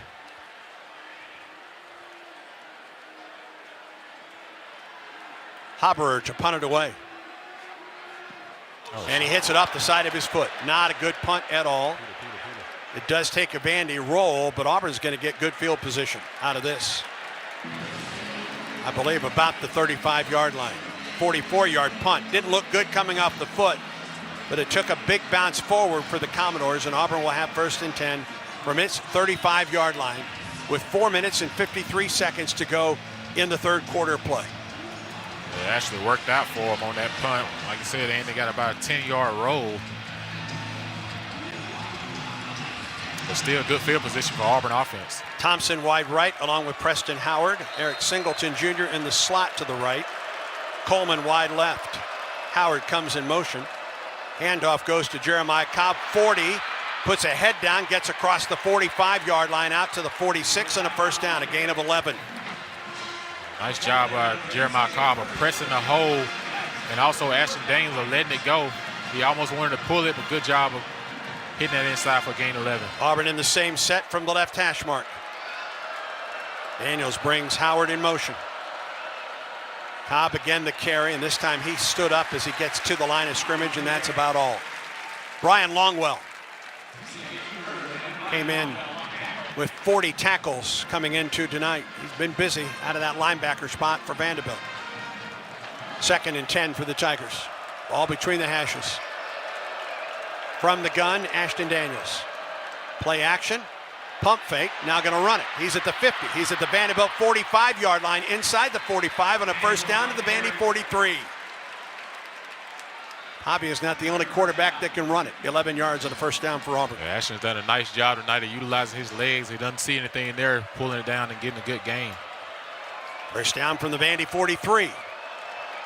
From the gun. Play action, throws it for Coleman, jumps, got it, 20-yard line. Nice job. Just got in front of Martell Height. He just moved in front of Height to make that catch. Yeah, that was just called a jump pass, an alley hoop, what you call that in basketball. They just did it in football, where Ashton just threw it up to Cam Coleman for a gain of 22 yards. Omar Mapson checks into the backfield for Auburn. First down for Auburn at the 21 is where they mark him down. Such a nice luxury to have, a big, tall receiver that can just jump up there and catch the ball. I think that's a bad spot. He should have been at the 20. Handoff, Singleton tries to get around right in, and I think Auburn moved. Doggone it. False start. Offense, right tackle. 5-yard penalty. It's still first down. And we had him outflanked as well. Sure did. And this is something that Auburn, one of two things, you got to eliminate the penalties, or you've got to be able to overcome them. Especially in this territory, right? You're inside the 25-yard line, and you're trying to get touchdowns in this ball game against a team like Vanderbilt. Can't have those penalties on first down, those false start, self-inflicted plays. Singleton wide right, Coleman to the short side, wide left. Mapson the carry. Omar gets hit at the 25-yard line, but surges forward. He gets to the 21. 4 yards will bring up 3rd and 6. Second down for Auburn after the penalty. It's 2nd down and 11 for Auburn. Malcolm Simmons comes in for Eric Singleton. And Cobb back in the ball game at tailback for Auburn. Perry Thompson singled up to the field. Simmons goes that way as well. Still have Coleman wide left from the left hash. 2nd and 11. Ashton Daniels will run it. Daniels down near the 15-yard line. They'll mark him down at the 16-yard line. I like the play call. 6-yard gain. Cam Coleman with a go route on that one. And Ashton also saw his quarterback draw with the opportunity to throw it. But I like the decision there to pick up a good gain and put this in 3rd and manageable. Auburn in the Chick-fil-A red zone.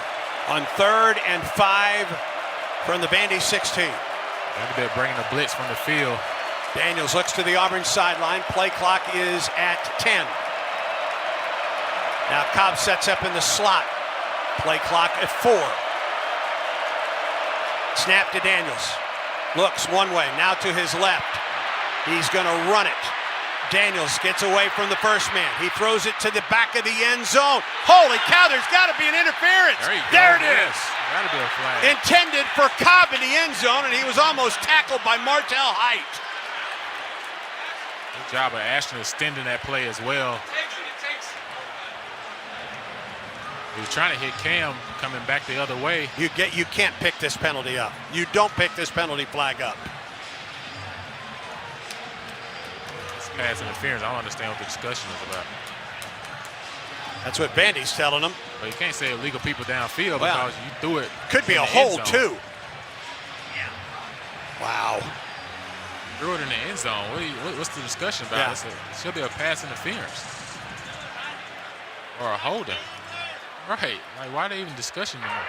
There are 2 fouls during a play, 1 by each team. Oh, pass interference, offense, number 8. Pass interference, defense, number 23. First penalty's offset. It's still 3rd down. That's such a bad call. They called Cam Coleman, I guess, on a pick. The players' numbers are switched. He threw the ball. He threw the flag. No comment. Okay. Cam Coleman's running a whip route with nobody around him. Yeah. How's it pass interference on Cam Coleman? He didn't even touch nobody. Yeah. That's just a pathetic call. Lord have mercy. 3rd down and 5 for Auburn. 3rd and 5 from the 16. Howard in motion. They bring a blitz. And it's Daniels around the left end. Can he get to the corner? He does. 10, 5, touchdown at Daniels! Howard with the block on the corner. Good block by Howard, taking 2 people out. Clark Lee fussing with the refs, but he needs to watch the last play where Coleman wouldn't even round anybody and they called a flag on him. 16 yards, 2nd touchdown run of the night for Daniels. Just a great block by Howard, taking out 2 people. Sure did. To spring Ashton Daniels for the touchdown run along the sideline. And Auburn has regained the lead at the 1:11 mark of the 3rd quarter. Fans need to watch the call before that, and they'll be. Extra point attempt by Alex McPherson is on the way, and it's good. Getting a little chippy here in Nashville. They've been chippy since the jump. 1:11 to go in the third. Auburn 30, Vanderbilt 24. Sun South, John Deere Drive Summer, 65 yards in 7 plays, 3 minutes and 43 seconds. 16-yard run by Ashton Daniels. Clark His Lee's all second over the refs, of the night. But he needs to watch the play before when there was pass interference, and they called it on Cam Coleman, and nobody was even around Cam Coleman. Sun South John Deere, preferred tractor of the Tigers. Find your local dealer at sunsouth.com. Boy, was that drive needed for Auburn. My goodness. I can understand them being upset, but that's on both teams could be upset in those last 2 plays.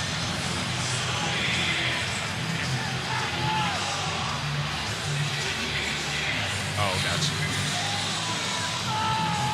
So the PI was called on Cobb. So the pass interference was against Cobb?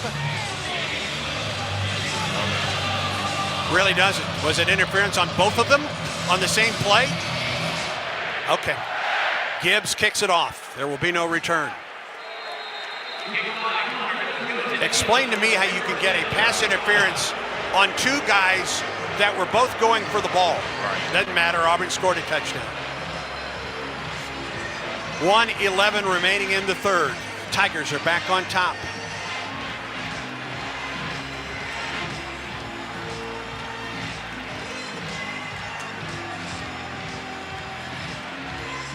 Auburn 30, Vanderbilt 24. The scoreboard is wrong here in Nashville.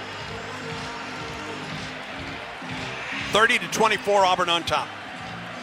Vanderbilt ball first and 10 at its 25. Auburn at last series, they spied Diego Pavia with Atkins and didn't blitz him. First down for Vanderbilt from the 25-yard line. Ball between the hashes. Pavia to throw. Gets pressure. Rolls to his left. Going to run it to the 30, to the 35, 40. And he's brought down at midfield. Sylvester Smith came on a star blitz and tried to jump up in the lane to Pavia trying to throw the ball. He just pumped him, got him in the air, and just went around him to the side. 28 yards to the Auburn 47. Vanderbilt back to the line. Pavia rolls to his right now. Gets some pressure. He looks and he throws. The pass is complete to the Auburn 44. Stowers with the catch. Defended by Sylvester Smith. 4-yard gain, 2nd and 6. I get one more play in the third quarter. Auburn got to get set. Down to 24 seconds in the quarter. The snap to Pavia in an empty set. Throws across the middle, incomplete. Flag against Auburn. It's going to be a flag on Jaquez Robinson. It'll either be a hold or a pass interference defending against Stowers. Defense, number 5. The ball he placed in the spot of the foul. Automatic first down. We're going to have to put a guy in the face of Stowers probably and don't allow him to get off the line of scrimmage, because if he get off the line of scrimmage, it's hard to defend this guy. 6'4", 235. He is one of the best tight ends out there.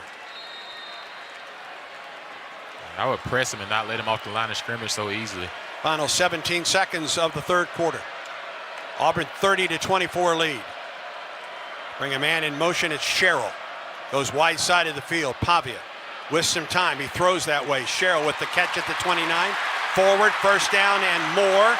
Inside the Auburn 15 before he's forced out of bounds.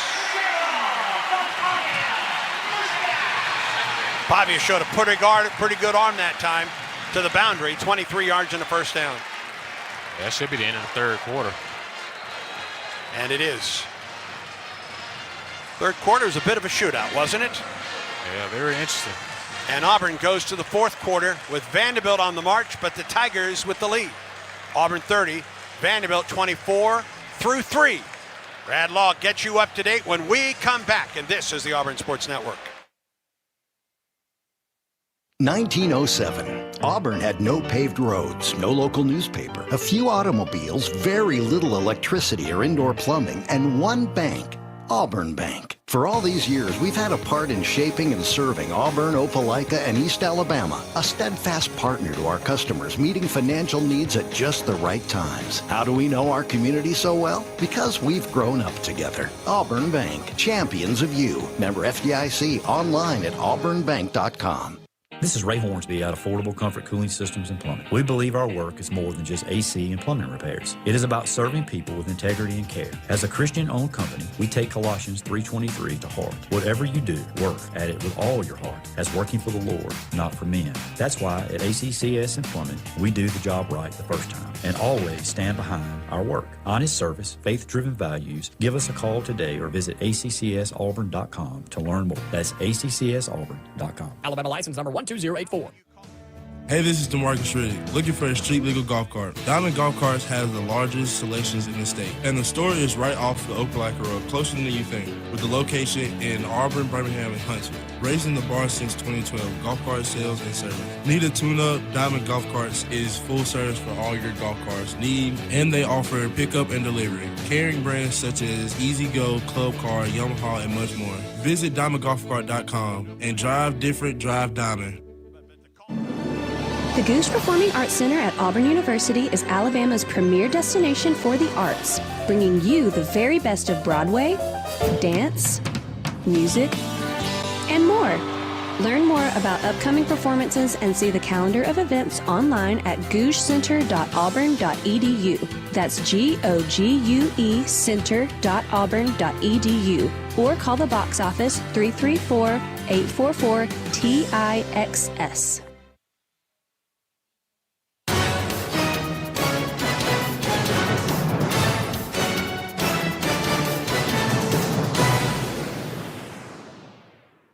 Its 10-point halftime lead and then reclaim it on its last drive of the third quarter. Auburn with 159 yards in the third quarter alone. Vanderbilt, though, with 204.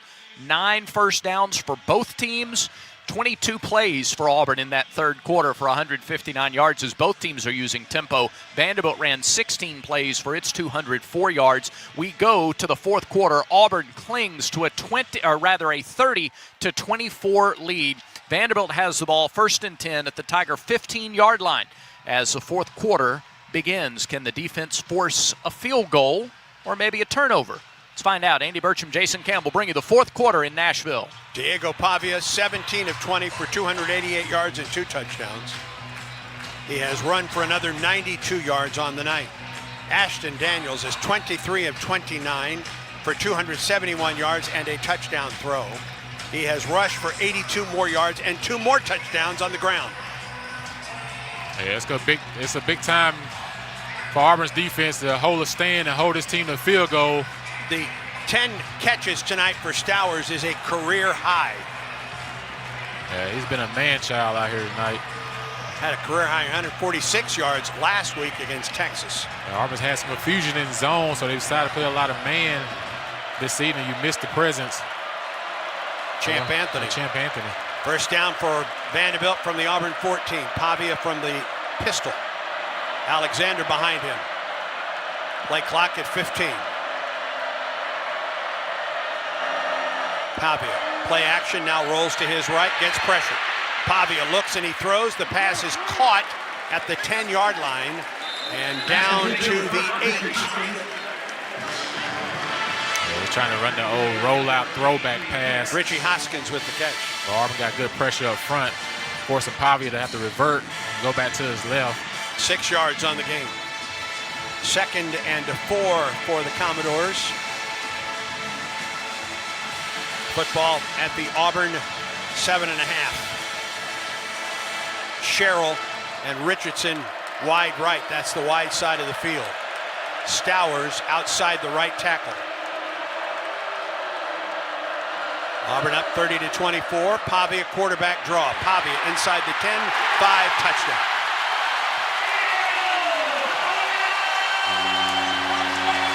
That is the first time Auburn's defense giving up more than 24 points this year.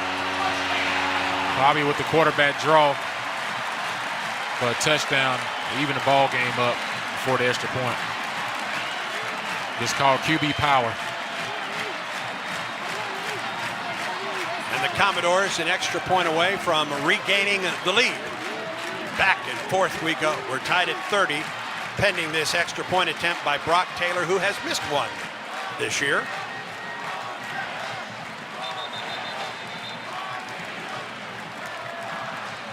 Official The field of timeout. the touchdown is under video review.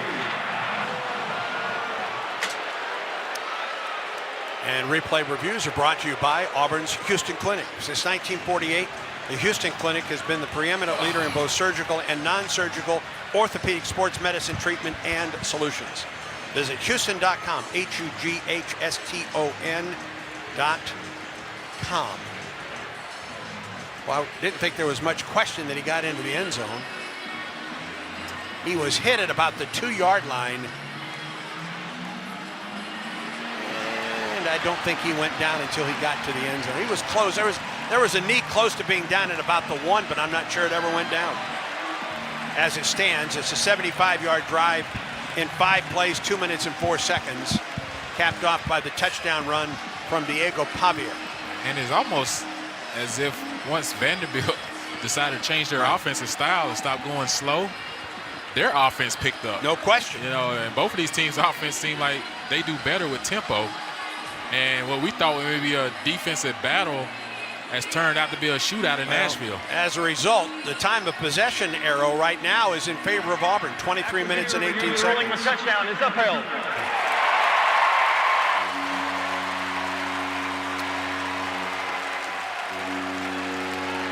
Pavia's second touchdown, or excuse me, initial touchdown run of the night. A touchdown run and 2 touchdown passes for Diego Pavia. And now Taylor is out for the extra point.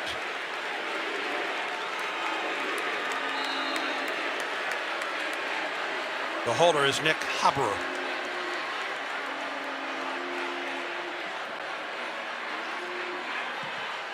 And Taylor boots it through. Kedrick Falk almost got a hand on that. 14:05 to go in the third. Excuse me, in the fourth. And the Commodores are back on top. Vanderbilt 31, Auburn 30. Auburn football continues in a moment.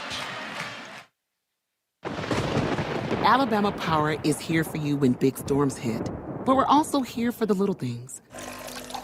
We're there to get the coffee started, to make sure everyone's ready for school, for midday dance breaks, and evening entertainment. We're also there to help you save on all that energy with easy-to-use tips, tools, and efficiency programs. So enjoy these moments. Kids, movie night. And we'll do the rest. Visit alabamapower.com and follow us on social to learn more. Hey, college football fans! I'd know you'd do anything for a win on game day and an ice-cold Bud Light. Because whether you're tailgating in the parking lot or parked on the couch, sitting on your lucky stool at the bar, or standing in the fan section all game long, the clean, crisp taste of Bud Light turns a win into a win-win. And there's nothing easier to enjoy than that. Bud Light. Easy to drink, easy to enjoy. Enjoy responsibly. Anheuser-Busch Bud Light Beer, St. Louis, Missouri. You've created a comfortable home office. Now let Carrier provide the cash bonus. For a limited time, you can claim up to $1,550 in cool cash rebates on a qualified Carrier home comfort system. There's never been a better time to upgrade to year-round premium comfort and energy savings. Carrier. Turn to the experts.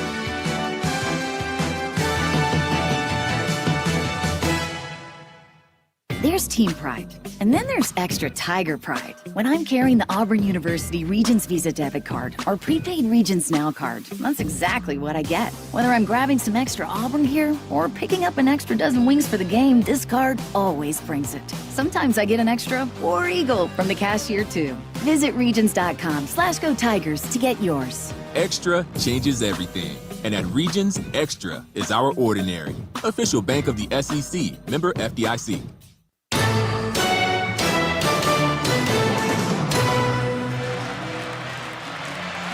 14:05 in the fourth. Vanderbilt 31, Auburn 30. Pleasant to take this kickoff. SeatGeek makes it easy to find tickets so you can be a part of all the action this season. Whether you're buying or selling football tickets, SeatGeek is the official ticket marketplace of Auburn football. Let's go, Tigers. SeatGeek.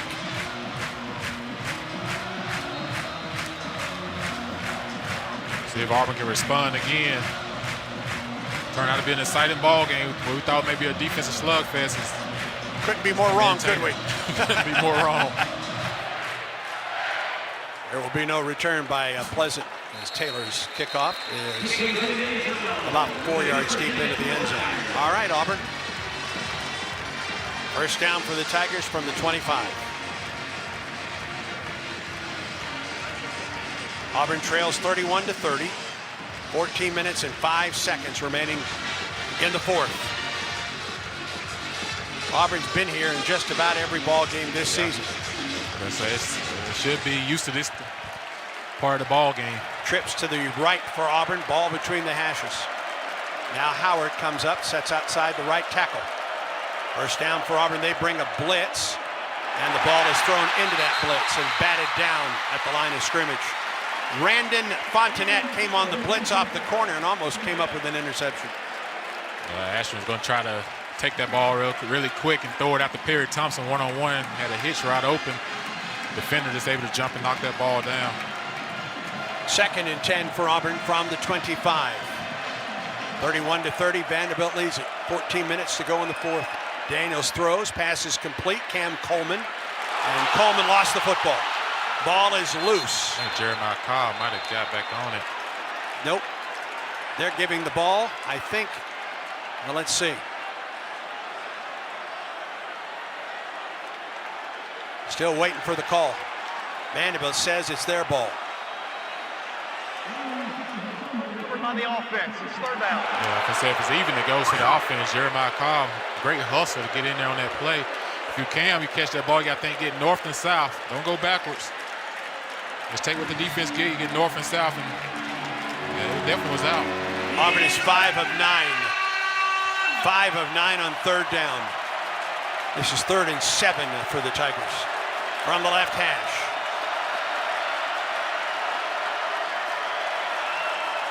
Vanderbilt jumped but got back. Howard wide right along with Singleton in the slot. An empty set for Ashton Daniels. They bring 5. Daniels rolls out of the pocket and is sacked back at the 20. And the ball came out, I think. Yeah, we could recover it again. Yeah. I think Mason Murphy. And that's a 3 and out when you just can't get one, friends. Yeah.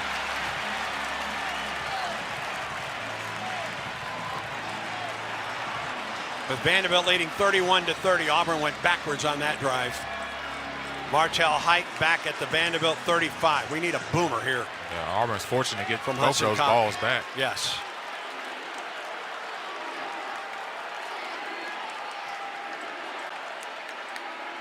A snap and the punt by Hudson Cock. End over end. Height at the 32-yard line and immediately taken down. Really good coverage that time down the field for the Tigers. A 47-yard punt. But with 12:01 to go in the fourth, does Vanderbilt change things and go to its more deliberate offense or just keep the hammer down right now? They lead Auburn 31-30. This is the Auburn Sports Network.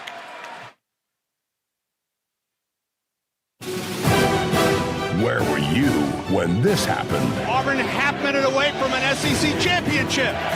7 on the shot clock. Glendale Green with 5. Jabari inside to the basket. Dunks it and gets fouled. A resounding dunk for an SEC championship for Jabari Smith. Don't miss the next heart-pounding moment on the Auburn Sports Network.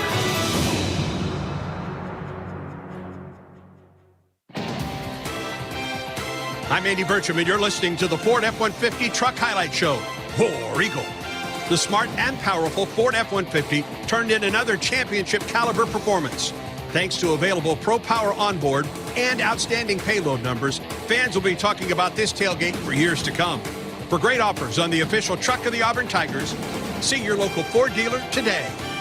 See owner's manual for important operating instructions. If you are a fighter, Modelo is your reward. So listen close. You put up with a lot, but you always hold it down for your people. You are strong, you are fearless, you are the baddest on the block. You are an elbow grease factory, a force of nature. You are not to be reckoned with. You are a ride or die, a powerhouse of productivity. You are a fighter, and Modelo is your reward. You've earned every last drop of this rich golden lager, so raise it up high. Modelo, the mark of a fighter. Drink responsibly. Beer imported by Crown Imports, Chicago, Illinois. Are you ready for your winning moment? Find it at Wind Creek Casino, where the action never stops. Hottest games, loosest spins, more ways to win. We've got the highest payouts and the most epic rewards. At Wind Creek, there's a win waiting for you around every corner. Wind Creek Casino. Find your winning moment. Gambling problem? Call 1-800-GAMBLER.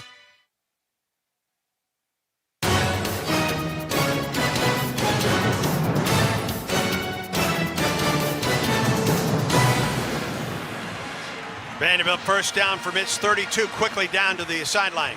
Brett Edens, a Cook's Pest Control sideline report. The keys to the rest of the game on defense are fundamentals.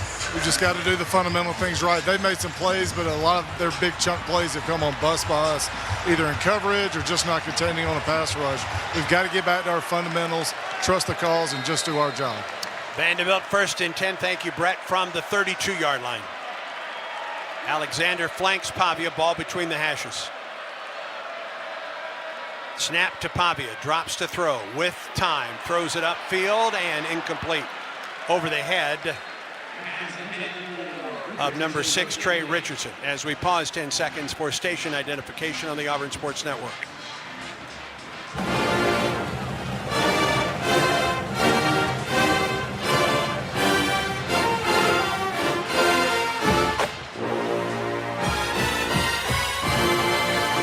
That offensive front for Vanderbilt's done a nice job of giving Pavia a pocket tonight. Auburn has 1 sack against him. Second and 10 from the 32 for the Commodores. Vandy leads Auburn 31-30. Spence goes in motion. He turned upfield too quickly. There's a sack, and a flag comes in. A flag thrown upfield, the sack by Xavier Atkins. The flag was thrown on the Vandy sideline from the 35-yard line. Flag. And they're going to get Auburn for a face mask. You've got to be kidding me. Personal foul, face mask, defense, number 14, 15-yard penalty, automatic first down. Gotta be kidding me. They got Rayshon Pleasant for a face mask, 35 yards away from the play, and the ball was going to the other side of the field when Pavia was coming down. Golly bum. I'm talking about you're about to get the ball on a 3rd and 17 situation, and you probably gonna get a short field, and you're away from the play and get a face mask. It just can't happen. Cannot. First down for the Commodores at the 48. They were facing 3rd and long. And now a first down out to the 48-yard line. He did it. Didn't let it go. Height wide left, double wide receivers right. Now Height goes in motion across the set to the wide side of the field. Pavia drops to throw. Pavia in the pocket, throws it. Pass is incomplete, almost intercepted. He overthrew Cole Spence, and he almost threw it to Elijah Melendez. Falk was the pressure on Pavia. 2nd and 10 for the Commodores.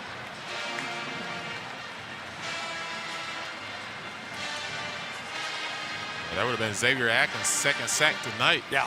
On that play. And more important, it would have put them in a 3rd and long situation. Yeah. 11:21, the clock is stopped. Vanderbilt on top of Auburn 31-30. Commodores 2nd and 10 from their 47. Pavia drops to throw out of the gun.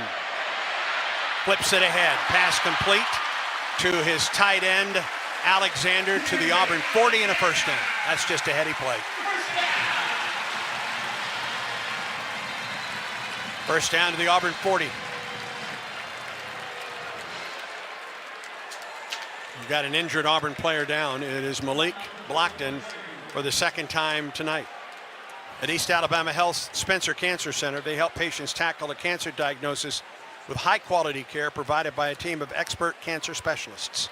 East Alabama Health, official partner of the Auburn Tigers. Blockton went down earlier, it appeared, with his left shoulder. He gets up and walks off the field under his own power. They continue to have a problem with that left shoulder. It's been bothering him every week. Yeah, and I'm not sure that that's the injury right here.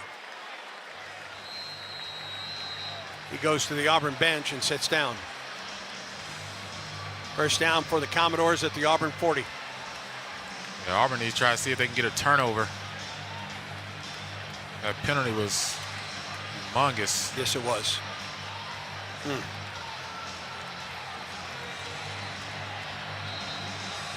First down at the Auburn 40, left hash mark. Alexander flanks Pavia with double wide receivers right.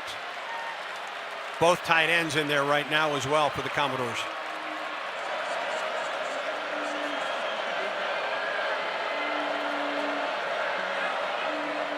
Pavia gonna run it.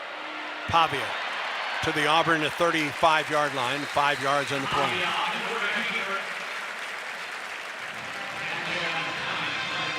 Pavia, design quarterback run. Auburn got to get lined up. 2nd and 5 from the 35. Pavia to throw it. Back across the middle, incomplete. Intended for Trey Richardson. Jay Crawford, they have gotten a hand on that one. A really nice job, Jay Crawford running man-to-man. Pavia trying to throw that skinny post to Trey Richardson. Now 3rd and 5. Big third down for Auburn defense. They decide to bring pressure. You definitely have to spy Pavia if you're Xavier Atkins here. 3rd and 5 from the Auburn 35. From the left hash, Sherrill goes in motion. Pavia rolls that way. He throws. Sherrill is wide open at the 30, up the sideline and out of bounds near the 20. Yeah, they ran the old sprint right pass. We got caught up in man. Ran 2 outside guys on the slant. It was almost like a pick play. To the Auburn 22, first down from the right hash. Pavia drops to throw it. Holding. Now rolls, gets pressured, throws, pass complete down to the 5-yard line to Eli Stowers. I'll mark him down at the 5.5. First and goal from the 5 for Vanderbilt. There's been a holding call. Kendrick Fulton ran up through there and got pulled by 2 guys. First and goal from the 5. Hand off to the tailback, and Alexander goes down at the line of scrimmage. Stopped by Chris Murray for the Tigers. 2nd and goal from the 5 for the Commodores, just outside the 5-yard line. Commodores come in there bigs. Stowers come out of the game.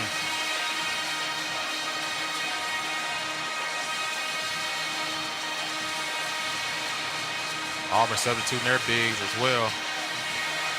Sherrill wide right. Single coverage with Jay Crawford. 3 tight ends set up. They're in the pistol with Young behind the quarterback from the left hash. Young, the carry, taken down behind the line of scrimmage, Jay Hardy. They'll lose a couple yards, back to the 9.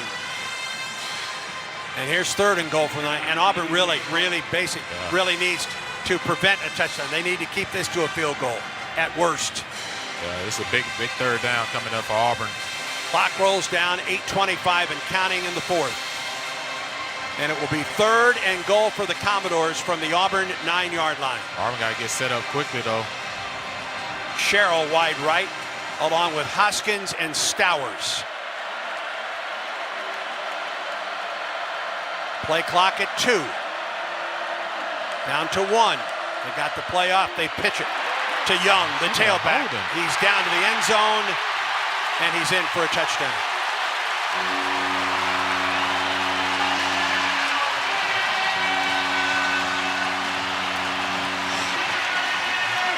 ran a quick pitch, dive option to the left. Yep, short side of the field. Pitch it off Keldrick Faulk. The linebacker got caught inside.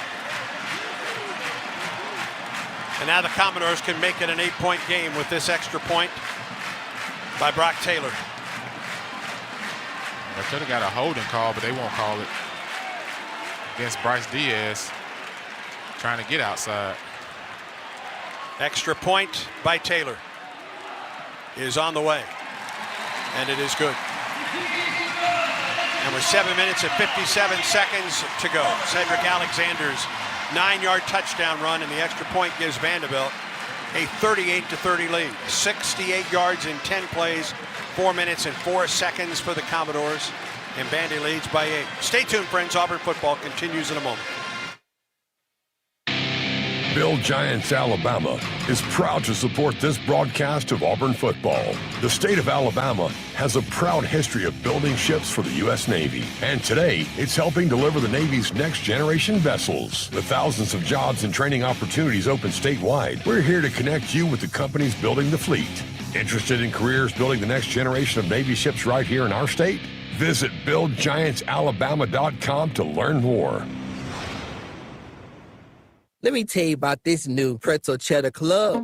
Hey, I'm Carlos. And I'm Ebony. And a little thing we love about the Chick-fil-A Pretzel Cheddar Club is the tangy Dijon with the pretzel bun. It takes it to a whole nother level. It goes perfectly with the chicken and the cheddar cheese and the bacon. Man, you know how much you love bacon.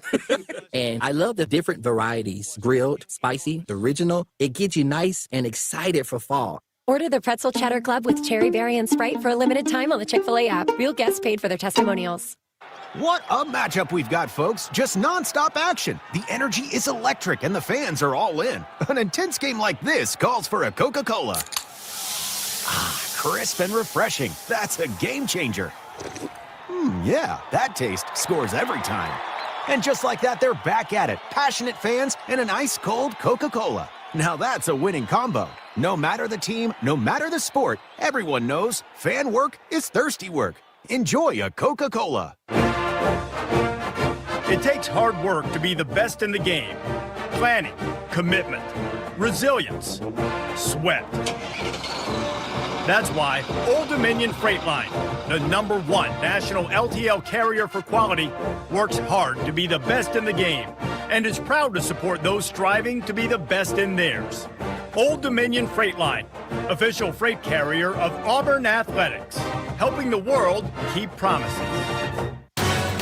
This is Auburn football. Back to more of the Tigers against the Commodores in Nashville.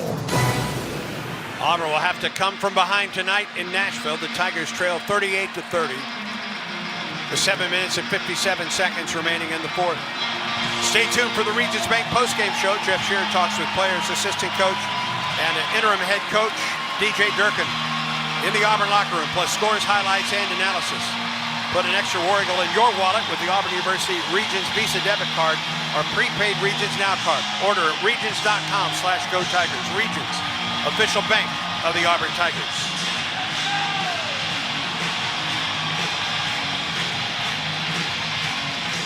Time for Auburn, you bet. Yeah, it's a big drive for Auburn offense. You got to try to drive down.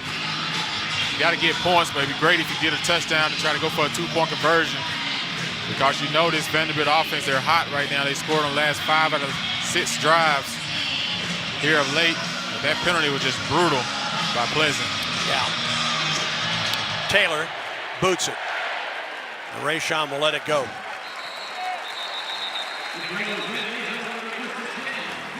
.7:57 remaining in the fourth, and Auburn trails by 8. On the night, Ashton Daniels is 24 of 31 for 274 yards and a touchdown. He has 16 carries for 75 yards and 2 touchdowns. He had 1 touchdown erased on the night on a hold. Continue to stick with your game plan. 9 penalties for 66 yards for Auburn, 2 for Vanderbilt for 10. First down for Auburn between the hashes. Daniels will run it. And Ashton for 4 yards. Gets close to the 30-yard line. Behind Murphy and Wright and Wade, the middle 3 for the Tigers.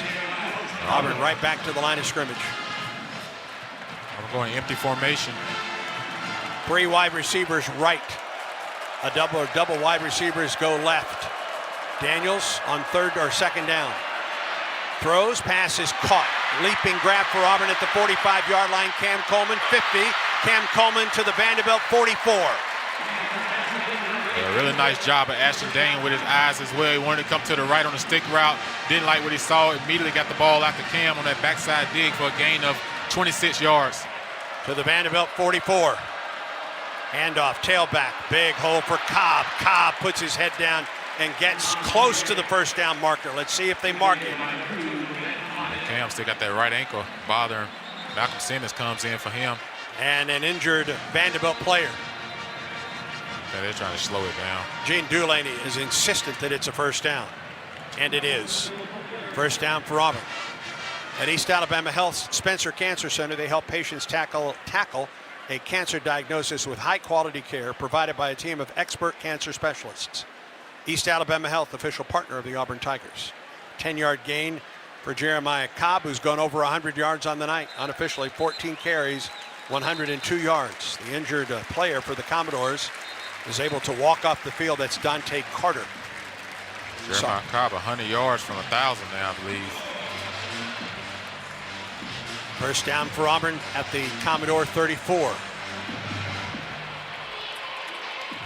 Clock stopped with 6:56 to go.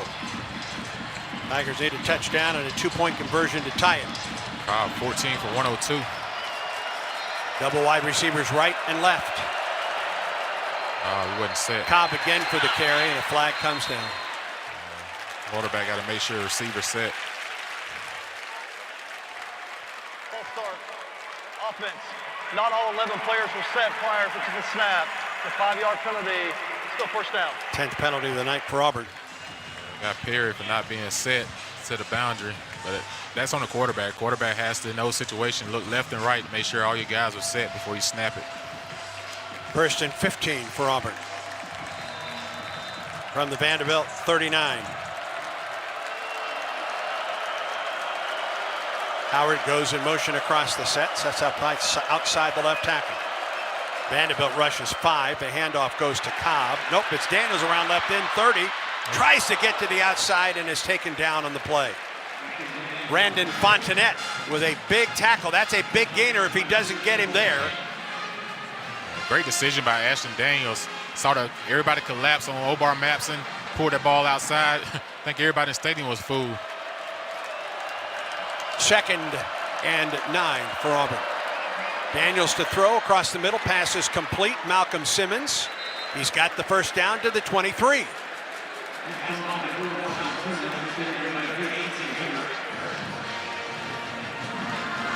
Clock rolls inside 6 minutes. Cobb back into the lineup for Auburn. Auburn going 2 tight ends on this play. Bringing in Tate Johnson. Yeah, Tate Johnson will set up outside the right tackle with Howard outside Tate. Single receivers right and left. Daniels play action in the pocket, throws it. Cam Coleman. Cam Coleman. Did he catch it? He did. He did. What a catch by Cam Coleman. 23 yards and a touchdown. Wow. What a catch by Cam. Holy cow. No, this guy's one-on-one, man. That's open to me.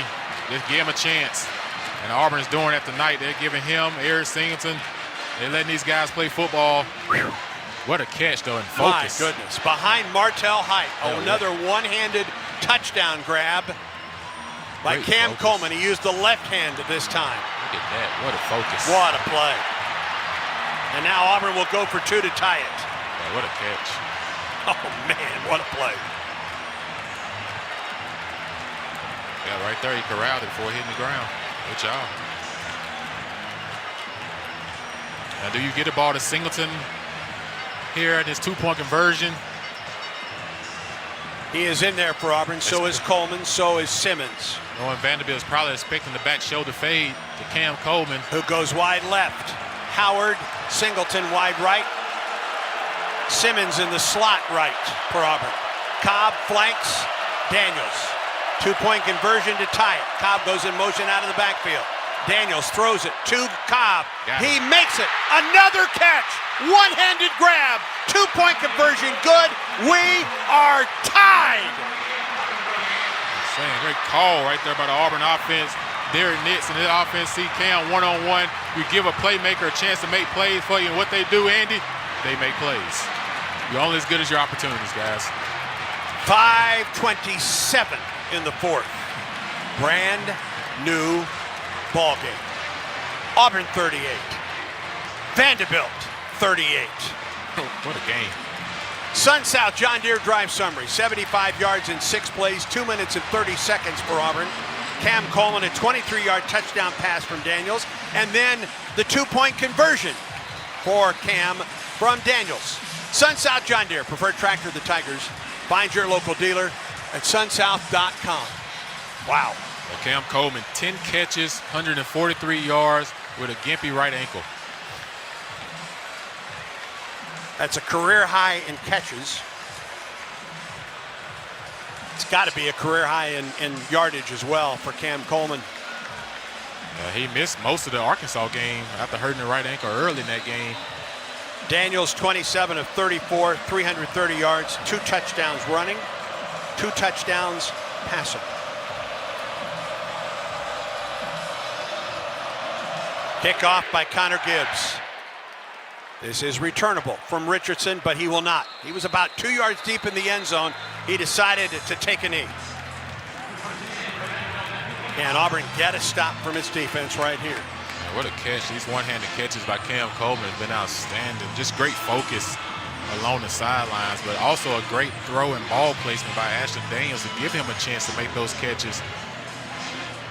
Career highs all over the field on both sides of the ball tonight. Both teams. Yeah, both teams tonight. It's been a shootout, man. Sure has. Yeah, and we all called it to be low scoring. Boy, we couldn't have been more wrong, huh? 76 points on the board. All right, Vanderbilt from the 25. Ball between the hashes.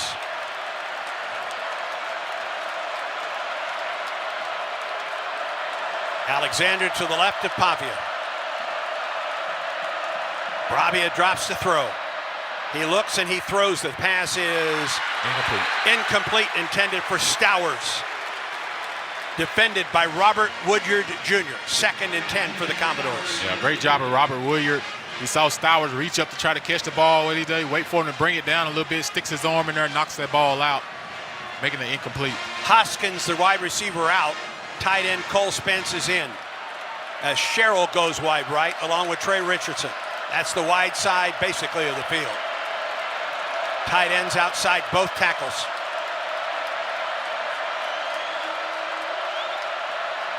Second and 10. Pavia throws it across the middle. Pass is caught. Stowers immediately hit a yard shy of the first down by Jacquez Robinson. Well, Stowers going to be down on that one a little bit. Probably knocked the breath out of him. He is slow to get up, and the athletic training staff for Vanderbilt comes out to tend to Eli Stowers.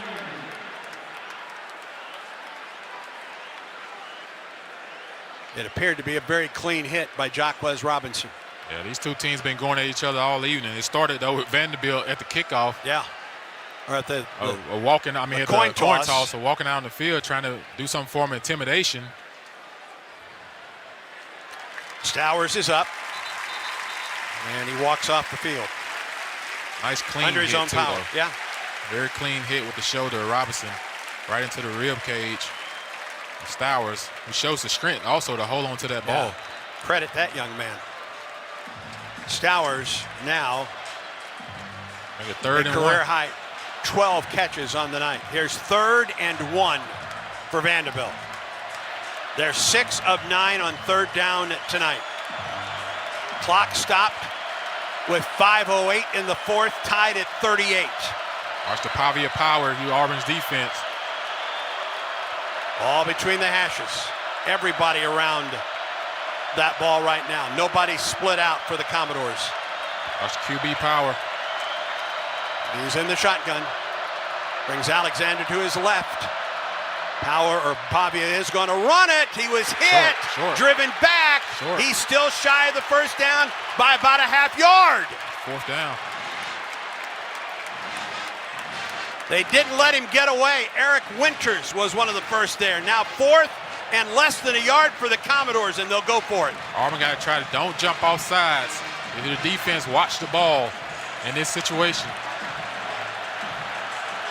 4th and a half yard.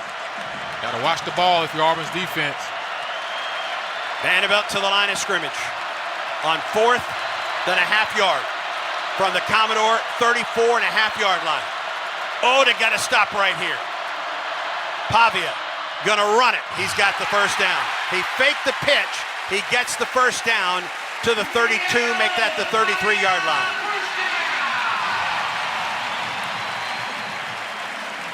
Kind of gutsy call, right? Sure was, and it paid off. Paid off. Clock rolls down. 3:42 and counting. Tied at 38 in Nashville. Auburn and number 16 Vanderbilt. Hoskins, Sherrill wide right. Double receivers left. That includes Eli Stowers, along with Trey Richardson. Play clock at 4. The snap. It's a false start. It not only should have been a false start, it should have been delay of game, and they get 9 yards on the carry. Yeah, it's probably been a false start. Is there a flag that was thrown upfield? Or is there an injured Auburn player? The injured Auburn player is Jaquez Robinson that is down. Well, I'd love to see that play again. On the left side of the ball, that's a movement. Jaquez, they look at his left leg. As it is, it's a 9-yard gain for Vanderbilt, 2nd and 1.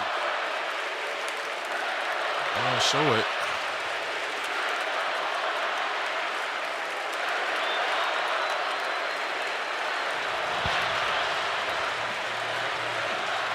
Jaquez was running off the field, then it went down. You can hear the Auburn crowd behind that Auburn bench on the other side. 2nd and 1 for the Commodores. Clock stopped with 3:01 to go in the 4th. Auburn and Vandy tied at 38. Oh, for a turnover. Yeah. Holy cow, yeah, we need something. We need a big play here defensively. Knock a ball out, get a tip ball or something. Try to get back possession of this football. Pavia is 22 of 29 for 346 yards tonight. He threw for 365 last week at Texas. That was a career high. Yeah, it's not their offense got better once they picked up tempo as well.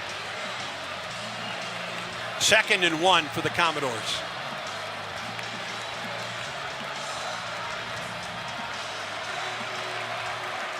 Sherrill goes wide right along with Richardson. Tight ends stack up outside the right tackle. Vanderbilt in the pistol as Cole Spence now sets up outside the left tackle, the tight end. Handoff, Alexander hit by number 17, Xavier Atkins, and he loses about 3 yards on the play. They say, mama, there goes that man again. Xavier Atkins shot through there like a cannon. They hit the running back in the backfield for a loss on the game. His 8th tackle of the night. 3rd and 3 for the Commodores. Pavia in an empty set. Timeout. We're down to the 2-minute timeout. Let's go, guys. Woo! Tied at 38. 2 minutes to go in the 4th quarter. Actually, a minute 50 to go in the 3rd quarter. Tied at 38. We're back to more in Nashville. This is the Auburn Sports Network. Live Sports Radio, bringing you inside Neville Arena for all the action of men's and women's basketball game day with no delay. Every dunk, block shot, and steal, plus all the analysis from our Hall of Fame coaches, all with no delay. $25 new or $10 to reprogram the one you already have. Also, use it for every broadcast of home baseball and softball games this spring, all with no delay. With Live Sports Radio, presented by Alpha Insurance. Since 1949, the Houston Clinic has served as the preeminent leader in both surgical and non-surgical orthopedic sports medicine treatment and solutions. Their vibrant 75-year legacy demonstrates a deep commitment to serving the local community and its members. Utilizing the latest technology while providing exceptional patient care keeps Houston Clinic at the forefront in sports medicine and patient satisfaction. 334-826-2090 or visit us online at houston.com. Houston Clinic. Research, education, treatment. No one gets you closer to the game than Sirius XM College Sports Radio. For the win! Got it! Let's go! Tune in for news, talk, and analysis from the offseason through regular season and into the postseason. We've got your team covered anywhere you go. Deep to center field! Oh, it's gone! Get a free trial at SiriusXM.com/College Sports Radio 2025.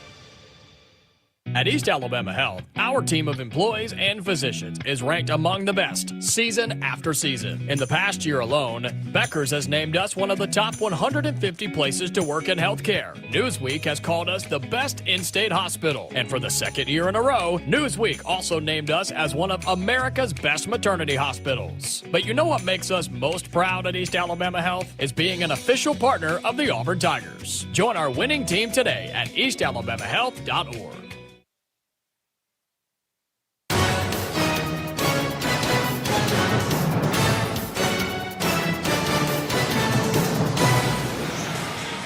They have reset the clock. It's 2 minutes to go. That was a 2-minute timeout. And Vanderbilt has 3rd and 3 at its 45-yard line. Vandy needs the 48. I expect Auburn in line, everybody up on the line of scrimmage, at least 7 guys, if not 8, and cut every lane off from Pavia being able to run inside. Let's see if you can get quick pressure on him, but I would definitely press Stowers in the slot and not let him get off clean. Stowers in the slot to the left. Sherrill splits wide right, or excuse me, wide left. And it's an empty set for Diego Pavia. Watch the inside slant. Auburn puts 6 at the line of scrimmage. They now bring Stowers in motion. Pavia rolls that way. He looks, he throws. The pass is complete to the 50. And a flag comes in. It's going to be a face mask against Auburn.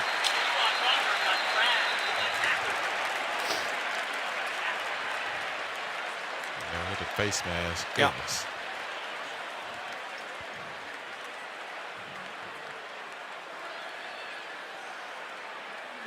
Catch was complete for a first down to the Auburn 49. Now Personal the flag. Foul. Face mask. Defense. Number 28. 50 yards to the out to the end of the play. First down. And now Vanderbilt's in field goal range. The penalties just hurt us tonight. Vanderbilt at the 34. And now they can work the clock too. Right. Now Auburn got to think about trying to stop him 3 and out here and use 3 timeouts. Hoskins with the catch. Time. And then he was face masked. First down for the Commodores at the Auburn 34. Game on the line, tied at 38. With 1 minute, 40 seconds and counting. Auburn's got to think timeout at each play here, try to get him, hold him to a long field goal. 3 backs are in there surrounding Pavia.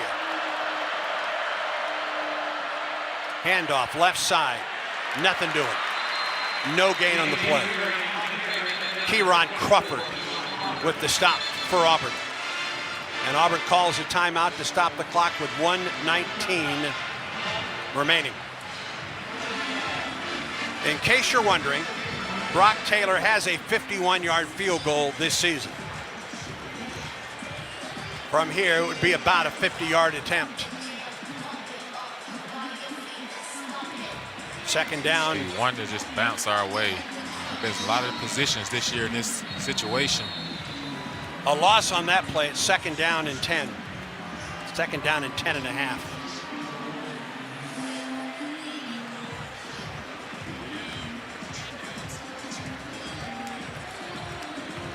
Auburn has been whistled for 11 penalties tonight. Vandy for 2. Penalties has been the difference, and penalties that come at the wrong time. Auburn's had personal foul penalties on Auburn or Vanderbilt's last 2 drives.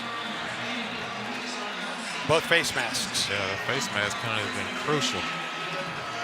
2nd and 10 and a half for the Commodores. See if Auburn can force a bad play by Vanderbilt here on 2nd down and not get the ball out. Sherrill wide left. Stowers sets up outside the right tackle.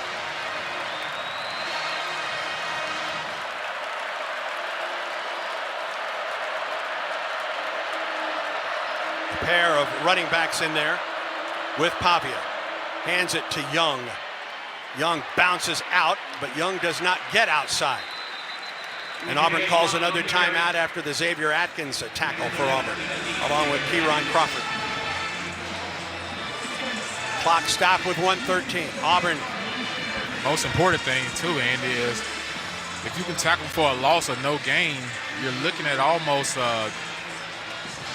49, 50-yard field goal. Right. Taylor has a 51-yarder this season. If you can get great push, if you can get up. His career long is 57, so. If you can get great push up the middle with big, tall guys like Keldrick Faulk, you never know if you can get a tip on that ball and recover it. Give Auburn an opportunity to try to take a couple shots to field goal range. Auburn, regardless, trying to just some time after. Right. Trying to have some time after to deal with from an offensive standpoint. This is 3rd and 9 for the Commodores. A face mask penalty, and there's no question it was a face mask, has put Vanderbilt in this position. Auburn going Bobby James Travis, Keldrick Faulk, Kieron Crawford, all on the line of scrimmage. Look like they're showing cover 0. See if they decide to get out of it or bring pressure.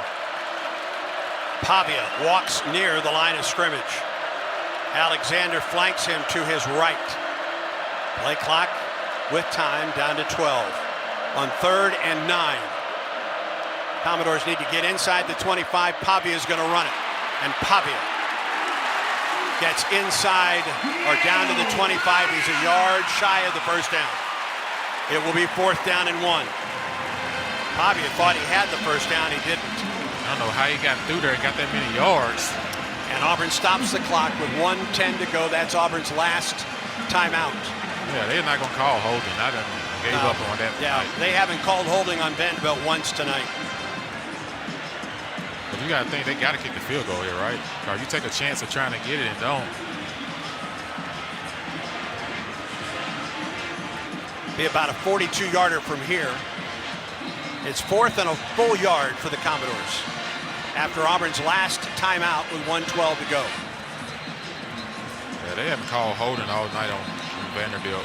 And I've seen a couple, not complain, but if you're going to call it one way, you got to call it the other way too. But Auburn could get a hand on this field goal. We've seen it happen before this year. Xavier Atkins now with 15.5 tackles for loss this season. It's the most by an inside linebacker in a season in Auburn history. Yeah, Auburn went with 0 blitz. Was trying to knock them even further out of field goal range or make it a longer field goal, but Pavia able to slip through a hole.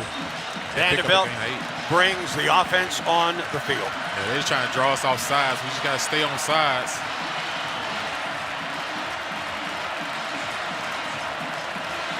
Nose of the football at the 25. They need the 24 for a first down.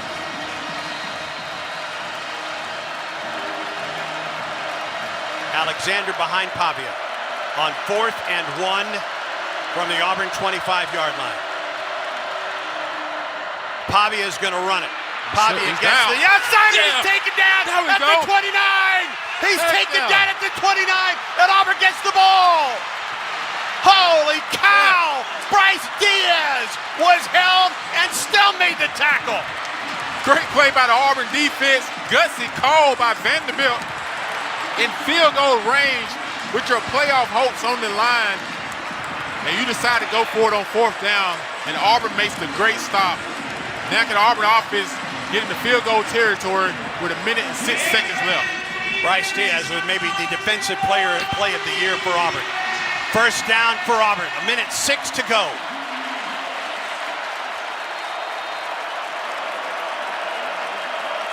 First down from the 28, the snap, the throw, pass complete. Perry Thompson to the 35, got to get back to the line of scrimmage quickly. Clock rolls down inside 1 minute. Empty set for Ashton Daniels. 2nd down and 3 for Auburn, and Auburn moved.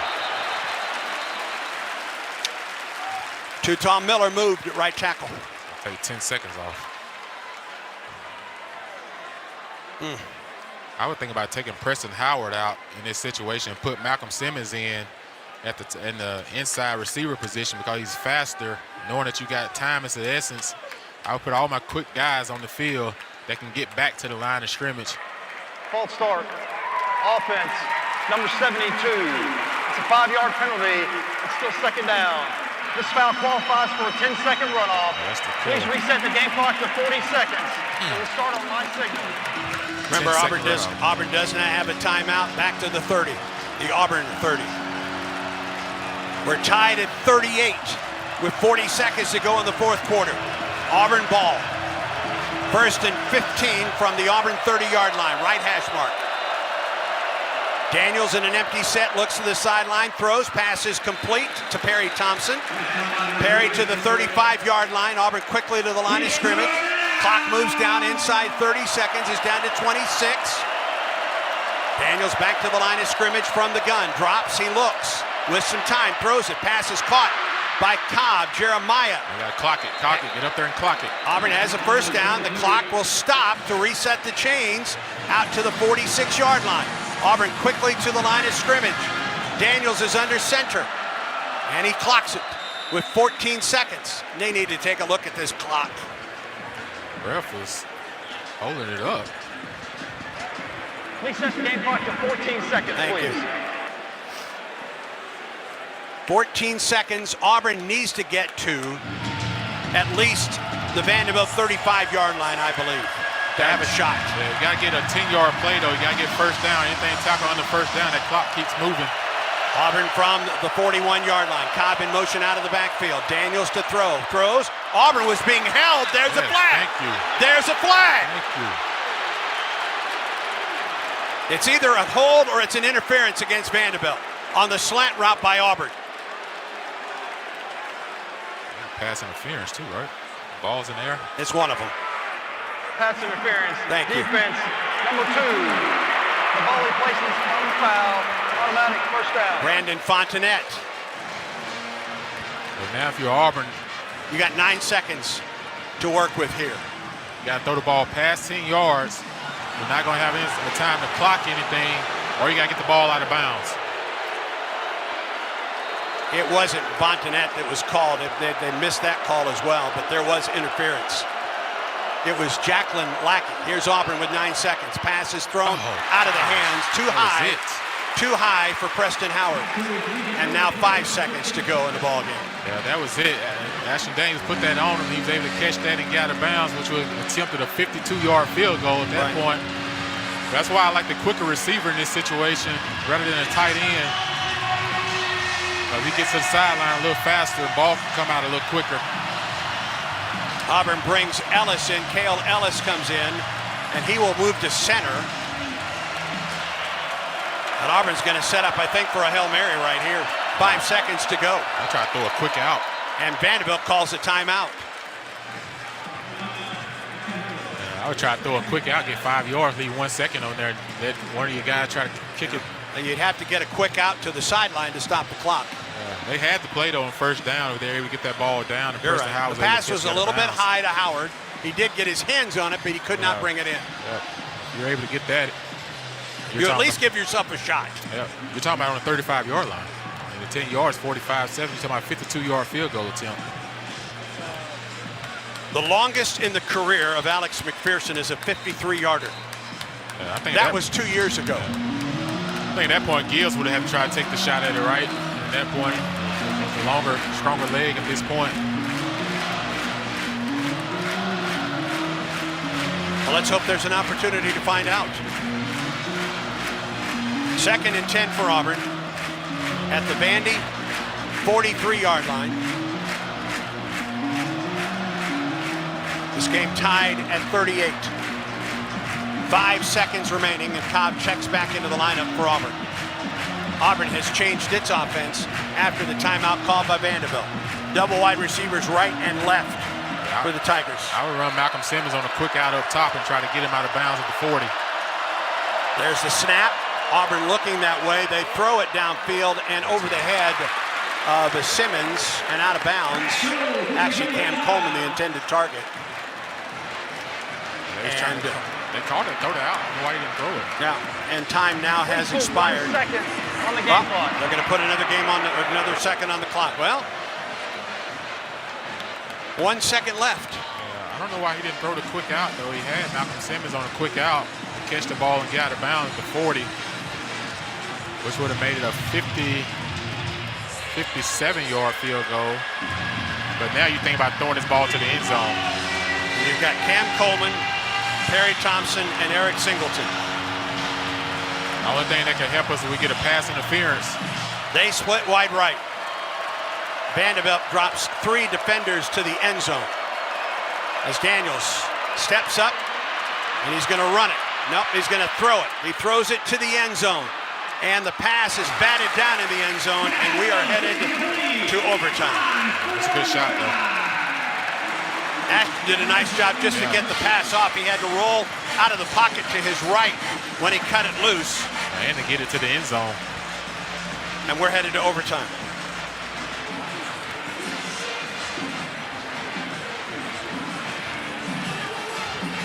And we'll send it upstairs, get an update on the rest of the Southeastern Conference in the country. Brad Law, go ahead. All right, Andy, thank you very much. Interestingly, last time Auburn played a first game with an interim coach, Mississippi State, 2022. That game on the road went to overtime. See if the Tigers come up on the right end of it tonight. Elsewhere in the league, Florida and Kentucky are underway. They've played 2.5 minutes in Lexington. No score yet. Gators with the ball on their first drive of the game. Everything else is final. LSU and Alabama still to come. Those finals, third-ranked Texas A&M leaned on number 22 Missouri all day long. Aggies built a 14-0 halftime lead, extended it in the second half. Texas A&M beats up on Missouri 38-17 today at Faurot Field. So the Aggies are now 9-0 overall, 6-0 in the SEC for the first time in program history. Fifth-ranked Georgia bullied Mississippi State 41-21 today. Gunnar Stockton threw 3 touchdown passes, and Georgia rushed for 300 yards on their way to a 6-1 SEC record. Mississippi State drops to 5-5 overall. Sixth-ranked Ole Miss played out of conference today. The Rebels beat up on the Citadel 49-0 in Oxford. Trinidad Chambliss 333 passing yards and 3 touchdowns. Top 25, top 10, especially a story of survival today.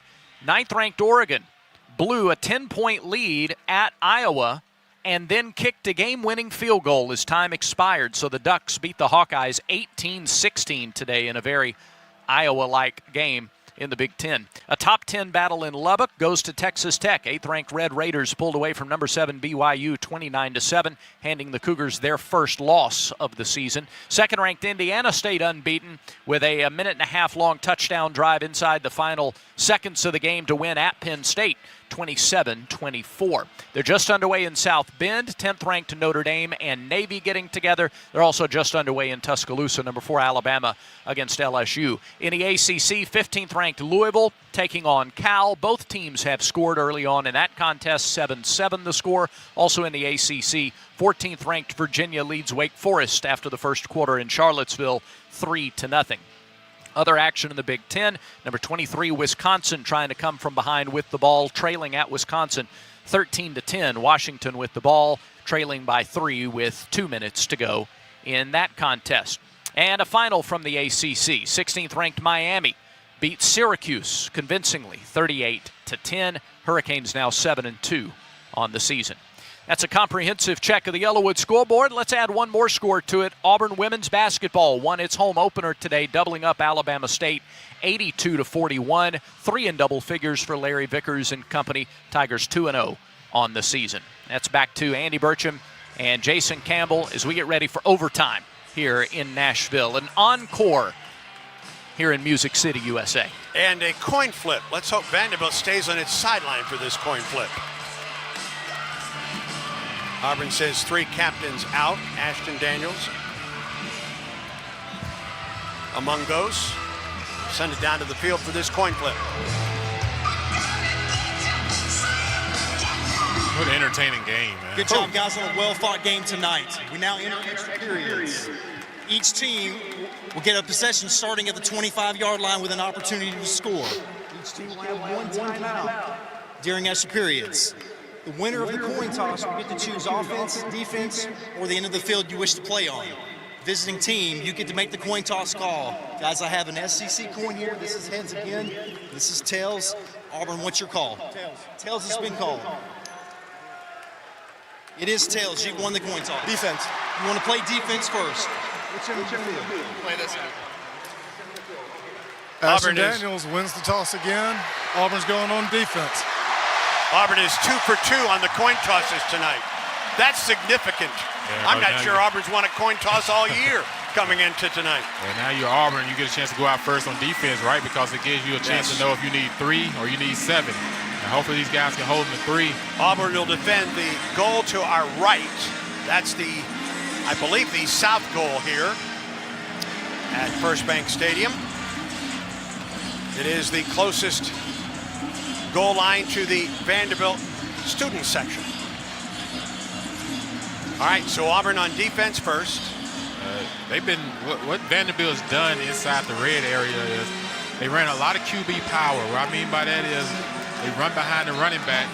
They utilize Cedric as the lead blocker for Pavia, and they ran these sprint passes where they try to get him outside in coverage. We'll see if they put a body on Stowers and not let him get easy access off the line of scrimmage. Pavia, 30 of 40 for 353 yards and a touchdown. Make that 23 of 30 for 352 yards and 2 touchdowns. Ball between the hashes. 1st and 10 for the Commodores at the 25 in overtime. From the gun, Pavia. Play action with time. Throws it to the boundary and out of bounds. He was trying to set up Stowers. Auburn defending Xavier Atkins with some help over the top from Caleb Harris. They try to run a wheel route with Stowers. Defended really well by Auburn's defense. 2nd and 10 from the 25 in overtime for the Commodores. Xavier Atkins, really nice job. You can hear the Auburn crowd. Let's go Auburn.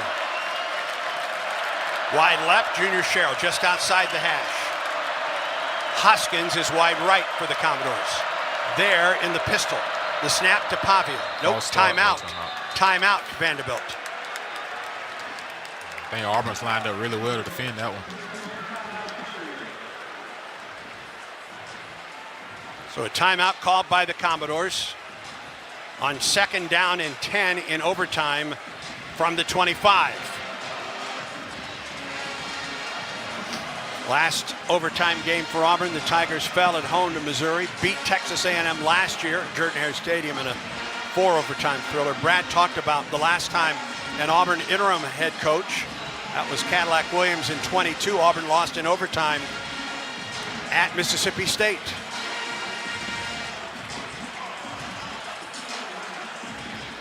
DJ Durkin trying to get his first Auburn win here tonight. Will need to come in overtime to get there. Auburn is off next week. Mercer in town. It's a critical part of Auburn's season. You know, you're still fighting for bowl eligibility, but most importantly, you're fighting for the respect of the program to get back. This is a talented roster with a lot of guys with a lot of heart, still with a lot of fight on this football field. Things like this prepare you for your future. Hoskins and Sherrill and Stowers line up in a bunch left. Richardson wide right. Empty set for Pavia. Now Richardson goes in motion. They flood the left side. Pavia in traffic, throws a bath across the middle at the 10.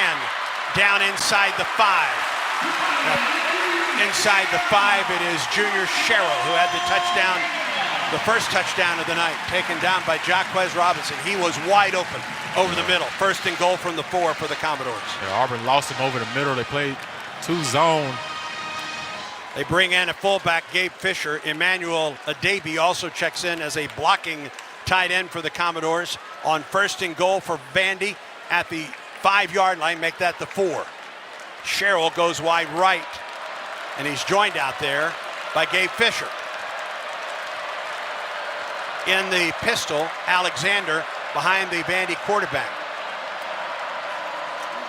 Pavia, jump pass, wide open in the end zone, touchdown. Cole Spence.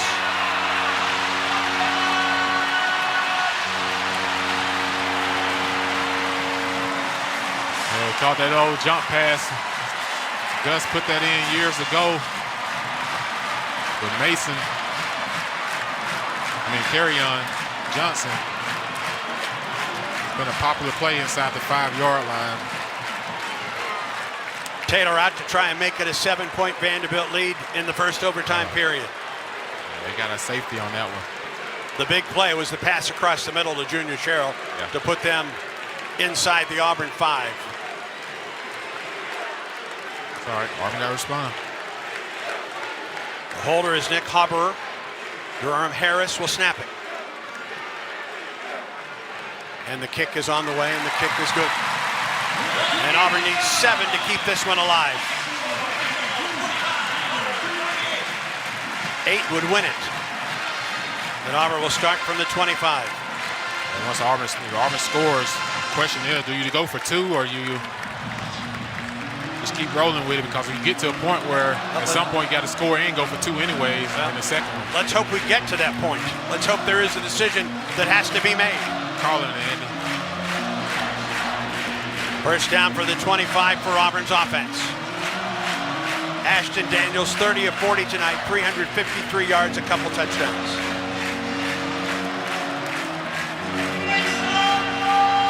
First down play is the most important in these situations. Perry Thompson goes wide right. He's joined in the slot right by Singleton. Cam Coleman wide left and getting single coverage there. Now Howard comes in motion. Sets up outside the right tackle. Daniels out of the gun. Looks. Now rolls to his left. Throws it out of bounds over the head of Cam Coleman. He just basically threw it away. Good arm strength to get that ball. Sure was. Over Cam Coleman with the guy hanging on him. Linus Zunk, a 6'6" senior from Berlin, Germany, put some pressure on the Auburn quarterback, who was able to get it out of bounds and sets up second down and 10 from the 25-yard line. Cobb to the right of Daniels. Double wide receivers right for the Tigers. Now Perry Thompson goes in motion. Cobb, the handoff right up the middle, 25, he's to the 15. First down. And that should be an Auburn first down. Good call. Moves the chains, first and 10 from the Vanderbilt 15-yard line in overtime. 10 more yards for Cobb on the night. That gives him 112 unofficially on the evening. First down from the 15 in overtime for Auburn. Singleton comes in motion, now back the other way.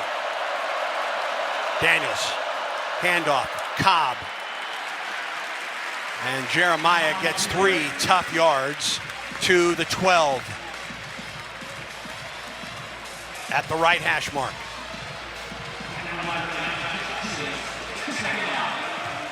Coleman wide left, Singleton wide left, Howard in the slot to the left. Omar Mabson is checked into the game in the slot to the right with Perry Thompson. An empty set for Ashton Daniels. 15 on the play clock. Second down and 7 for Auburn. Play clock at 8. Snap to Daniels. He throws it to Singleton, trying to get to the outside. Singleton ridden down on the play. Randon Fontenette, no gain in the play. Here's third down and 7. Fontenette, one of those big star players, playing that star position for Vanderbilt, 6'2", 220-pound junior, showing you his speed and size as well. Third down, Auburn lines up in empty formation. 3rd and 7 from the left hash. Trips to the right for Auburn. Daniels looks to the Auburn sideline for the call. Play clock down to 10 on 3rd and 7 for Auburn from the Vanderbilt 12-yard line in overtime. The snap to Daniels. Throws it across the middle for Singleton. He was held. No foul called. He was held on the slant route across the middle. Where's the flag at? He definitely held him. They had exactly what they wanted. Singleton made a stutter move inside. He was going to slip down the middle. He grabbed him. He was held by Jalen Lackey, and it wasn't called. Now 4th down for Auburn. Tigers need at least a 1st down to keep this one alive. 4th and 7. Daniels from the left hash. Trips to the right. Double wide receivers left, and Auburn uses its timeout. How you not call that? It's unbelievable. Yeah. Unbelievable. Happens right in the middle of the field. I'm like, he ran a stutter move, and he grabbed him because he was going to be wide open for a touchdown, and he grabbed him. He pulled him. Let's pause 10 seconds for station identification on the Auburn Sports Network.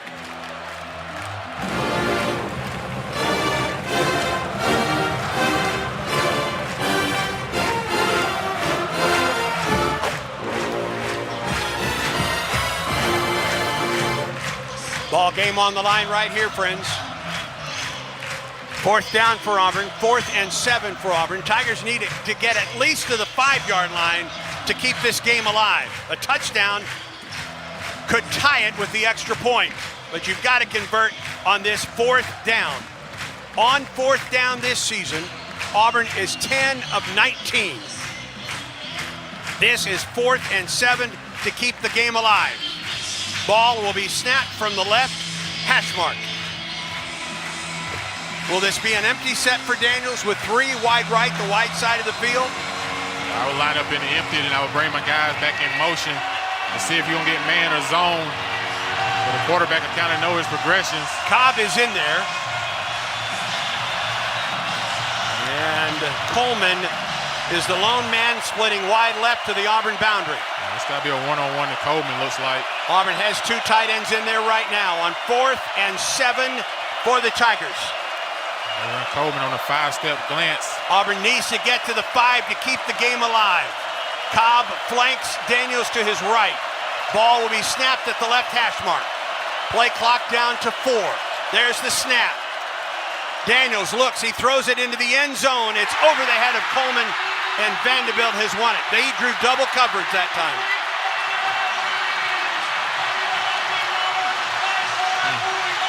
A hard-fought game for Auburn. On the road against the number 16 team in the country. The opportunity to win it in the end. Guys fought extremely hard tonight. I just don't understand how you can't get a call on 3rd down when a guy grabs Eric Singleton running a double move down the middle. He completely grabs him around the hips and prevent him to getting open. And the Commodores win a thriller, an absolute heartbreaker tonight for Auburn. Vanderbilt 45, Auburn 38 in overtime. Stay tuned. Auburn football continues in a moment. Throw a flag before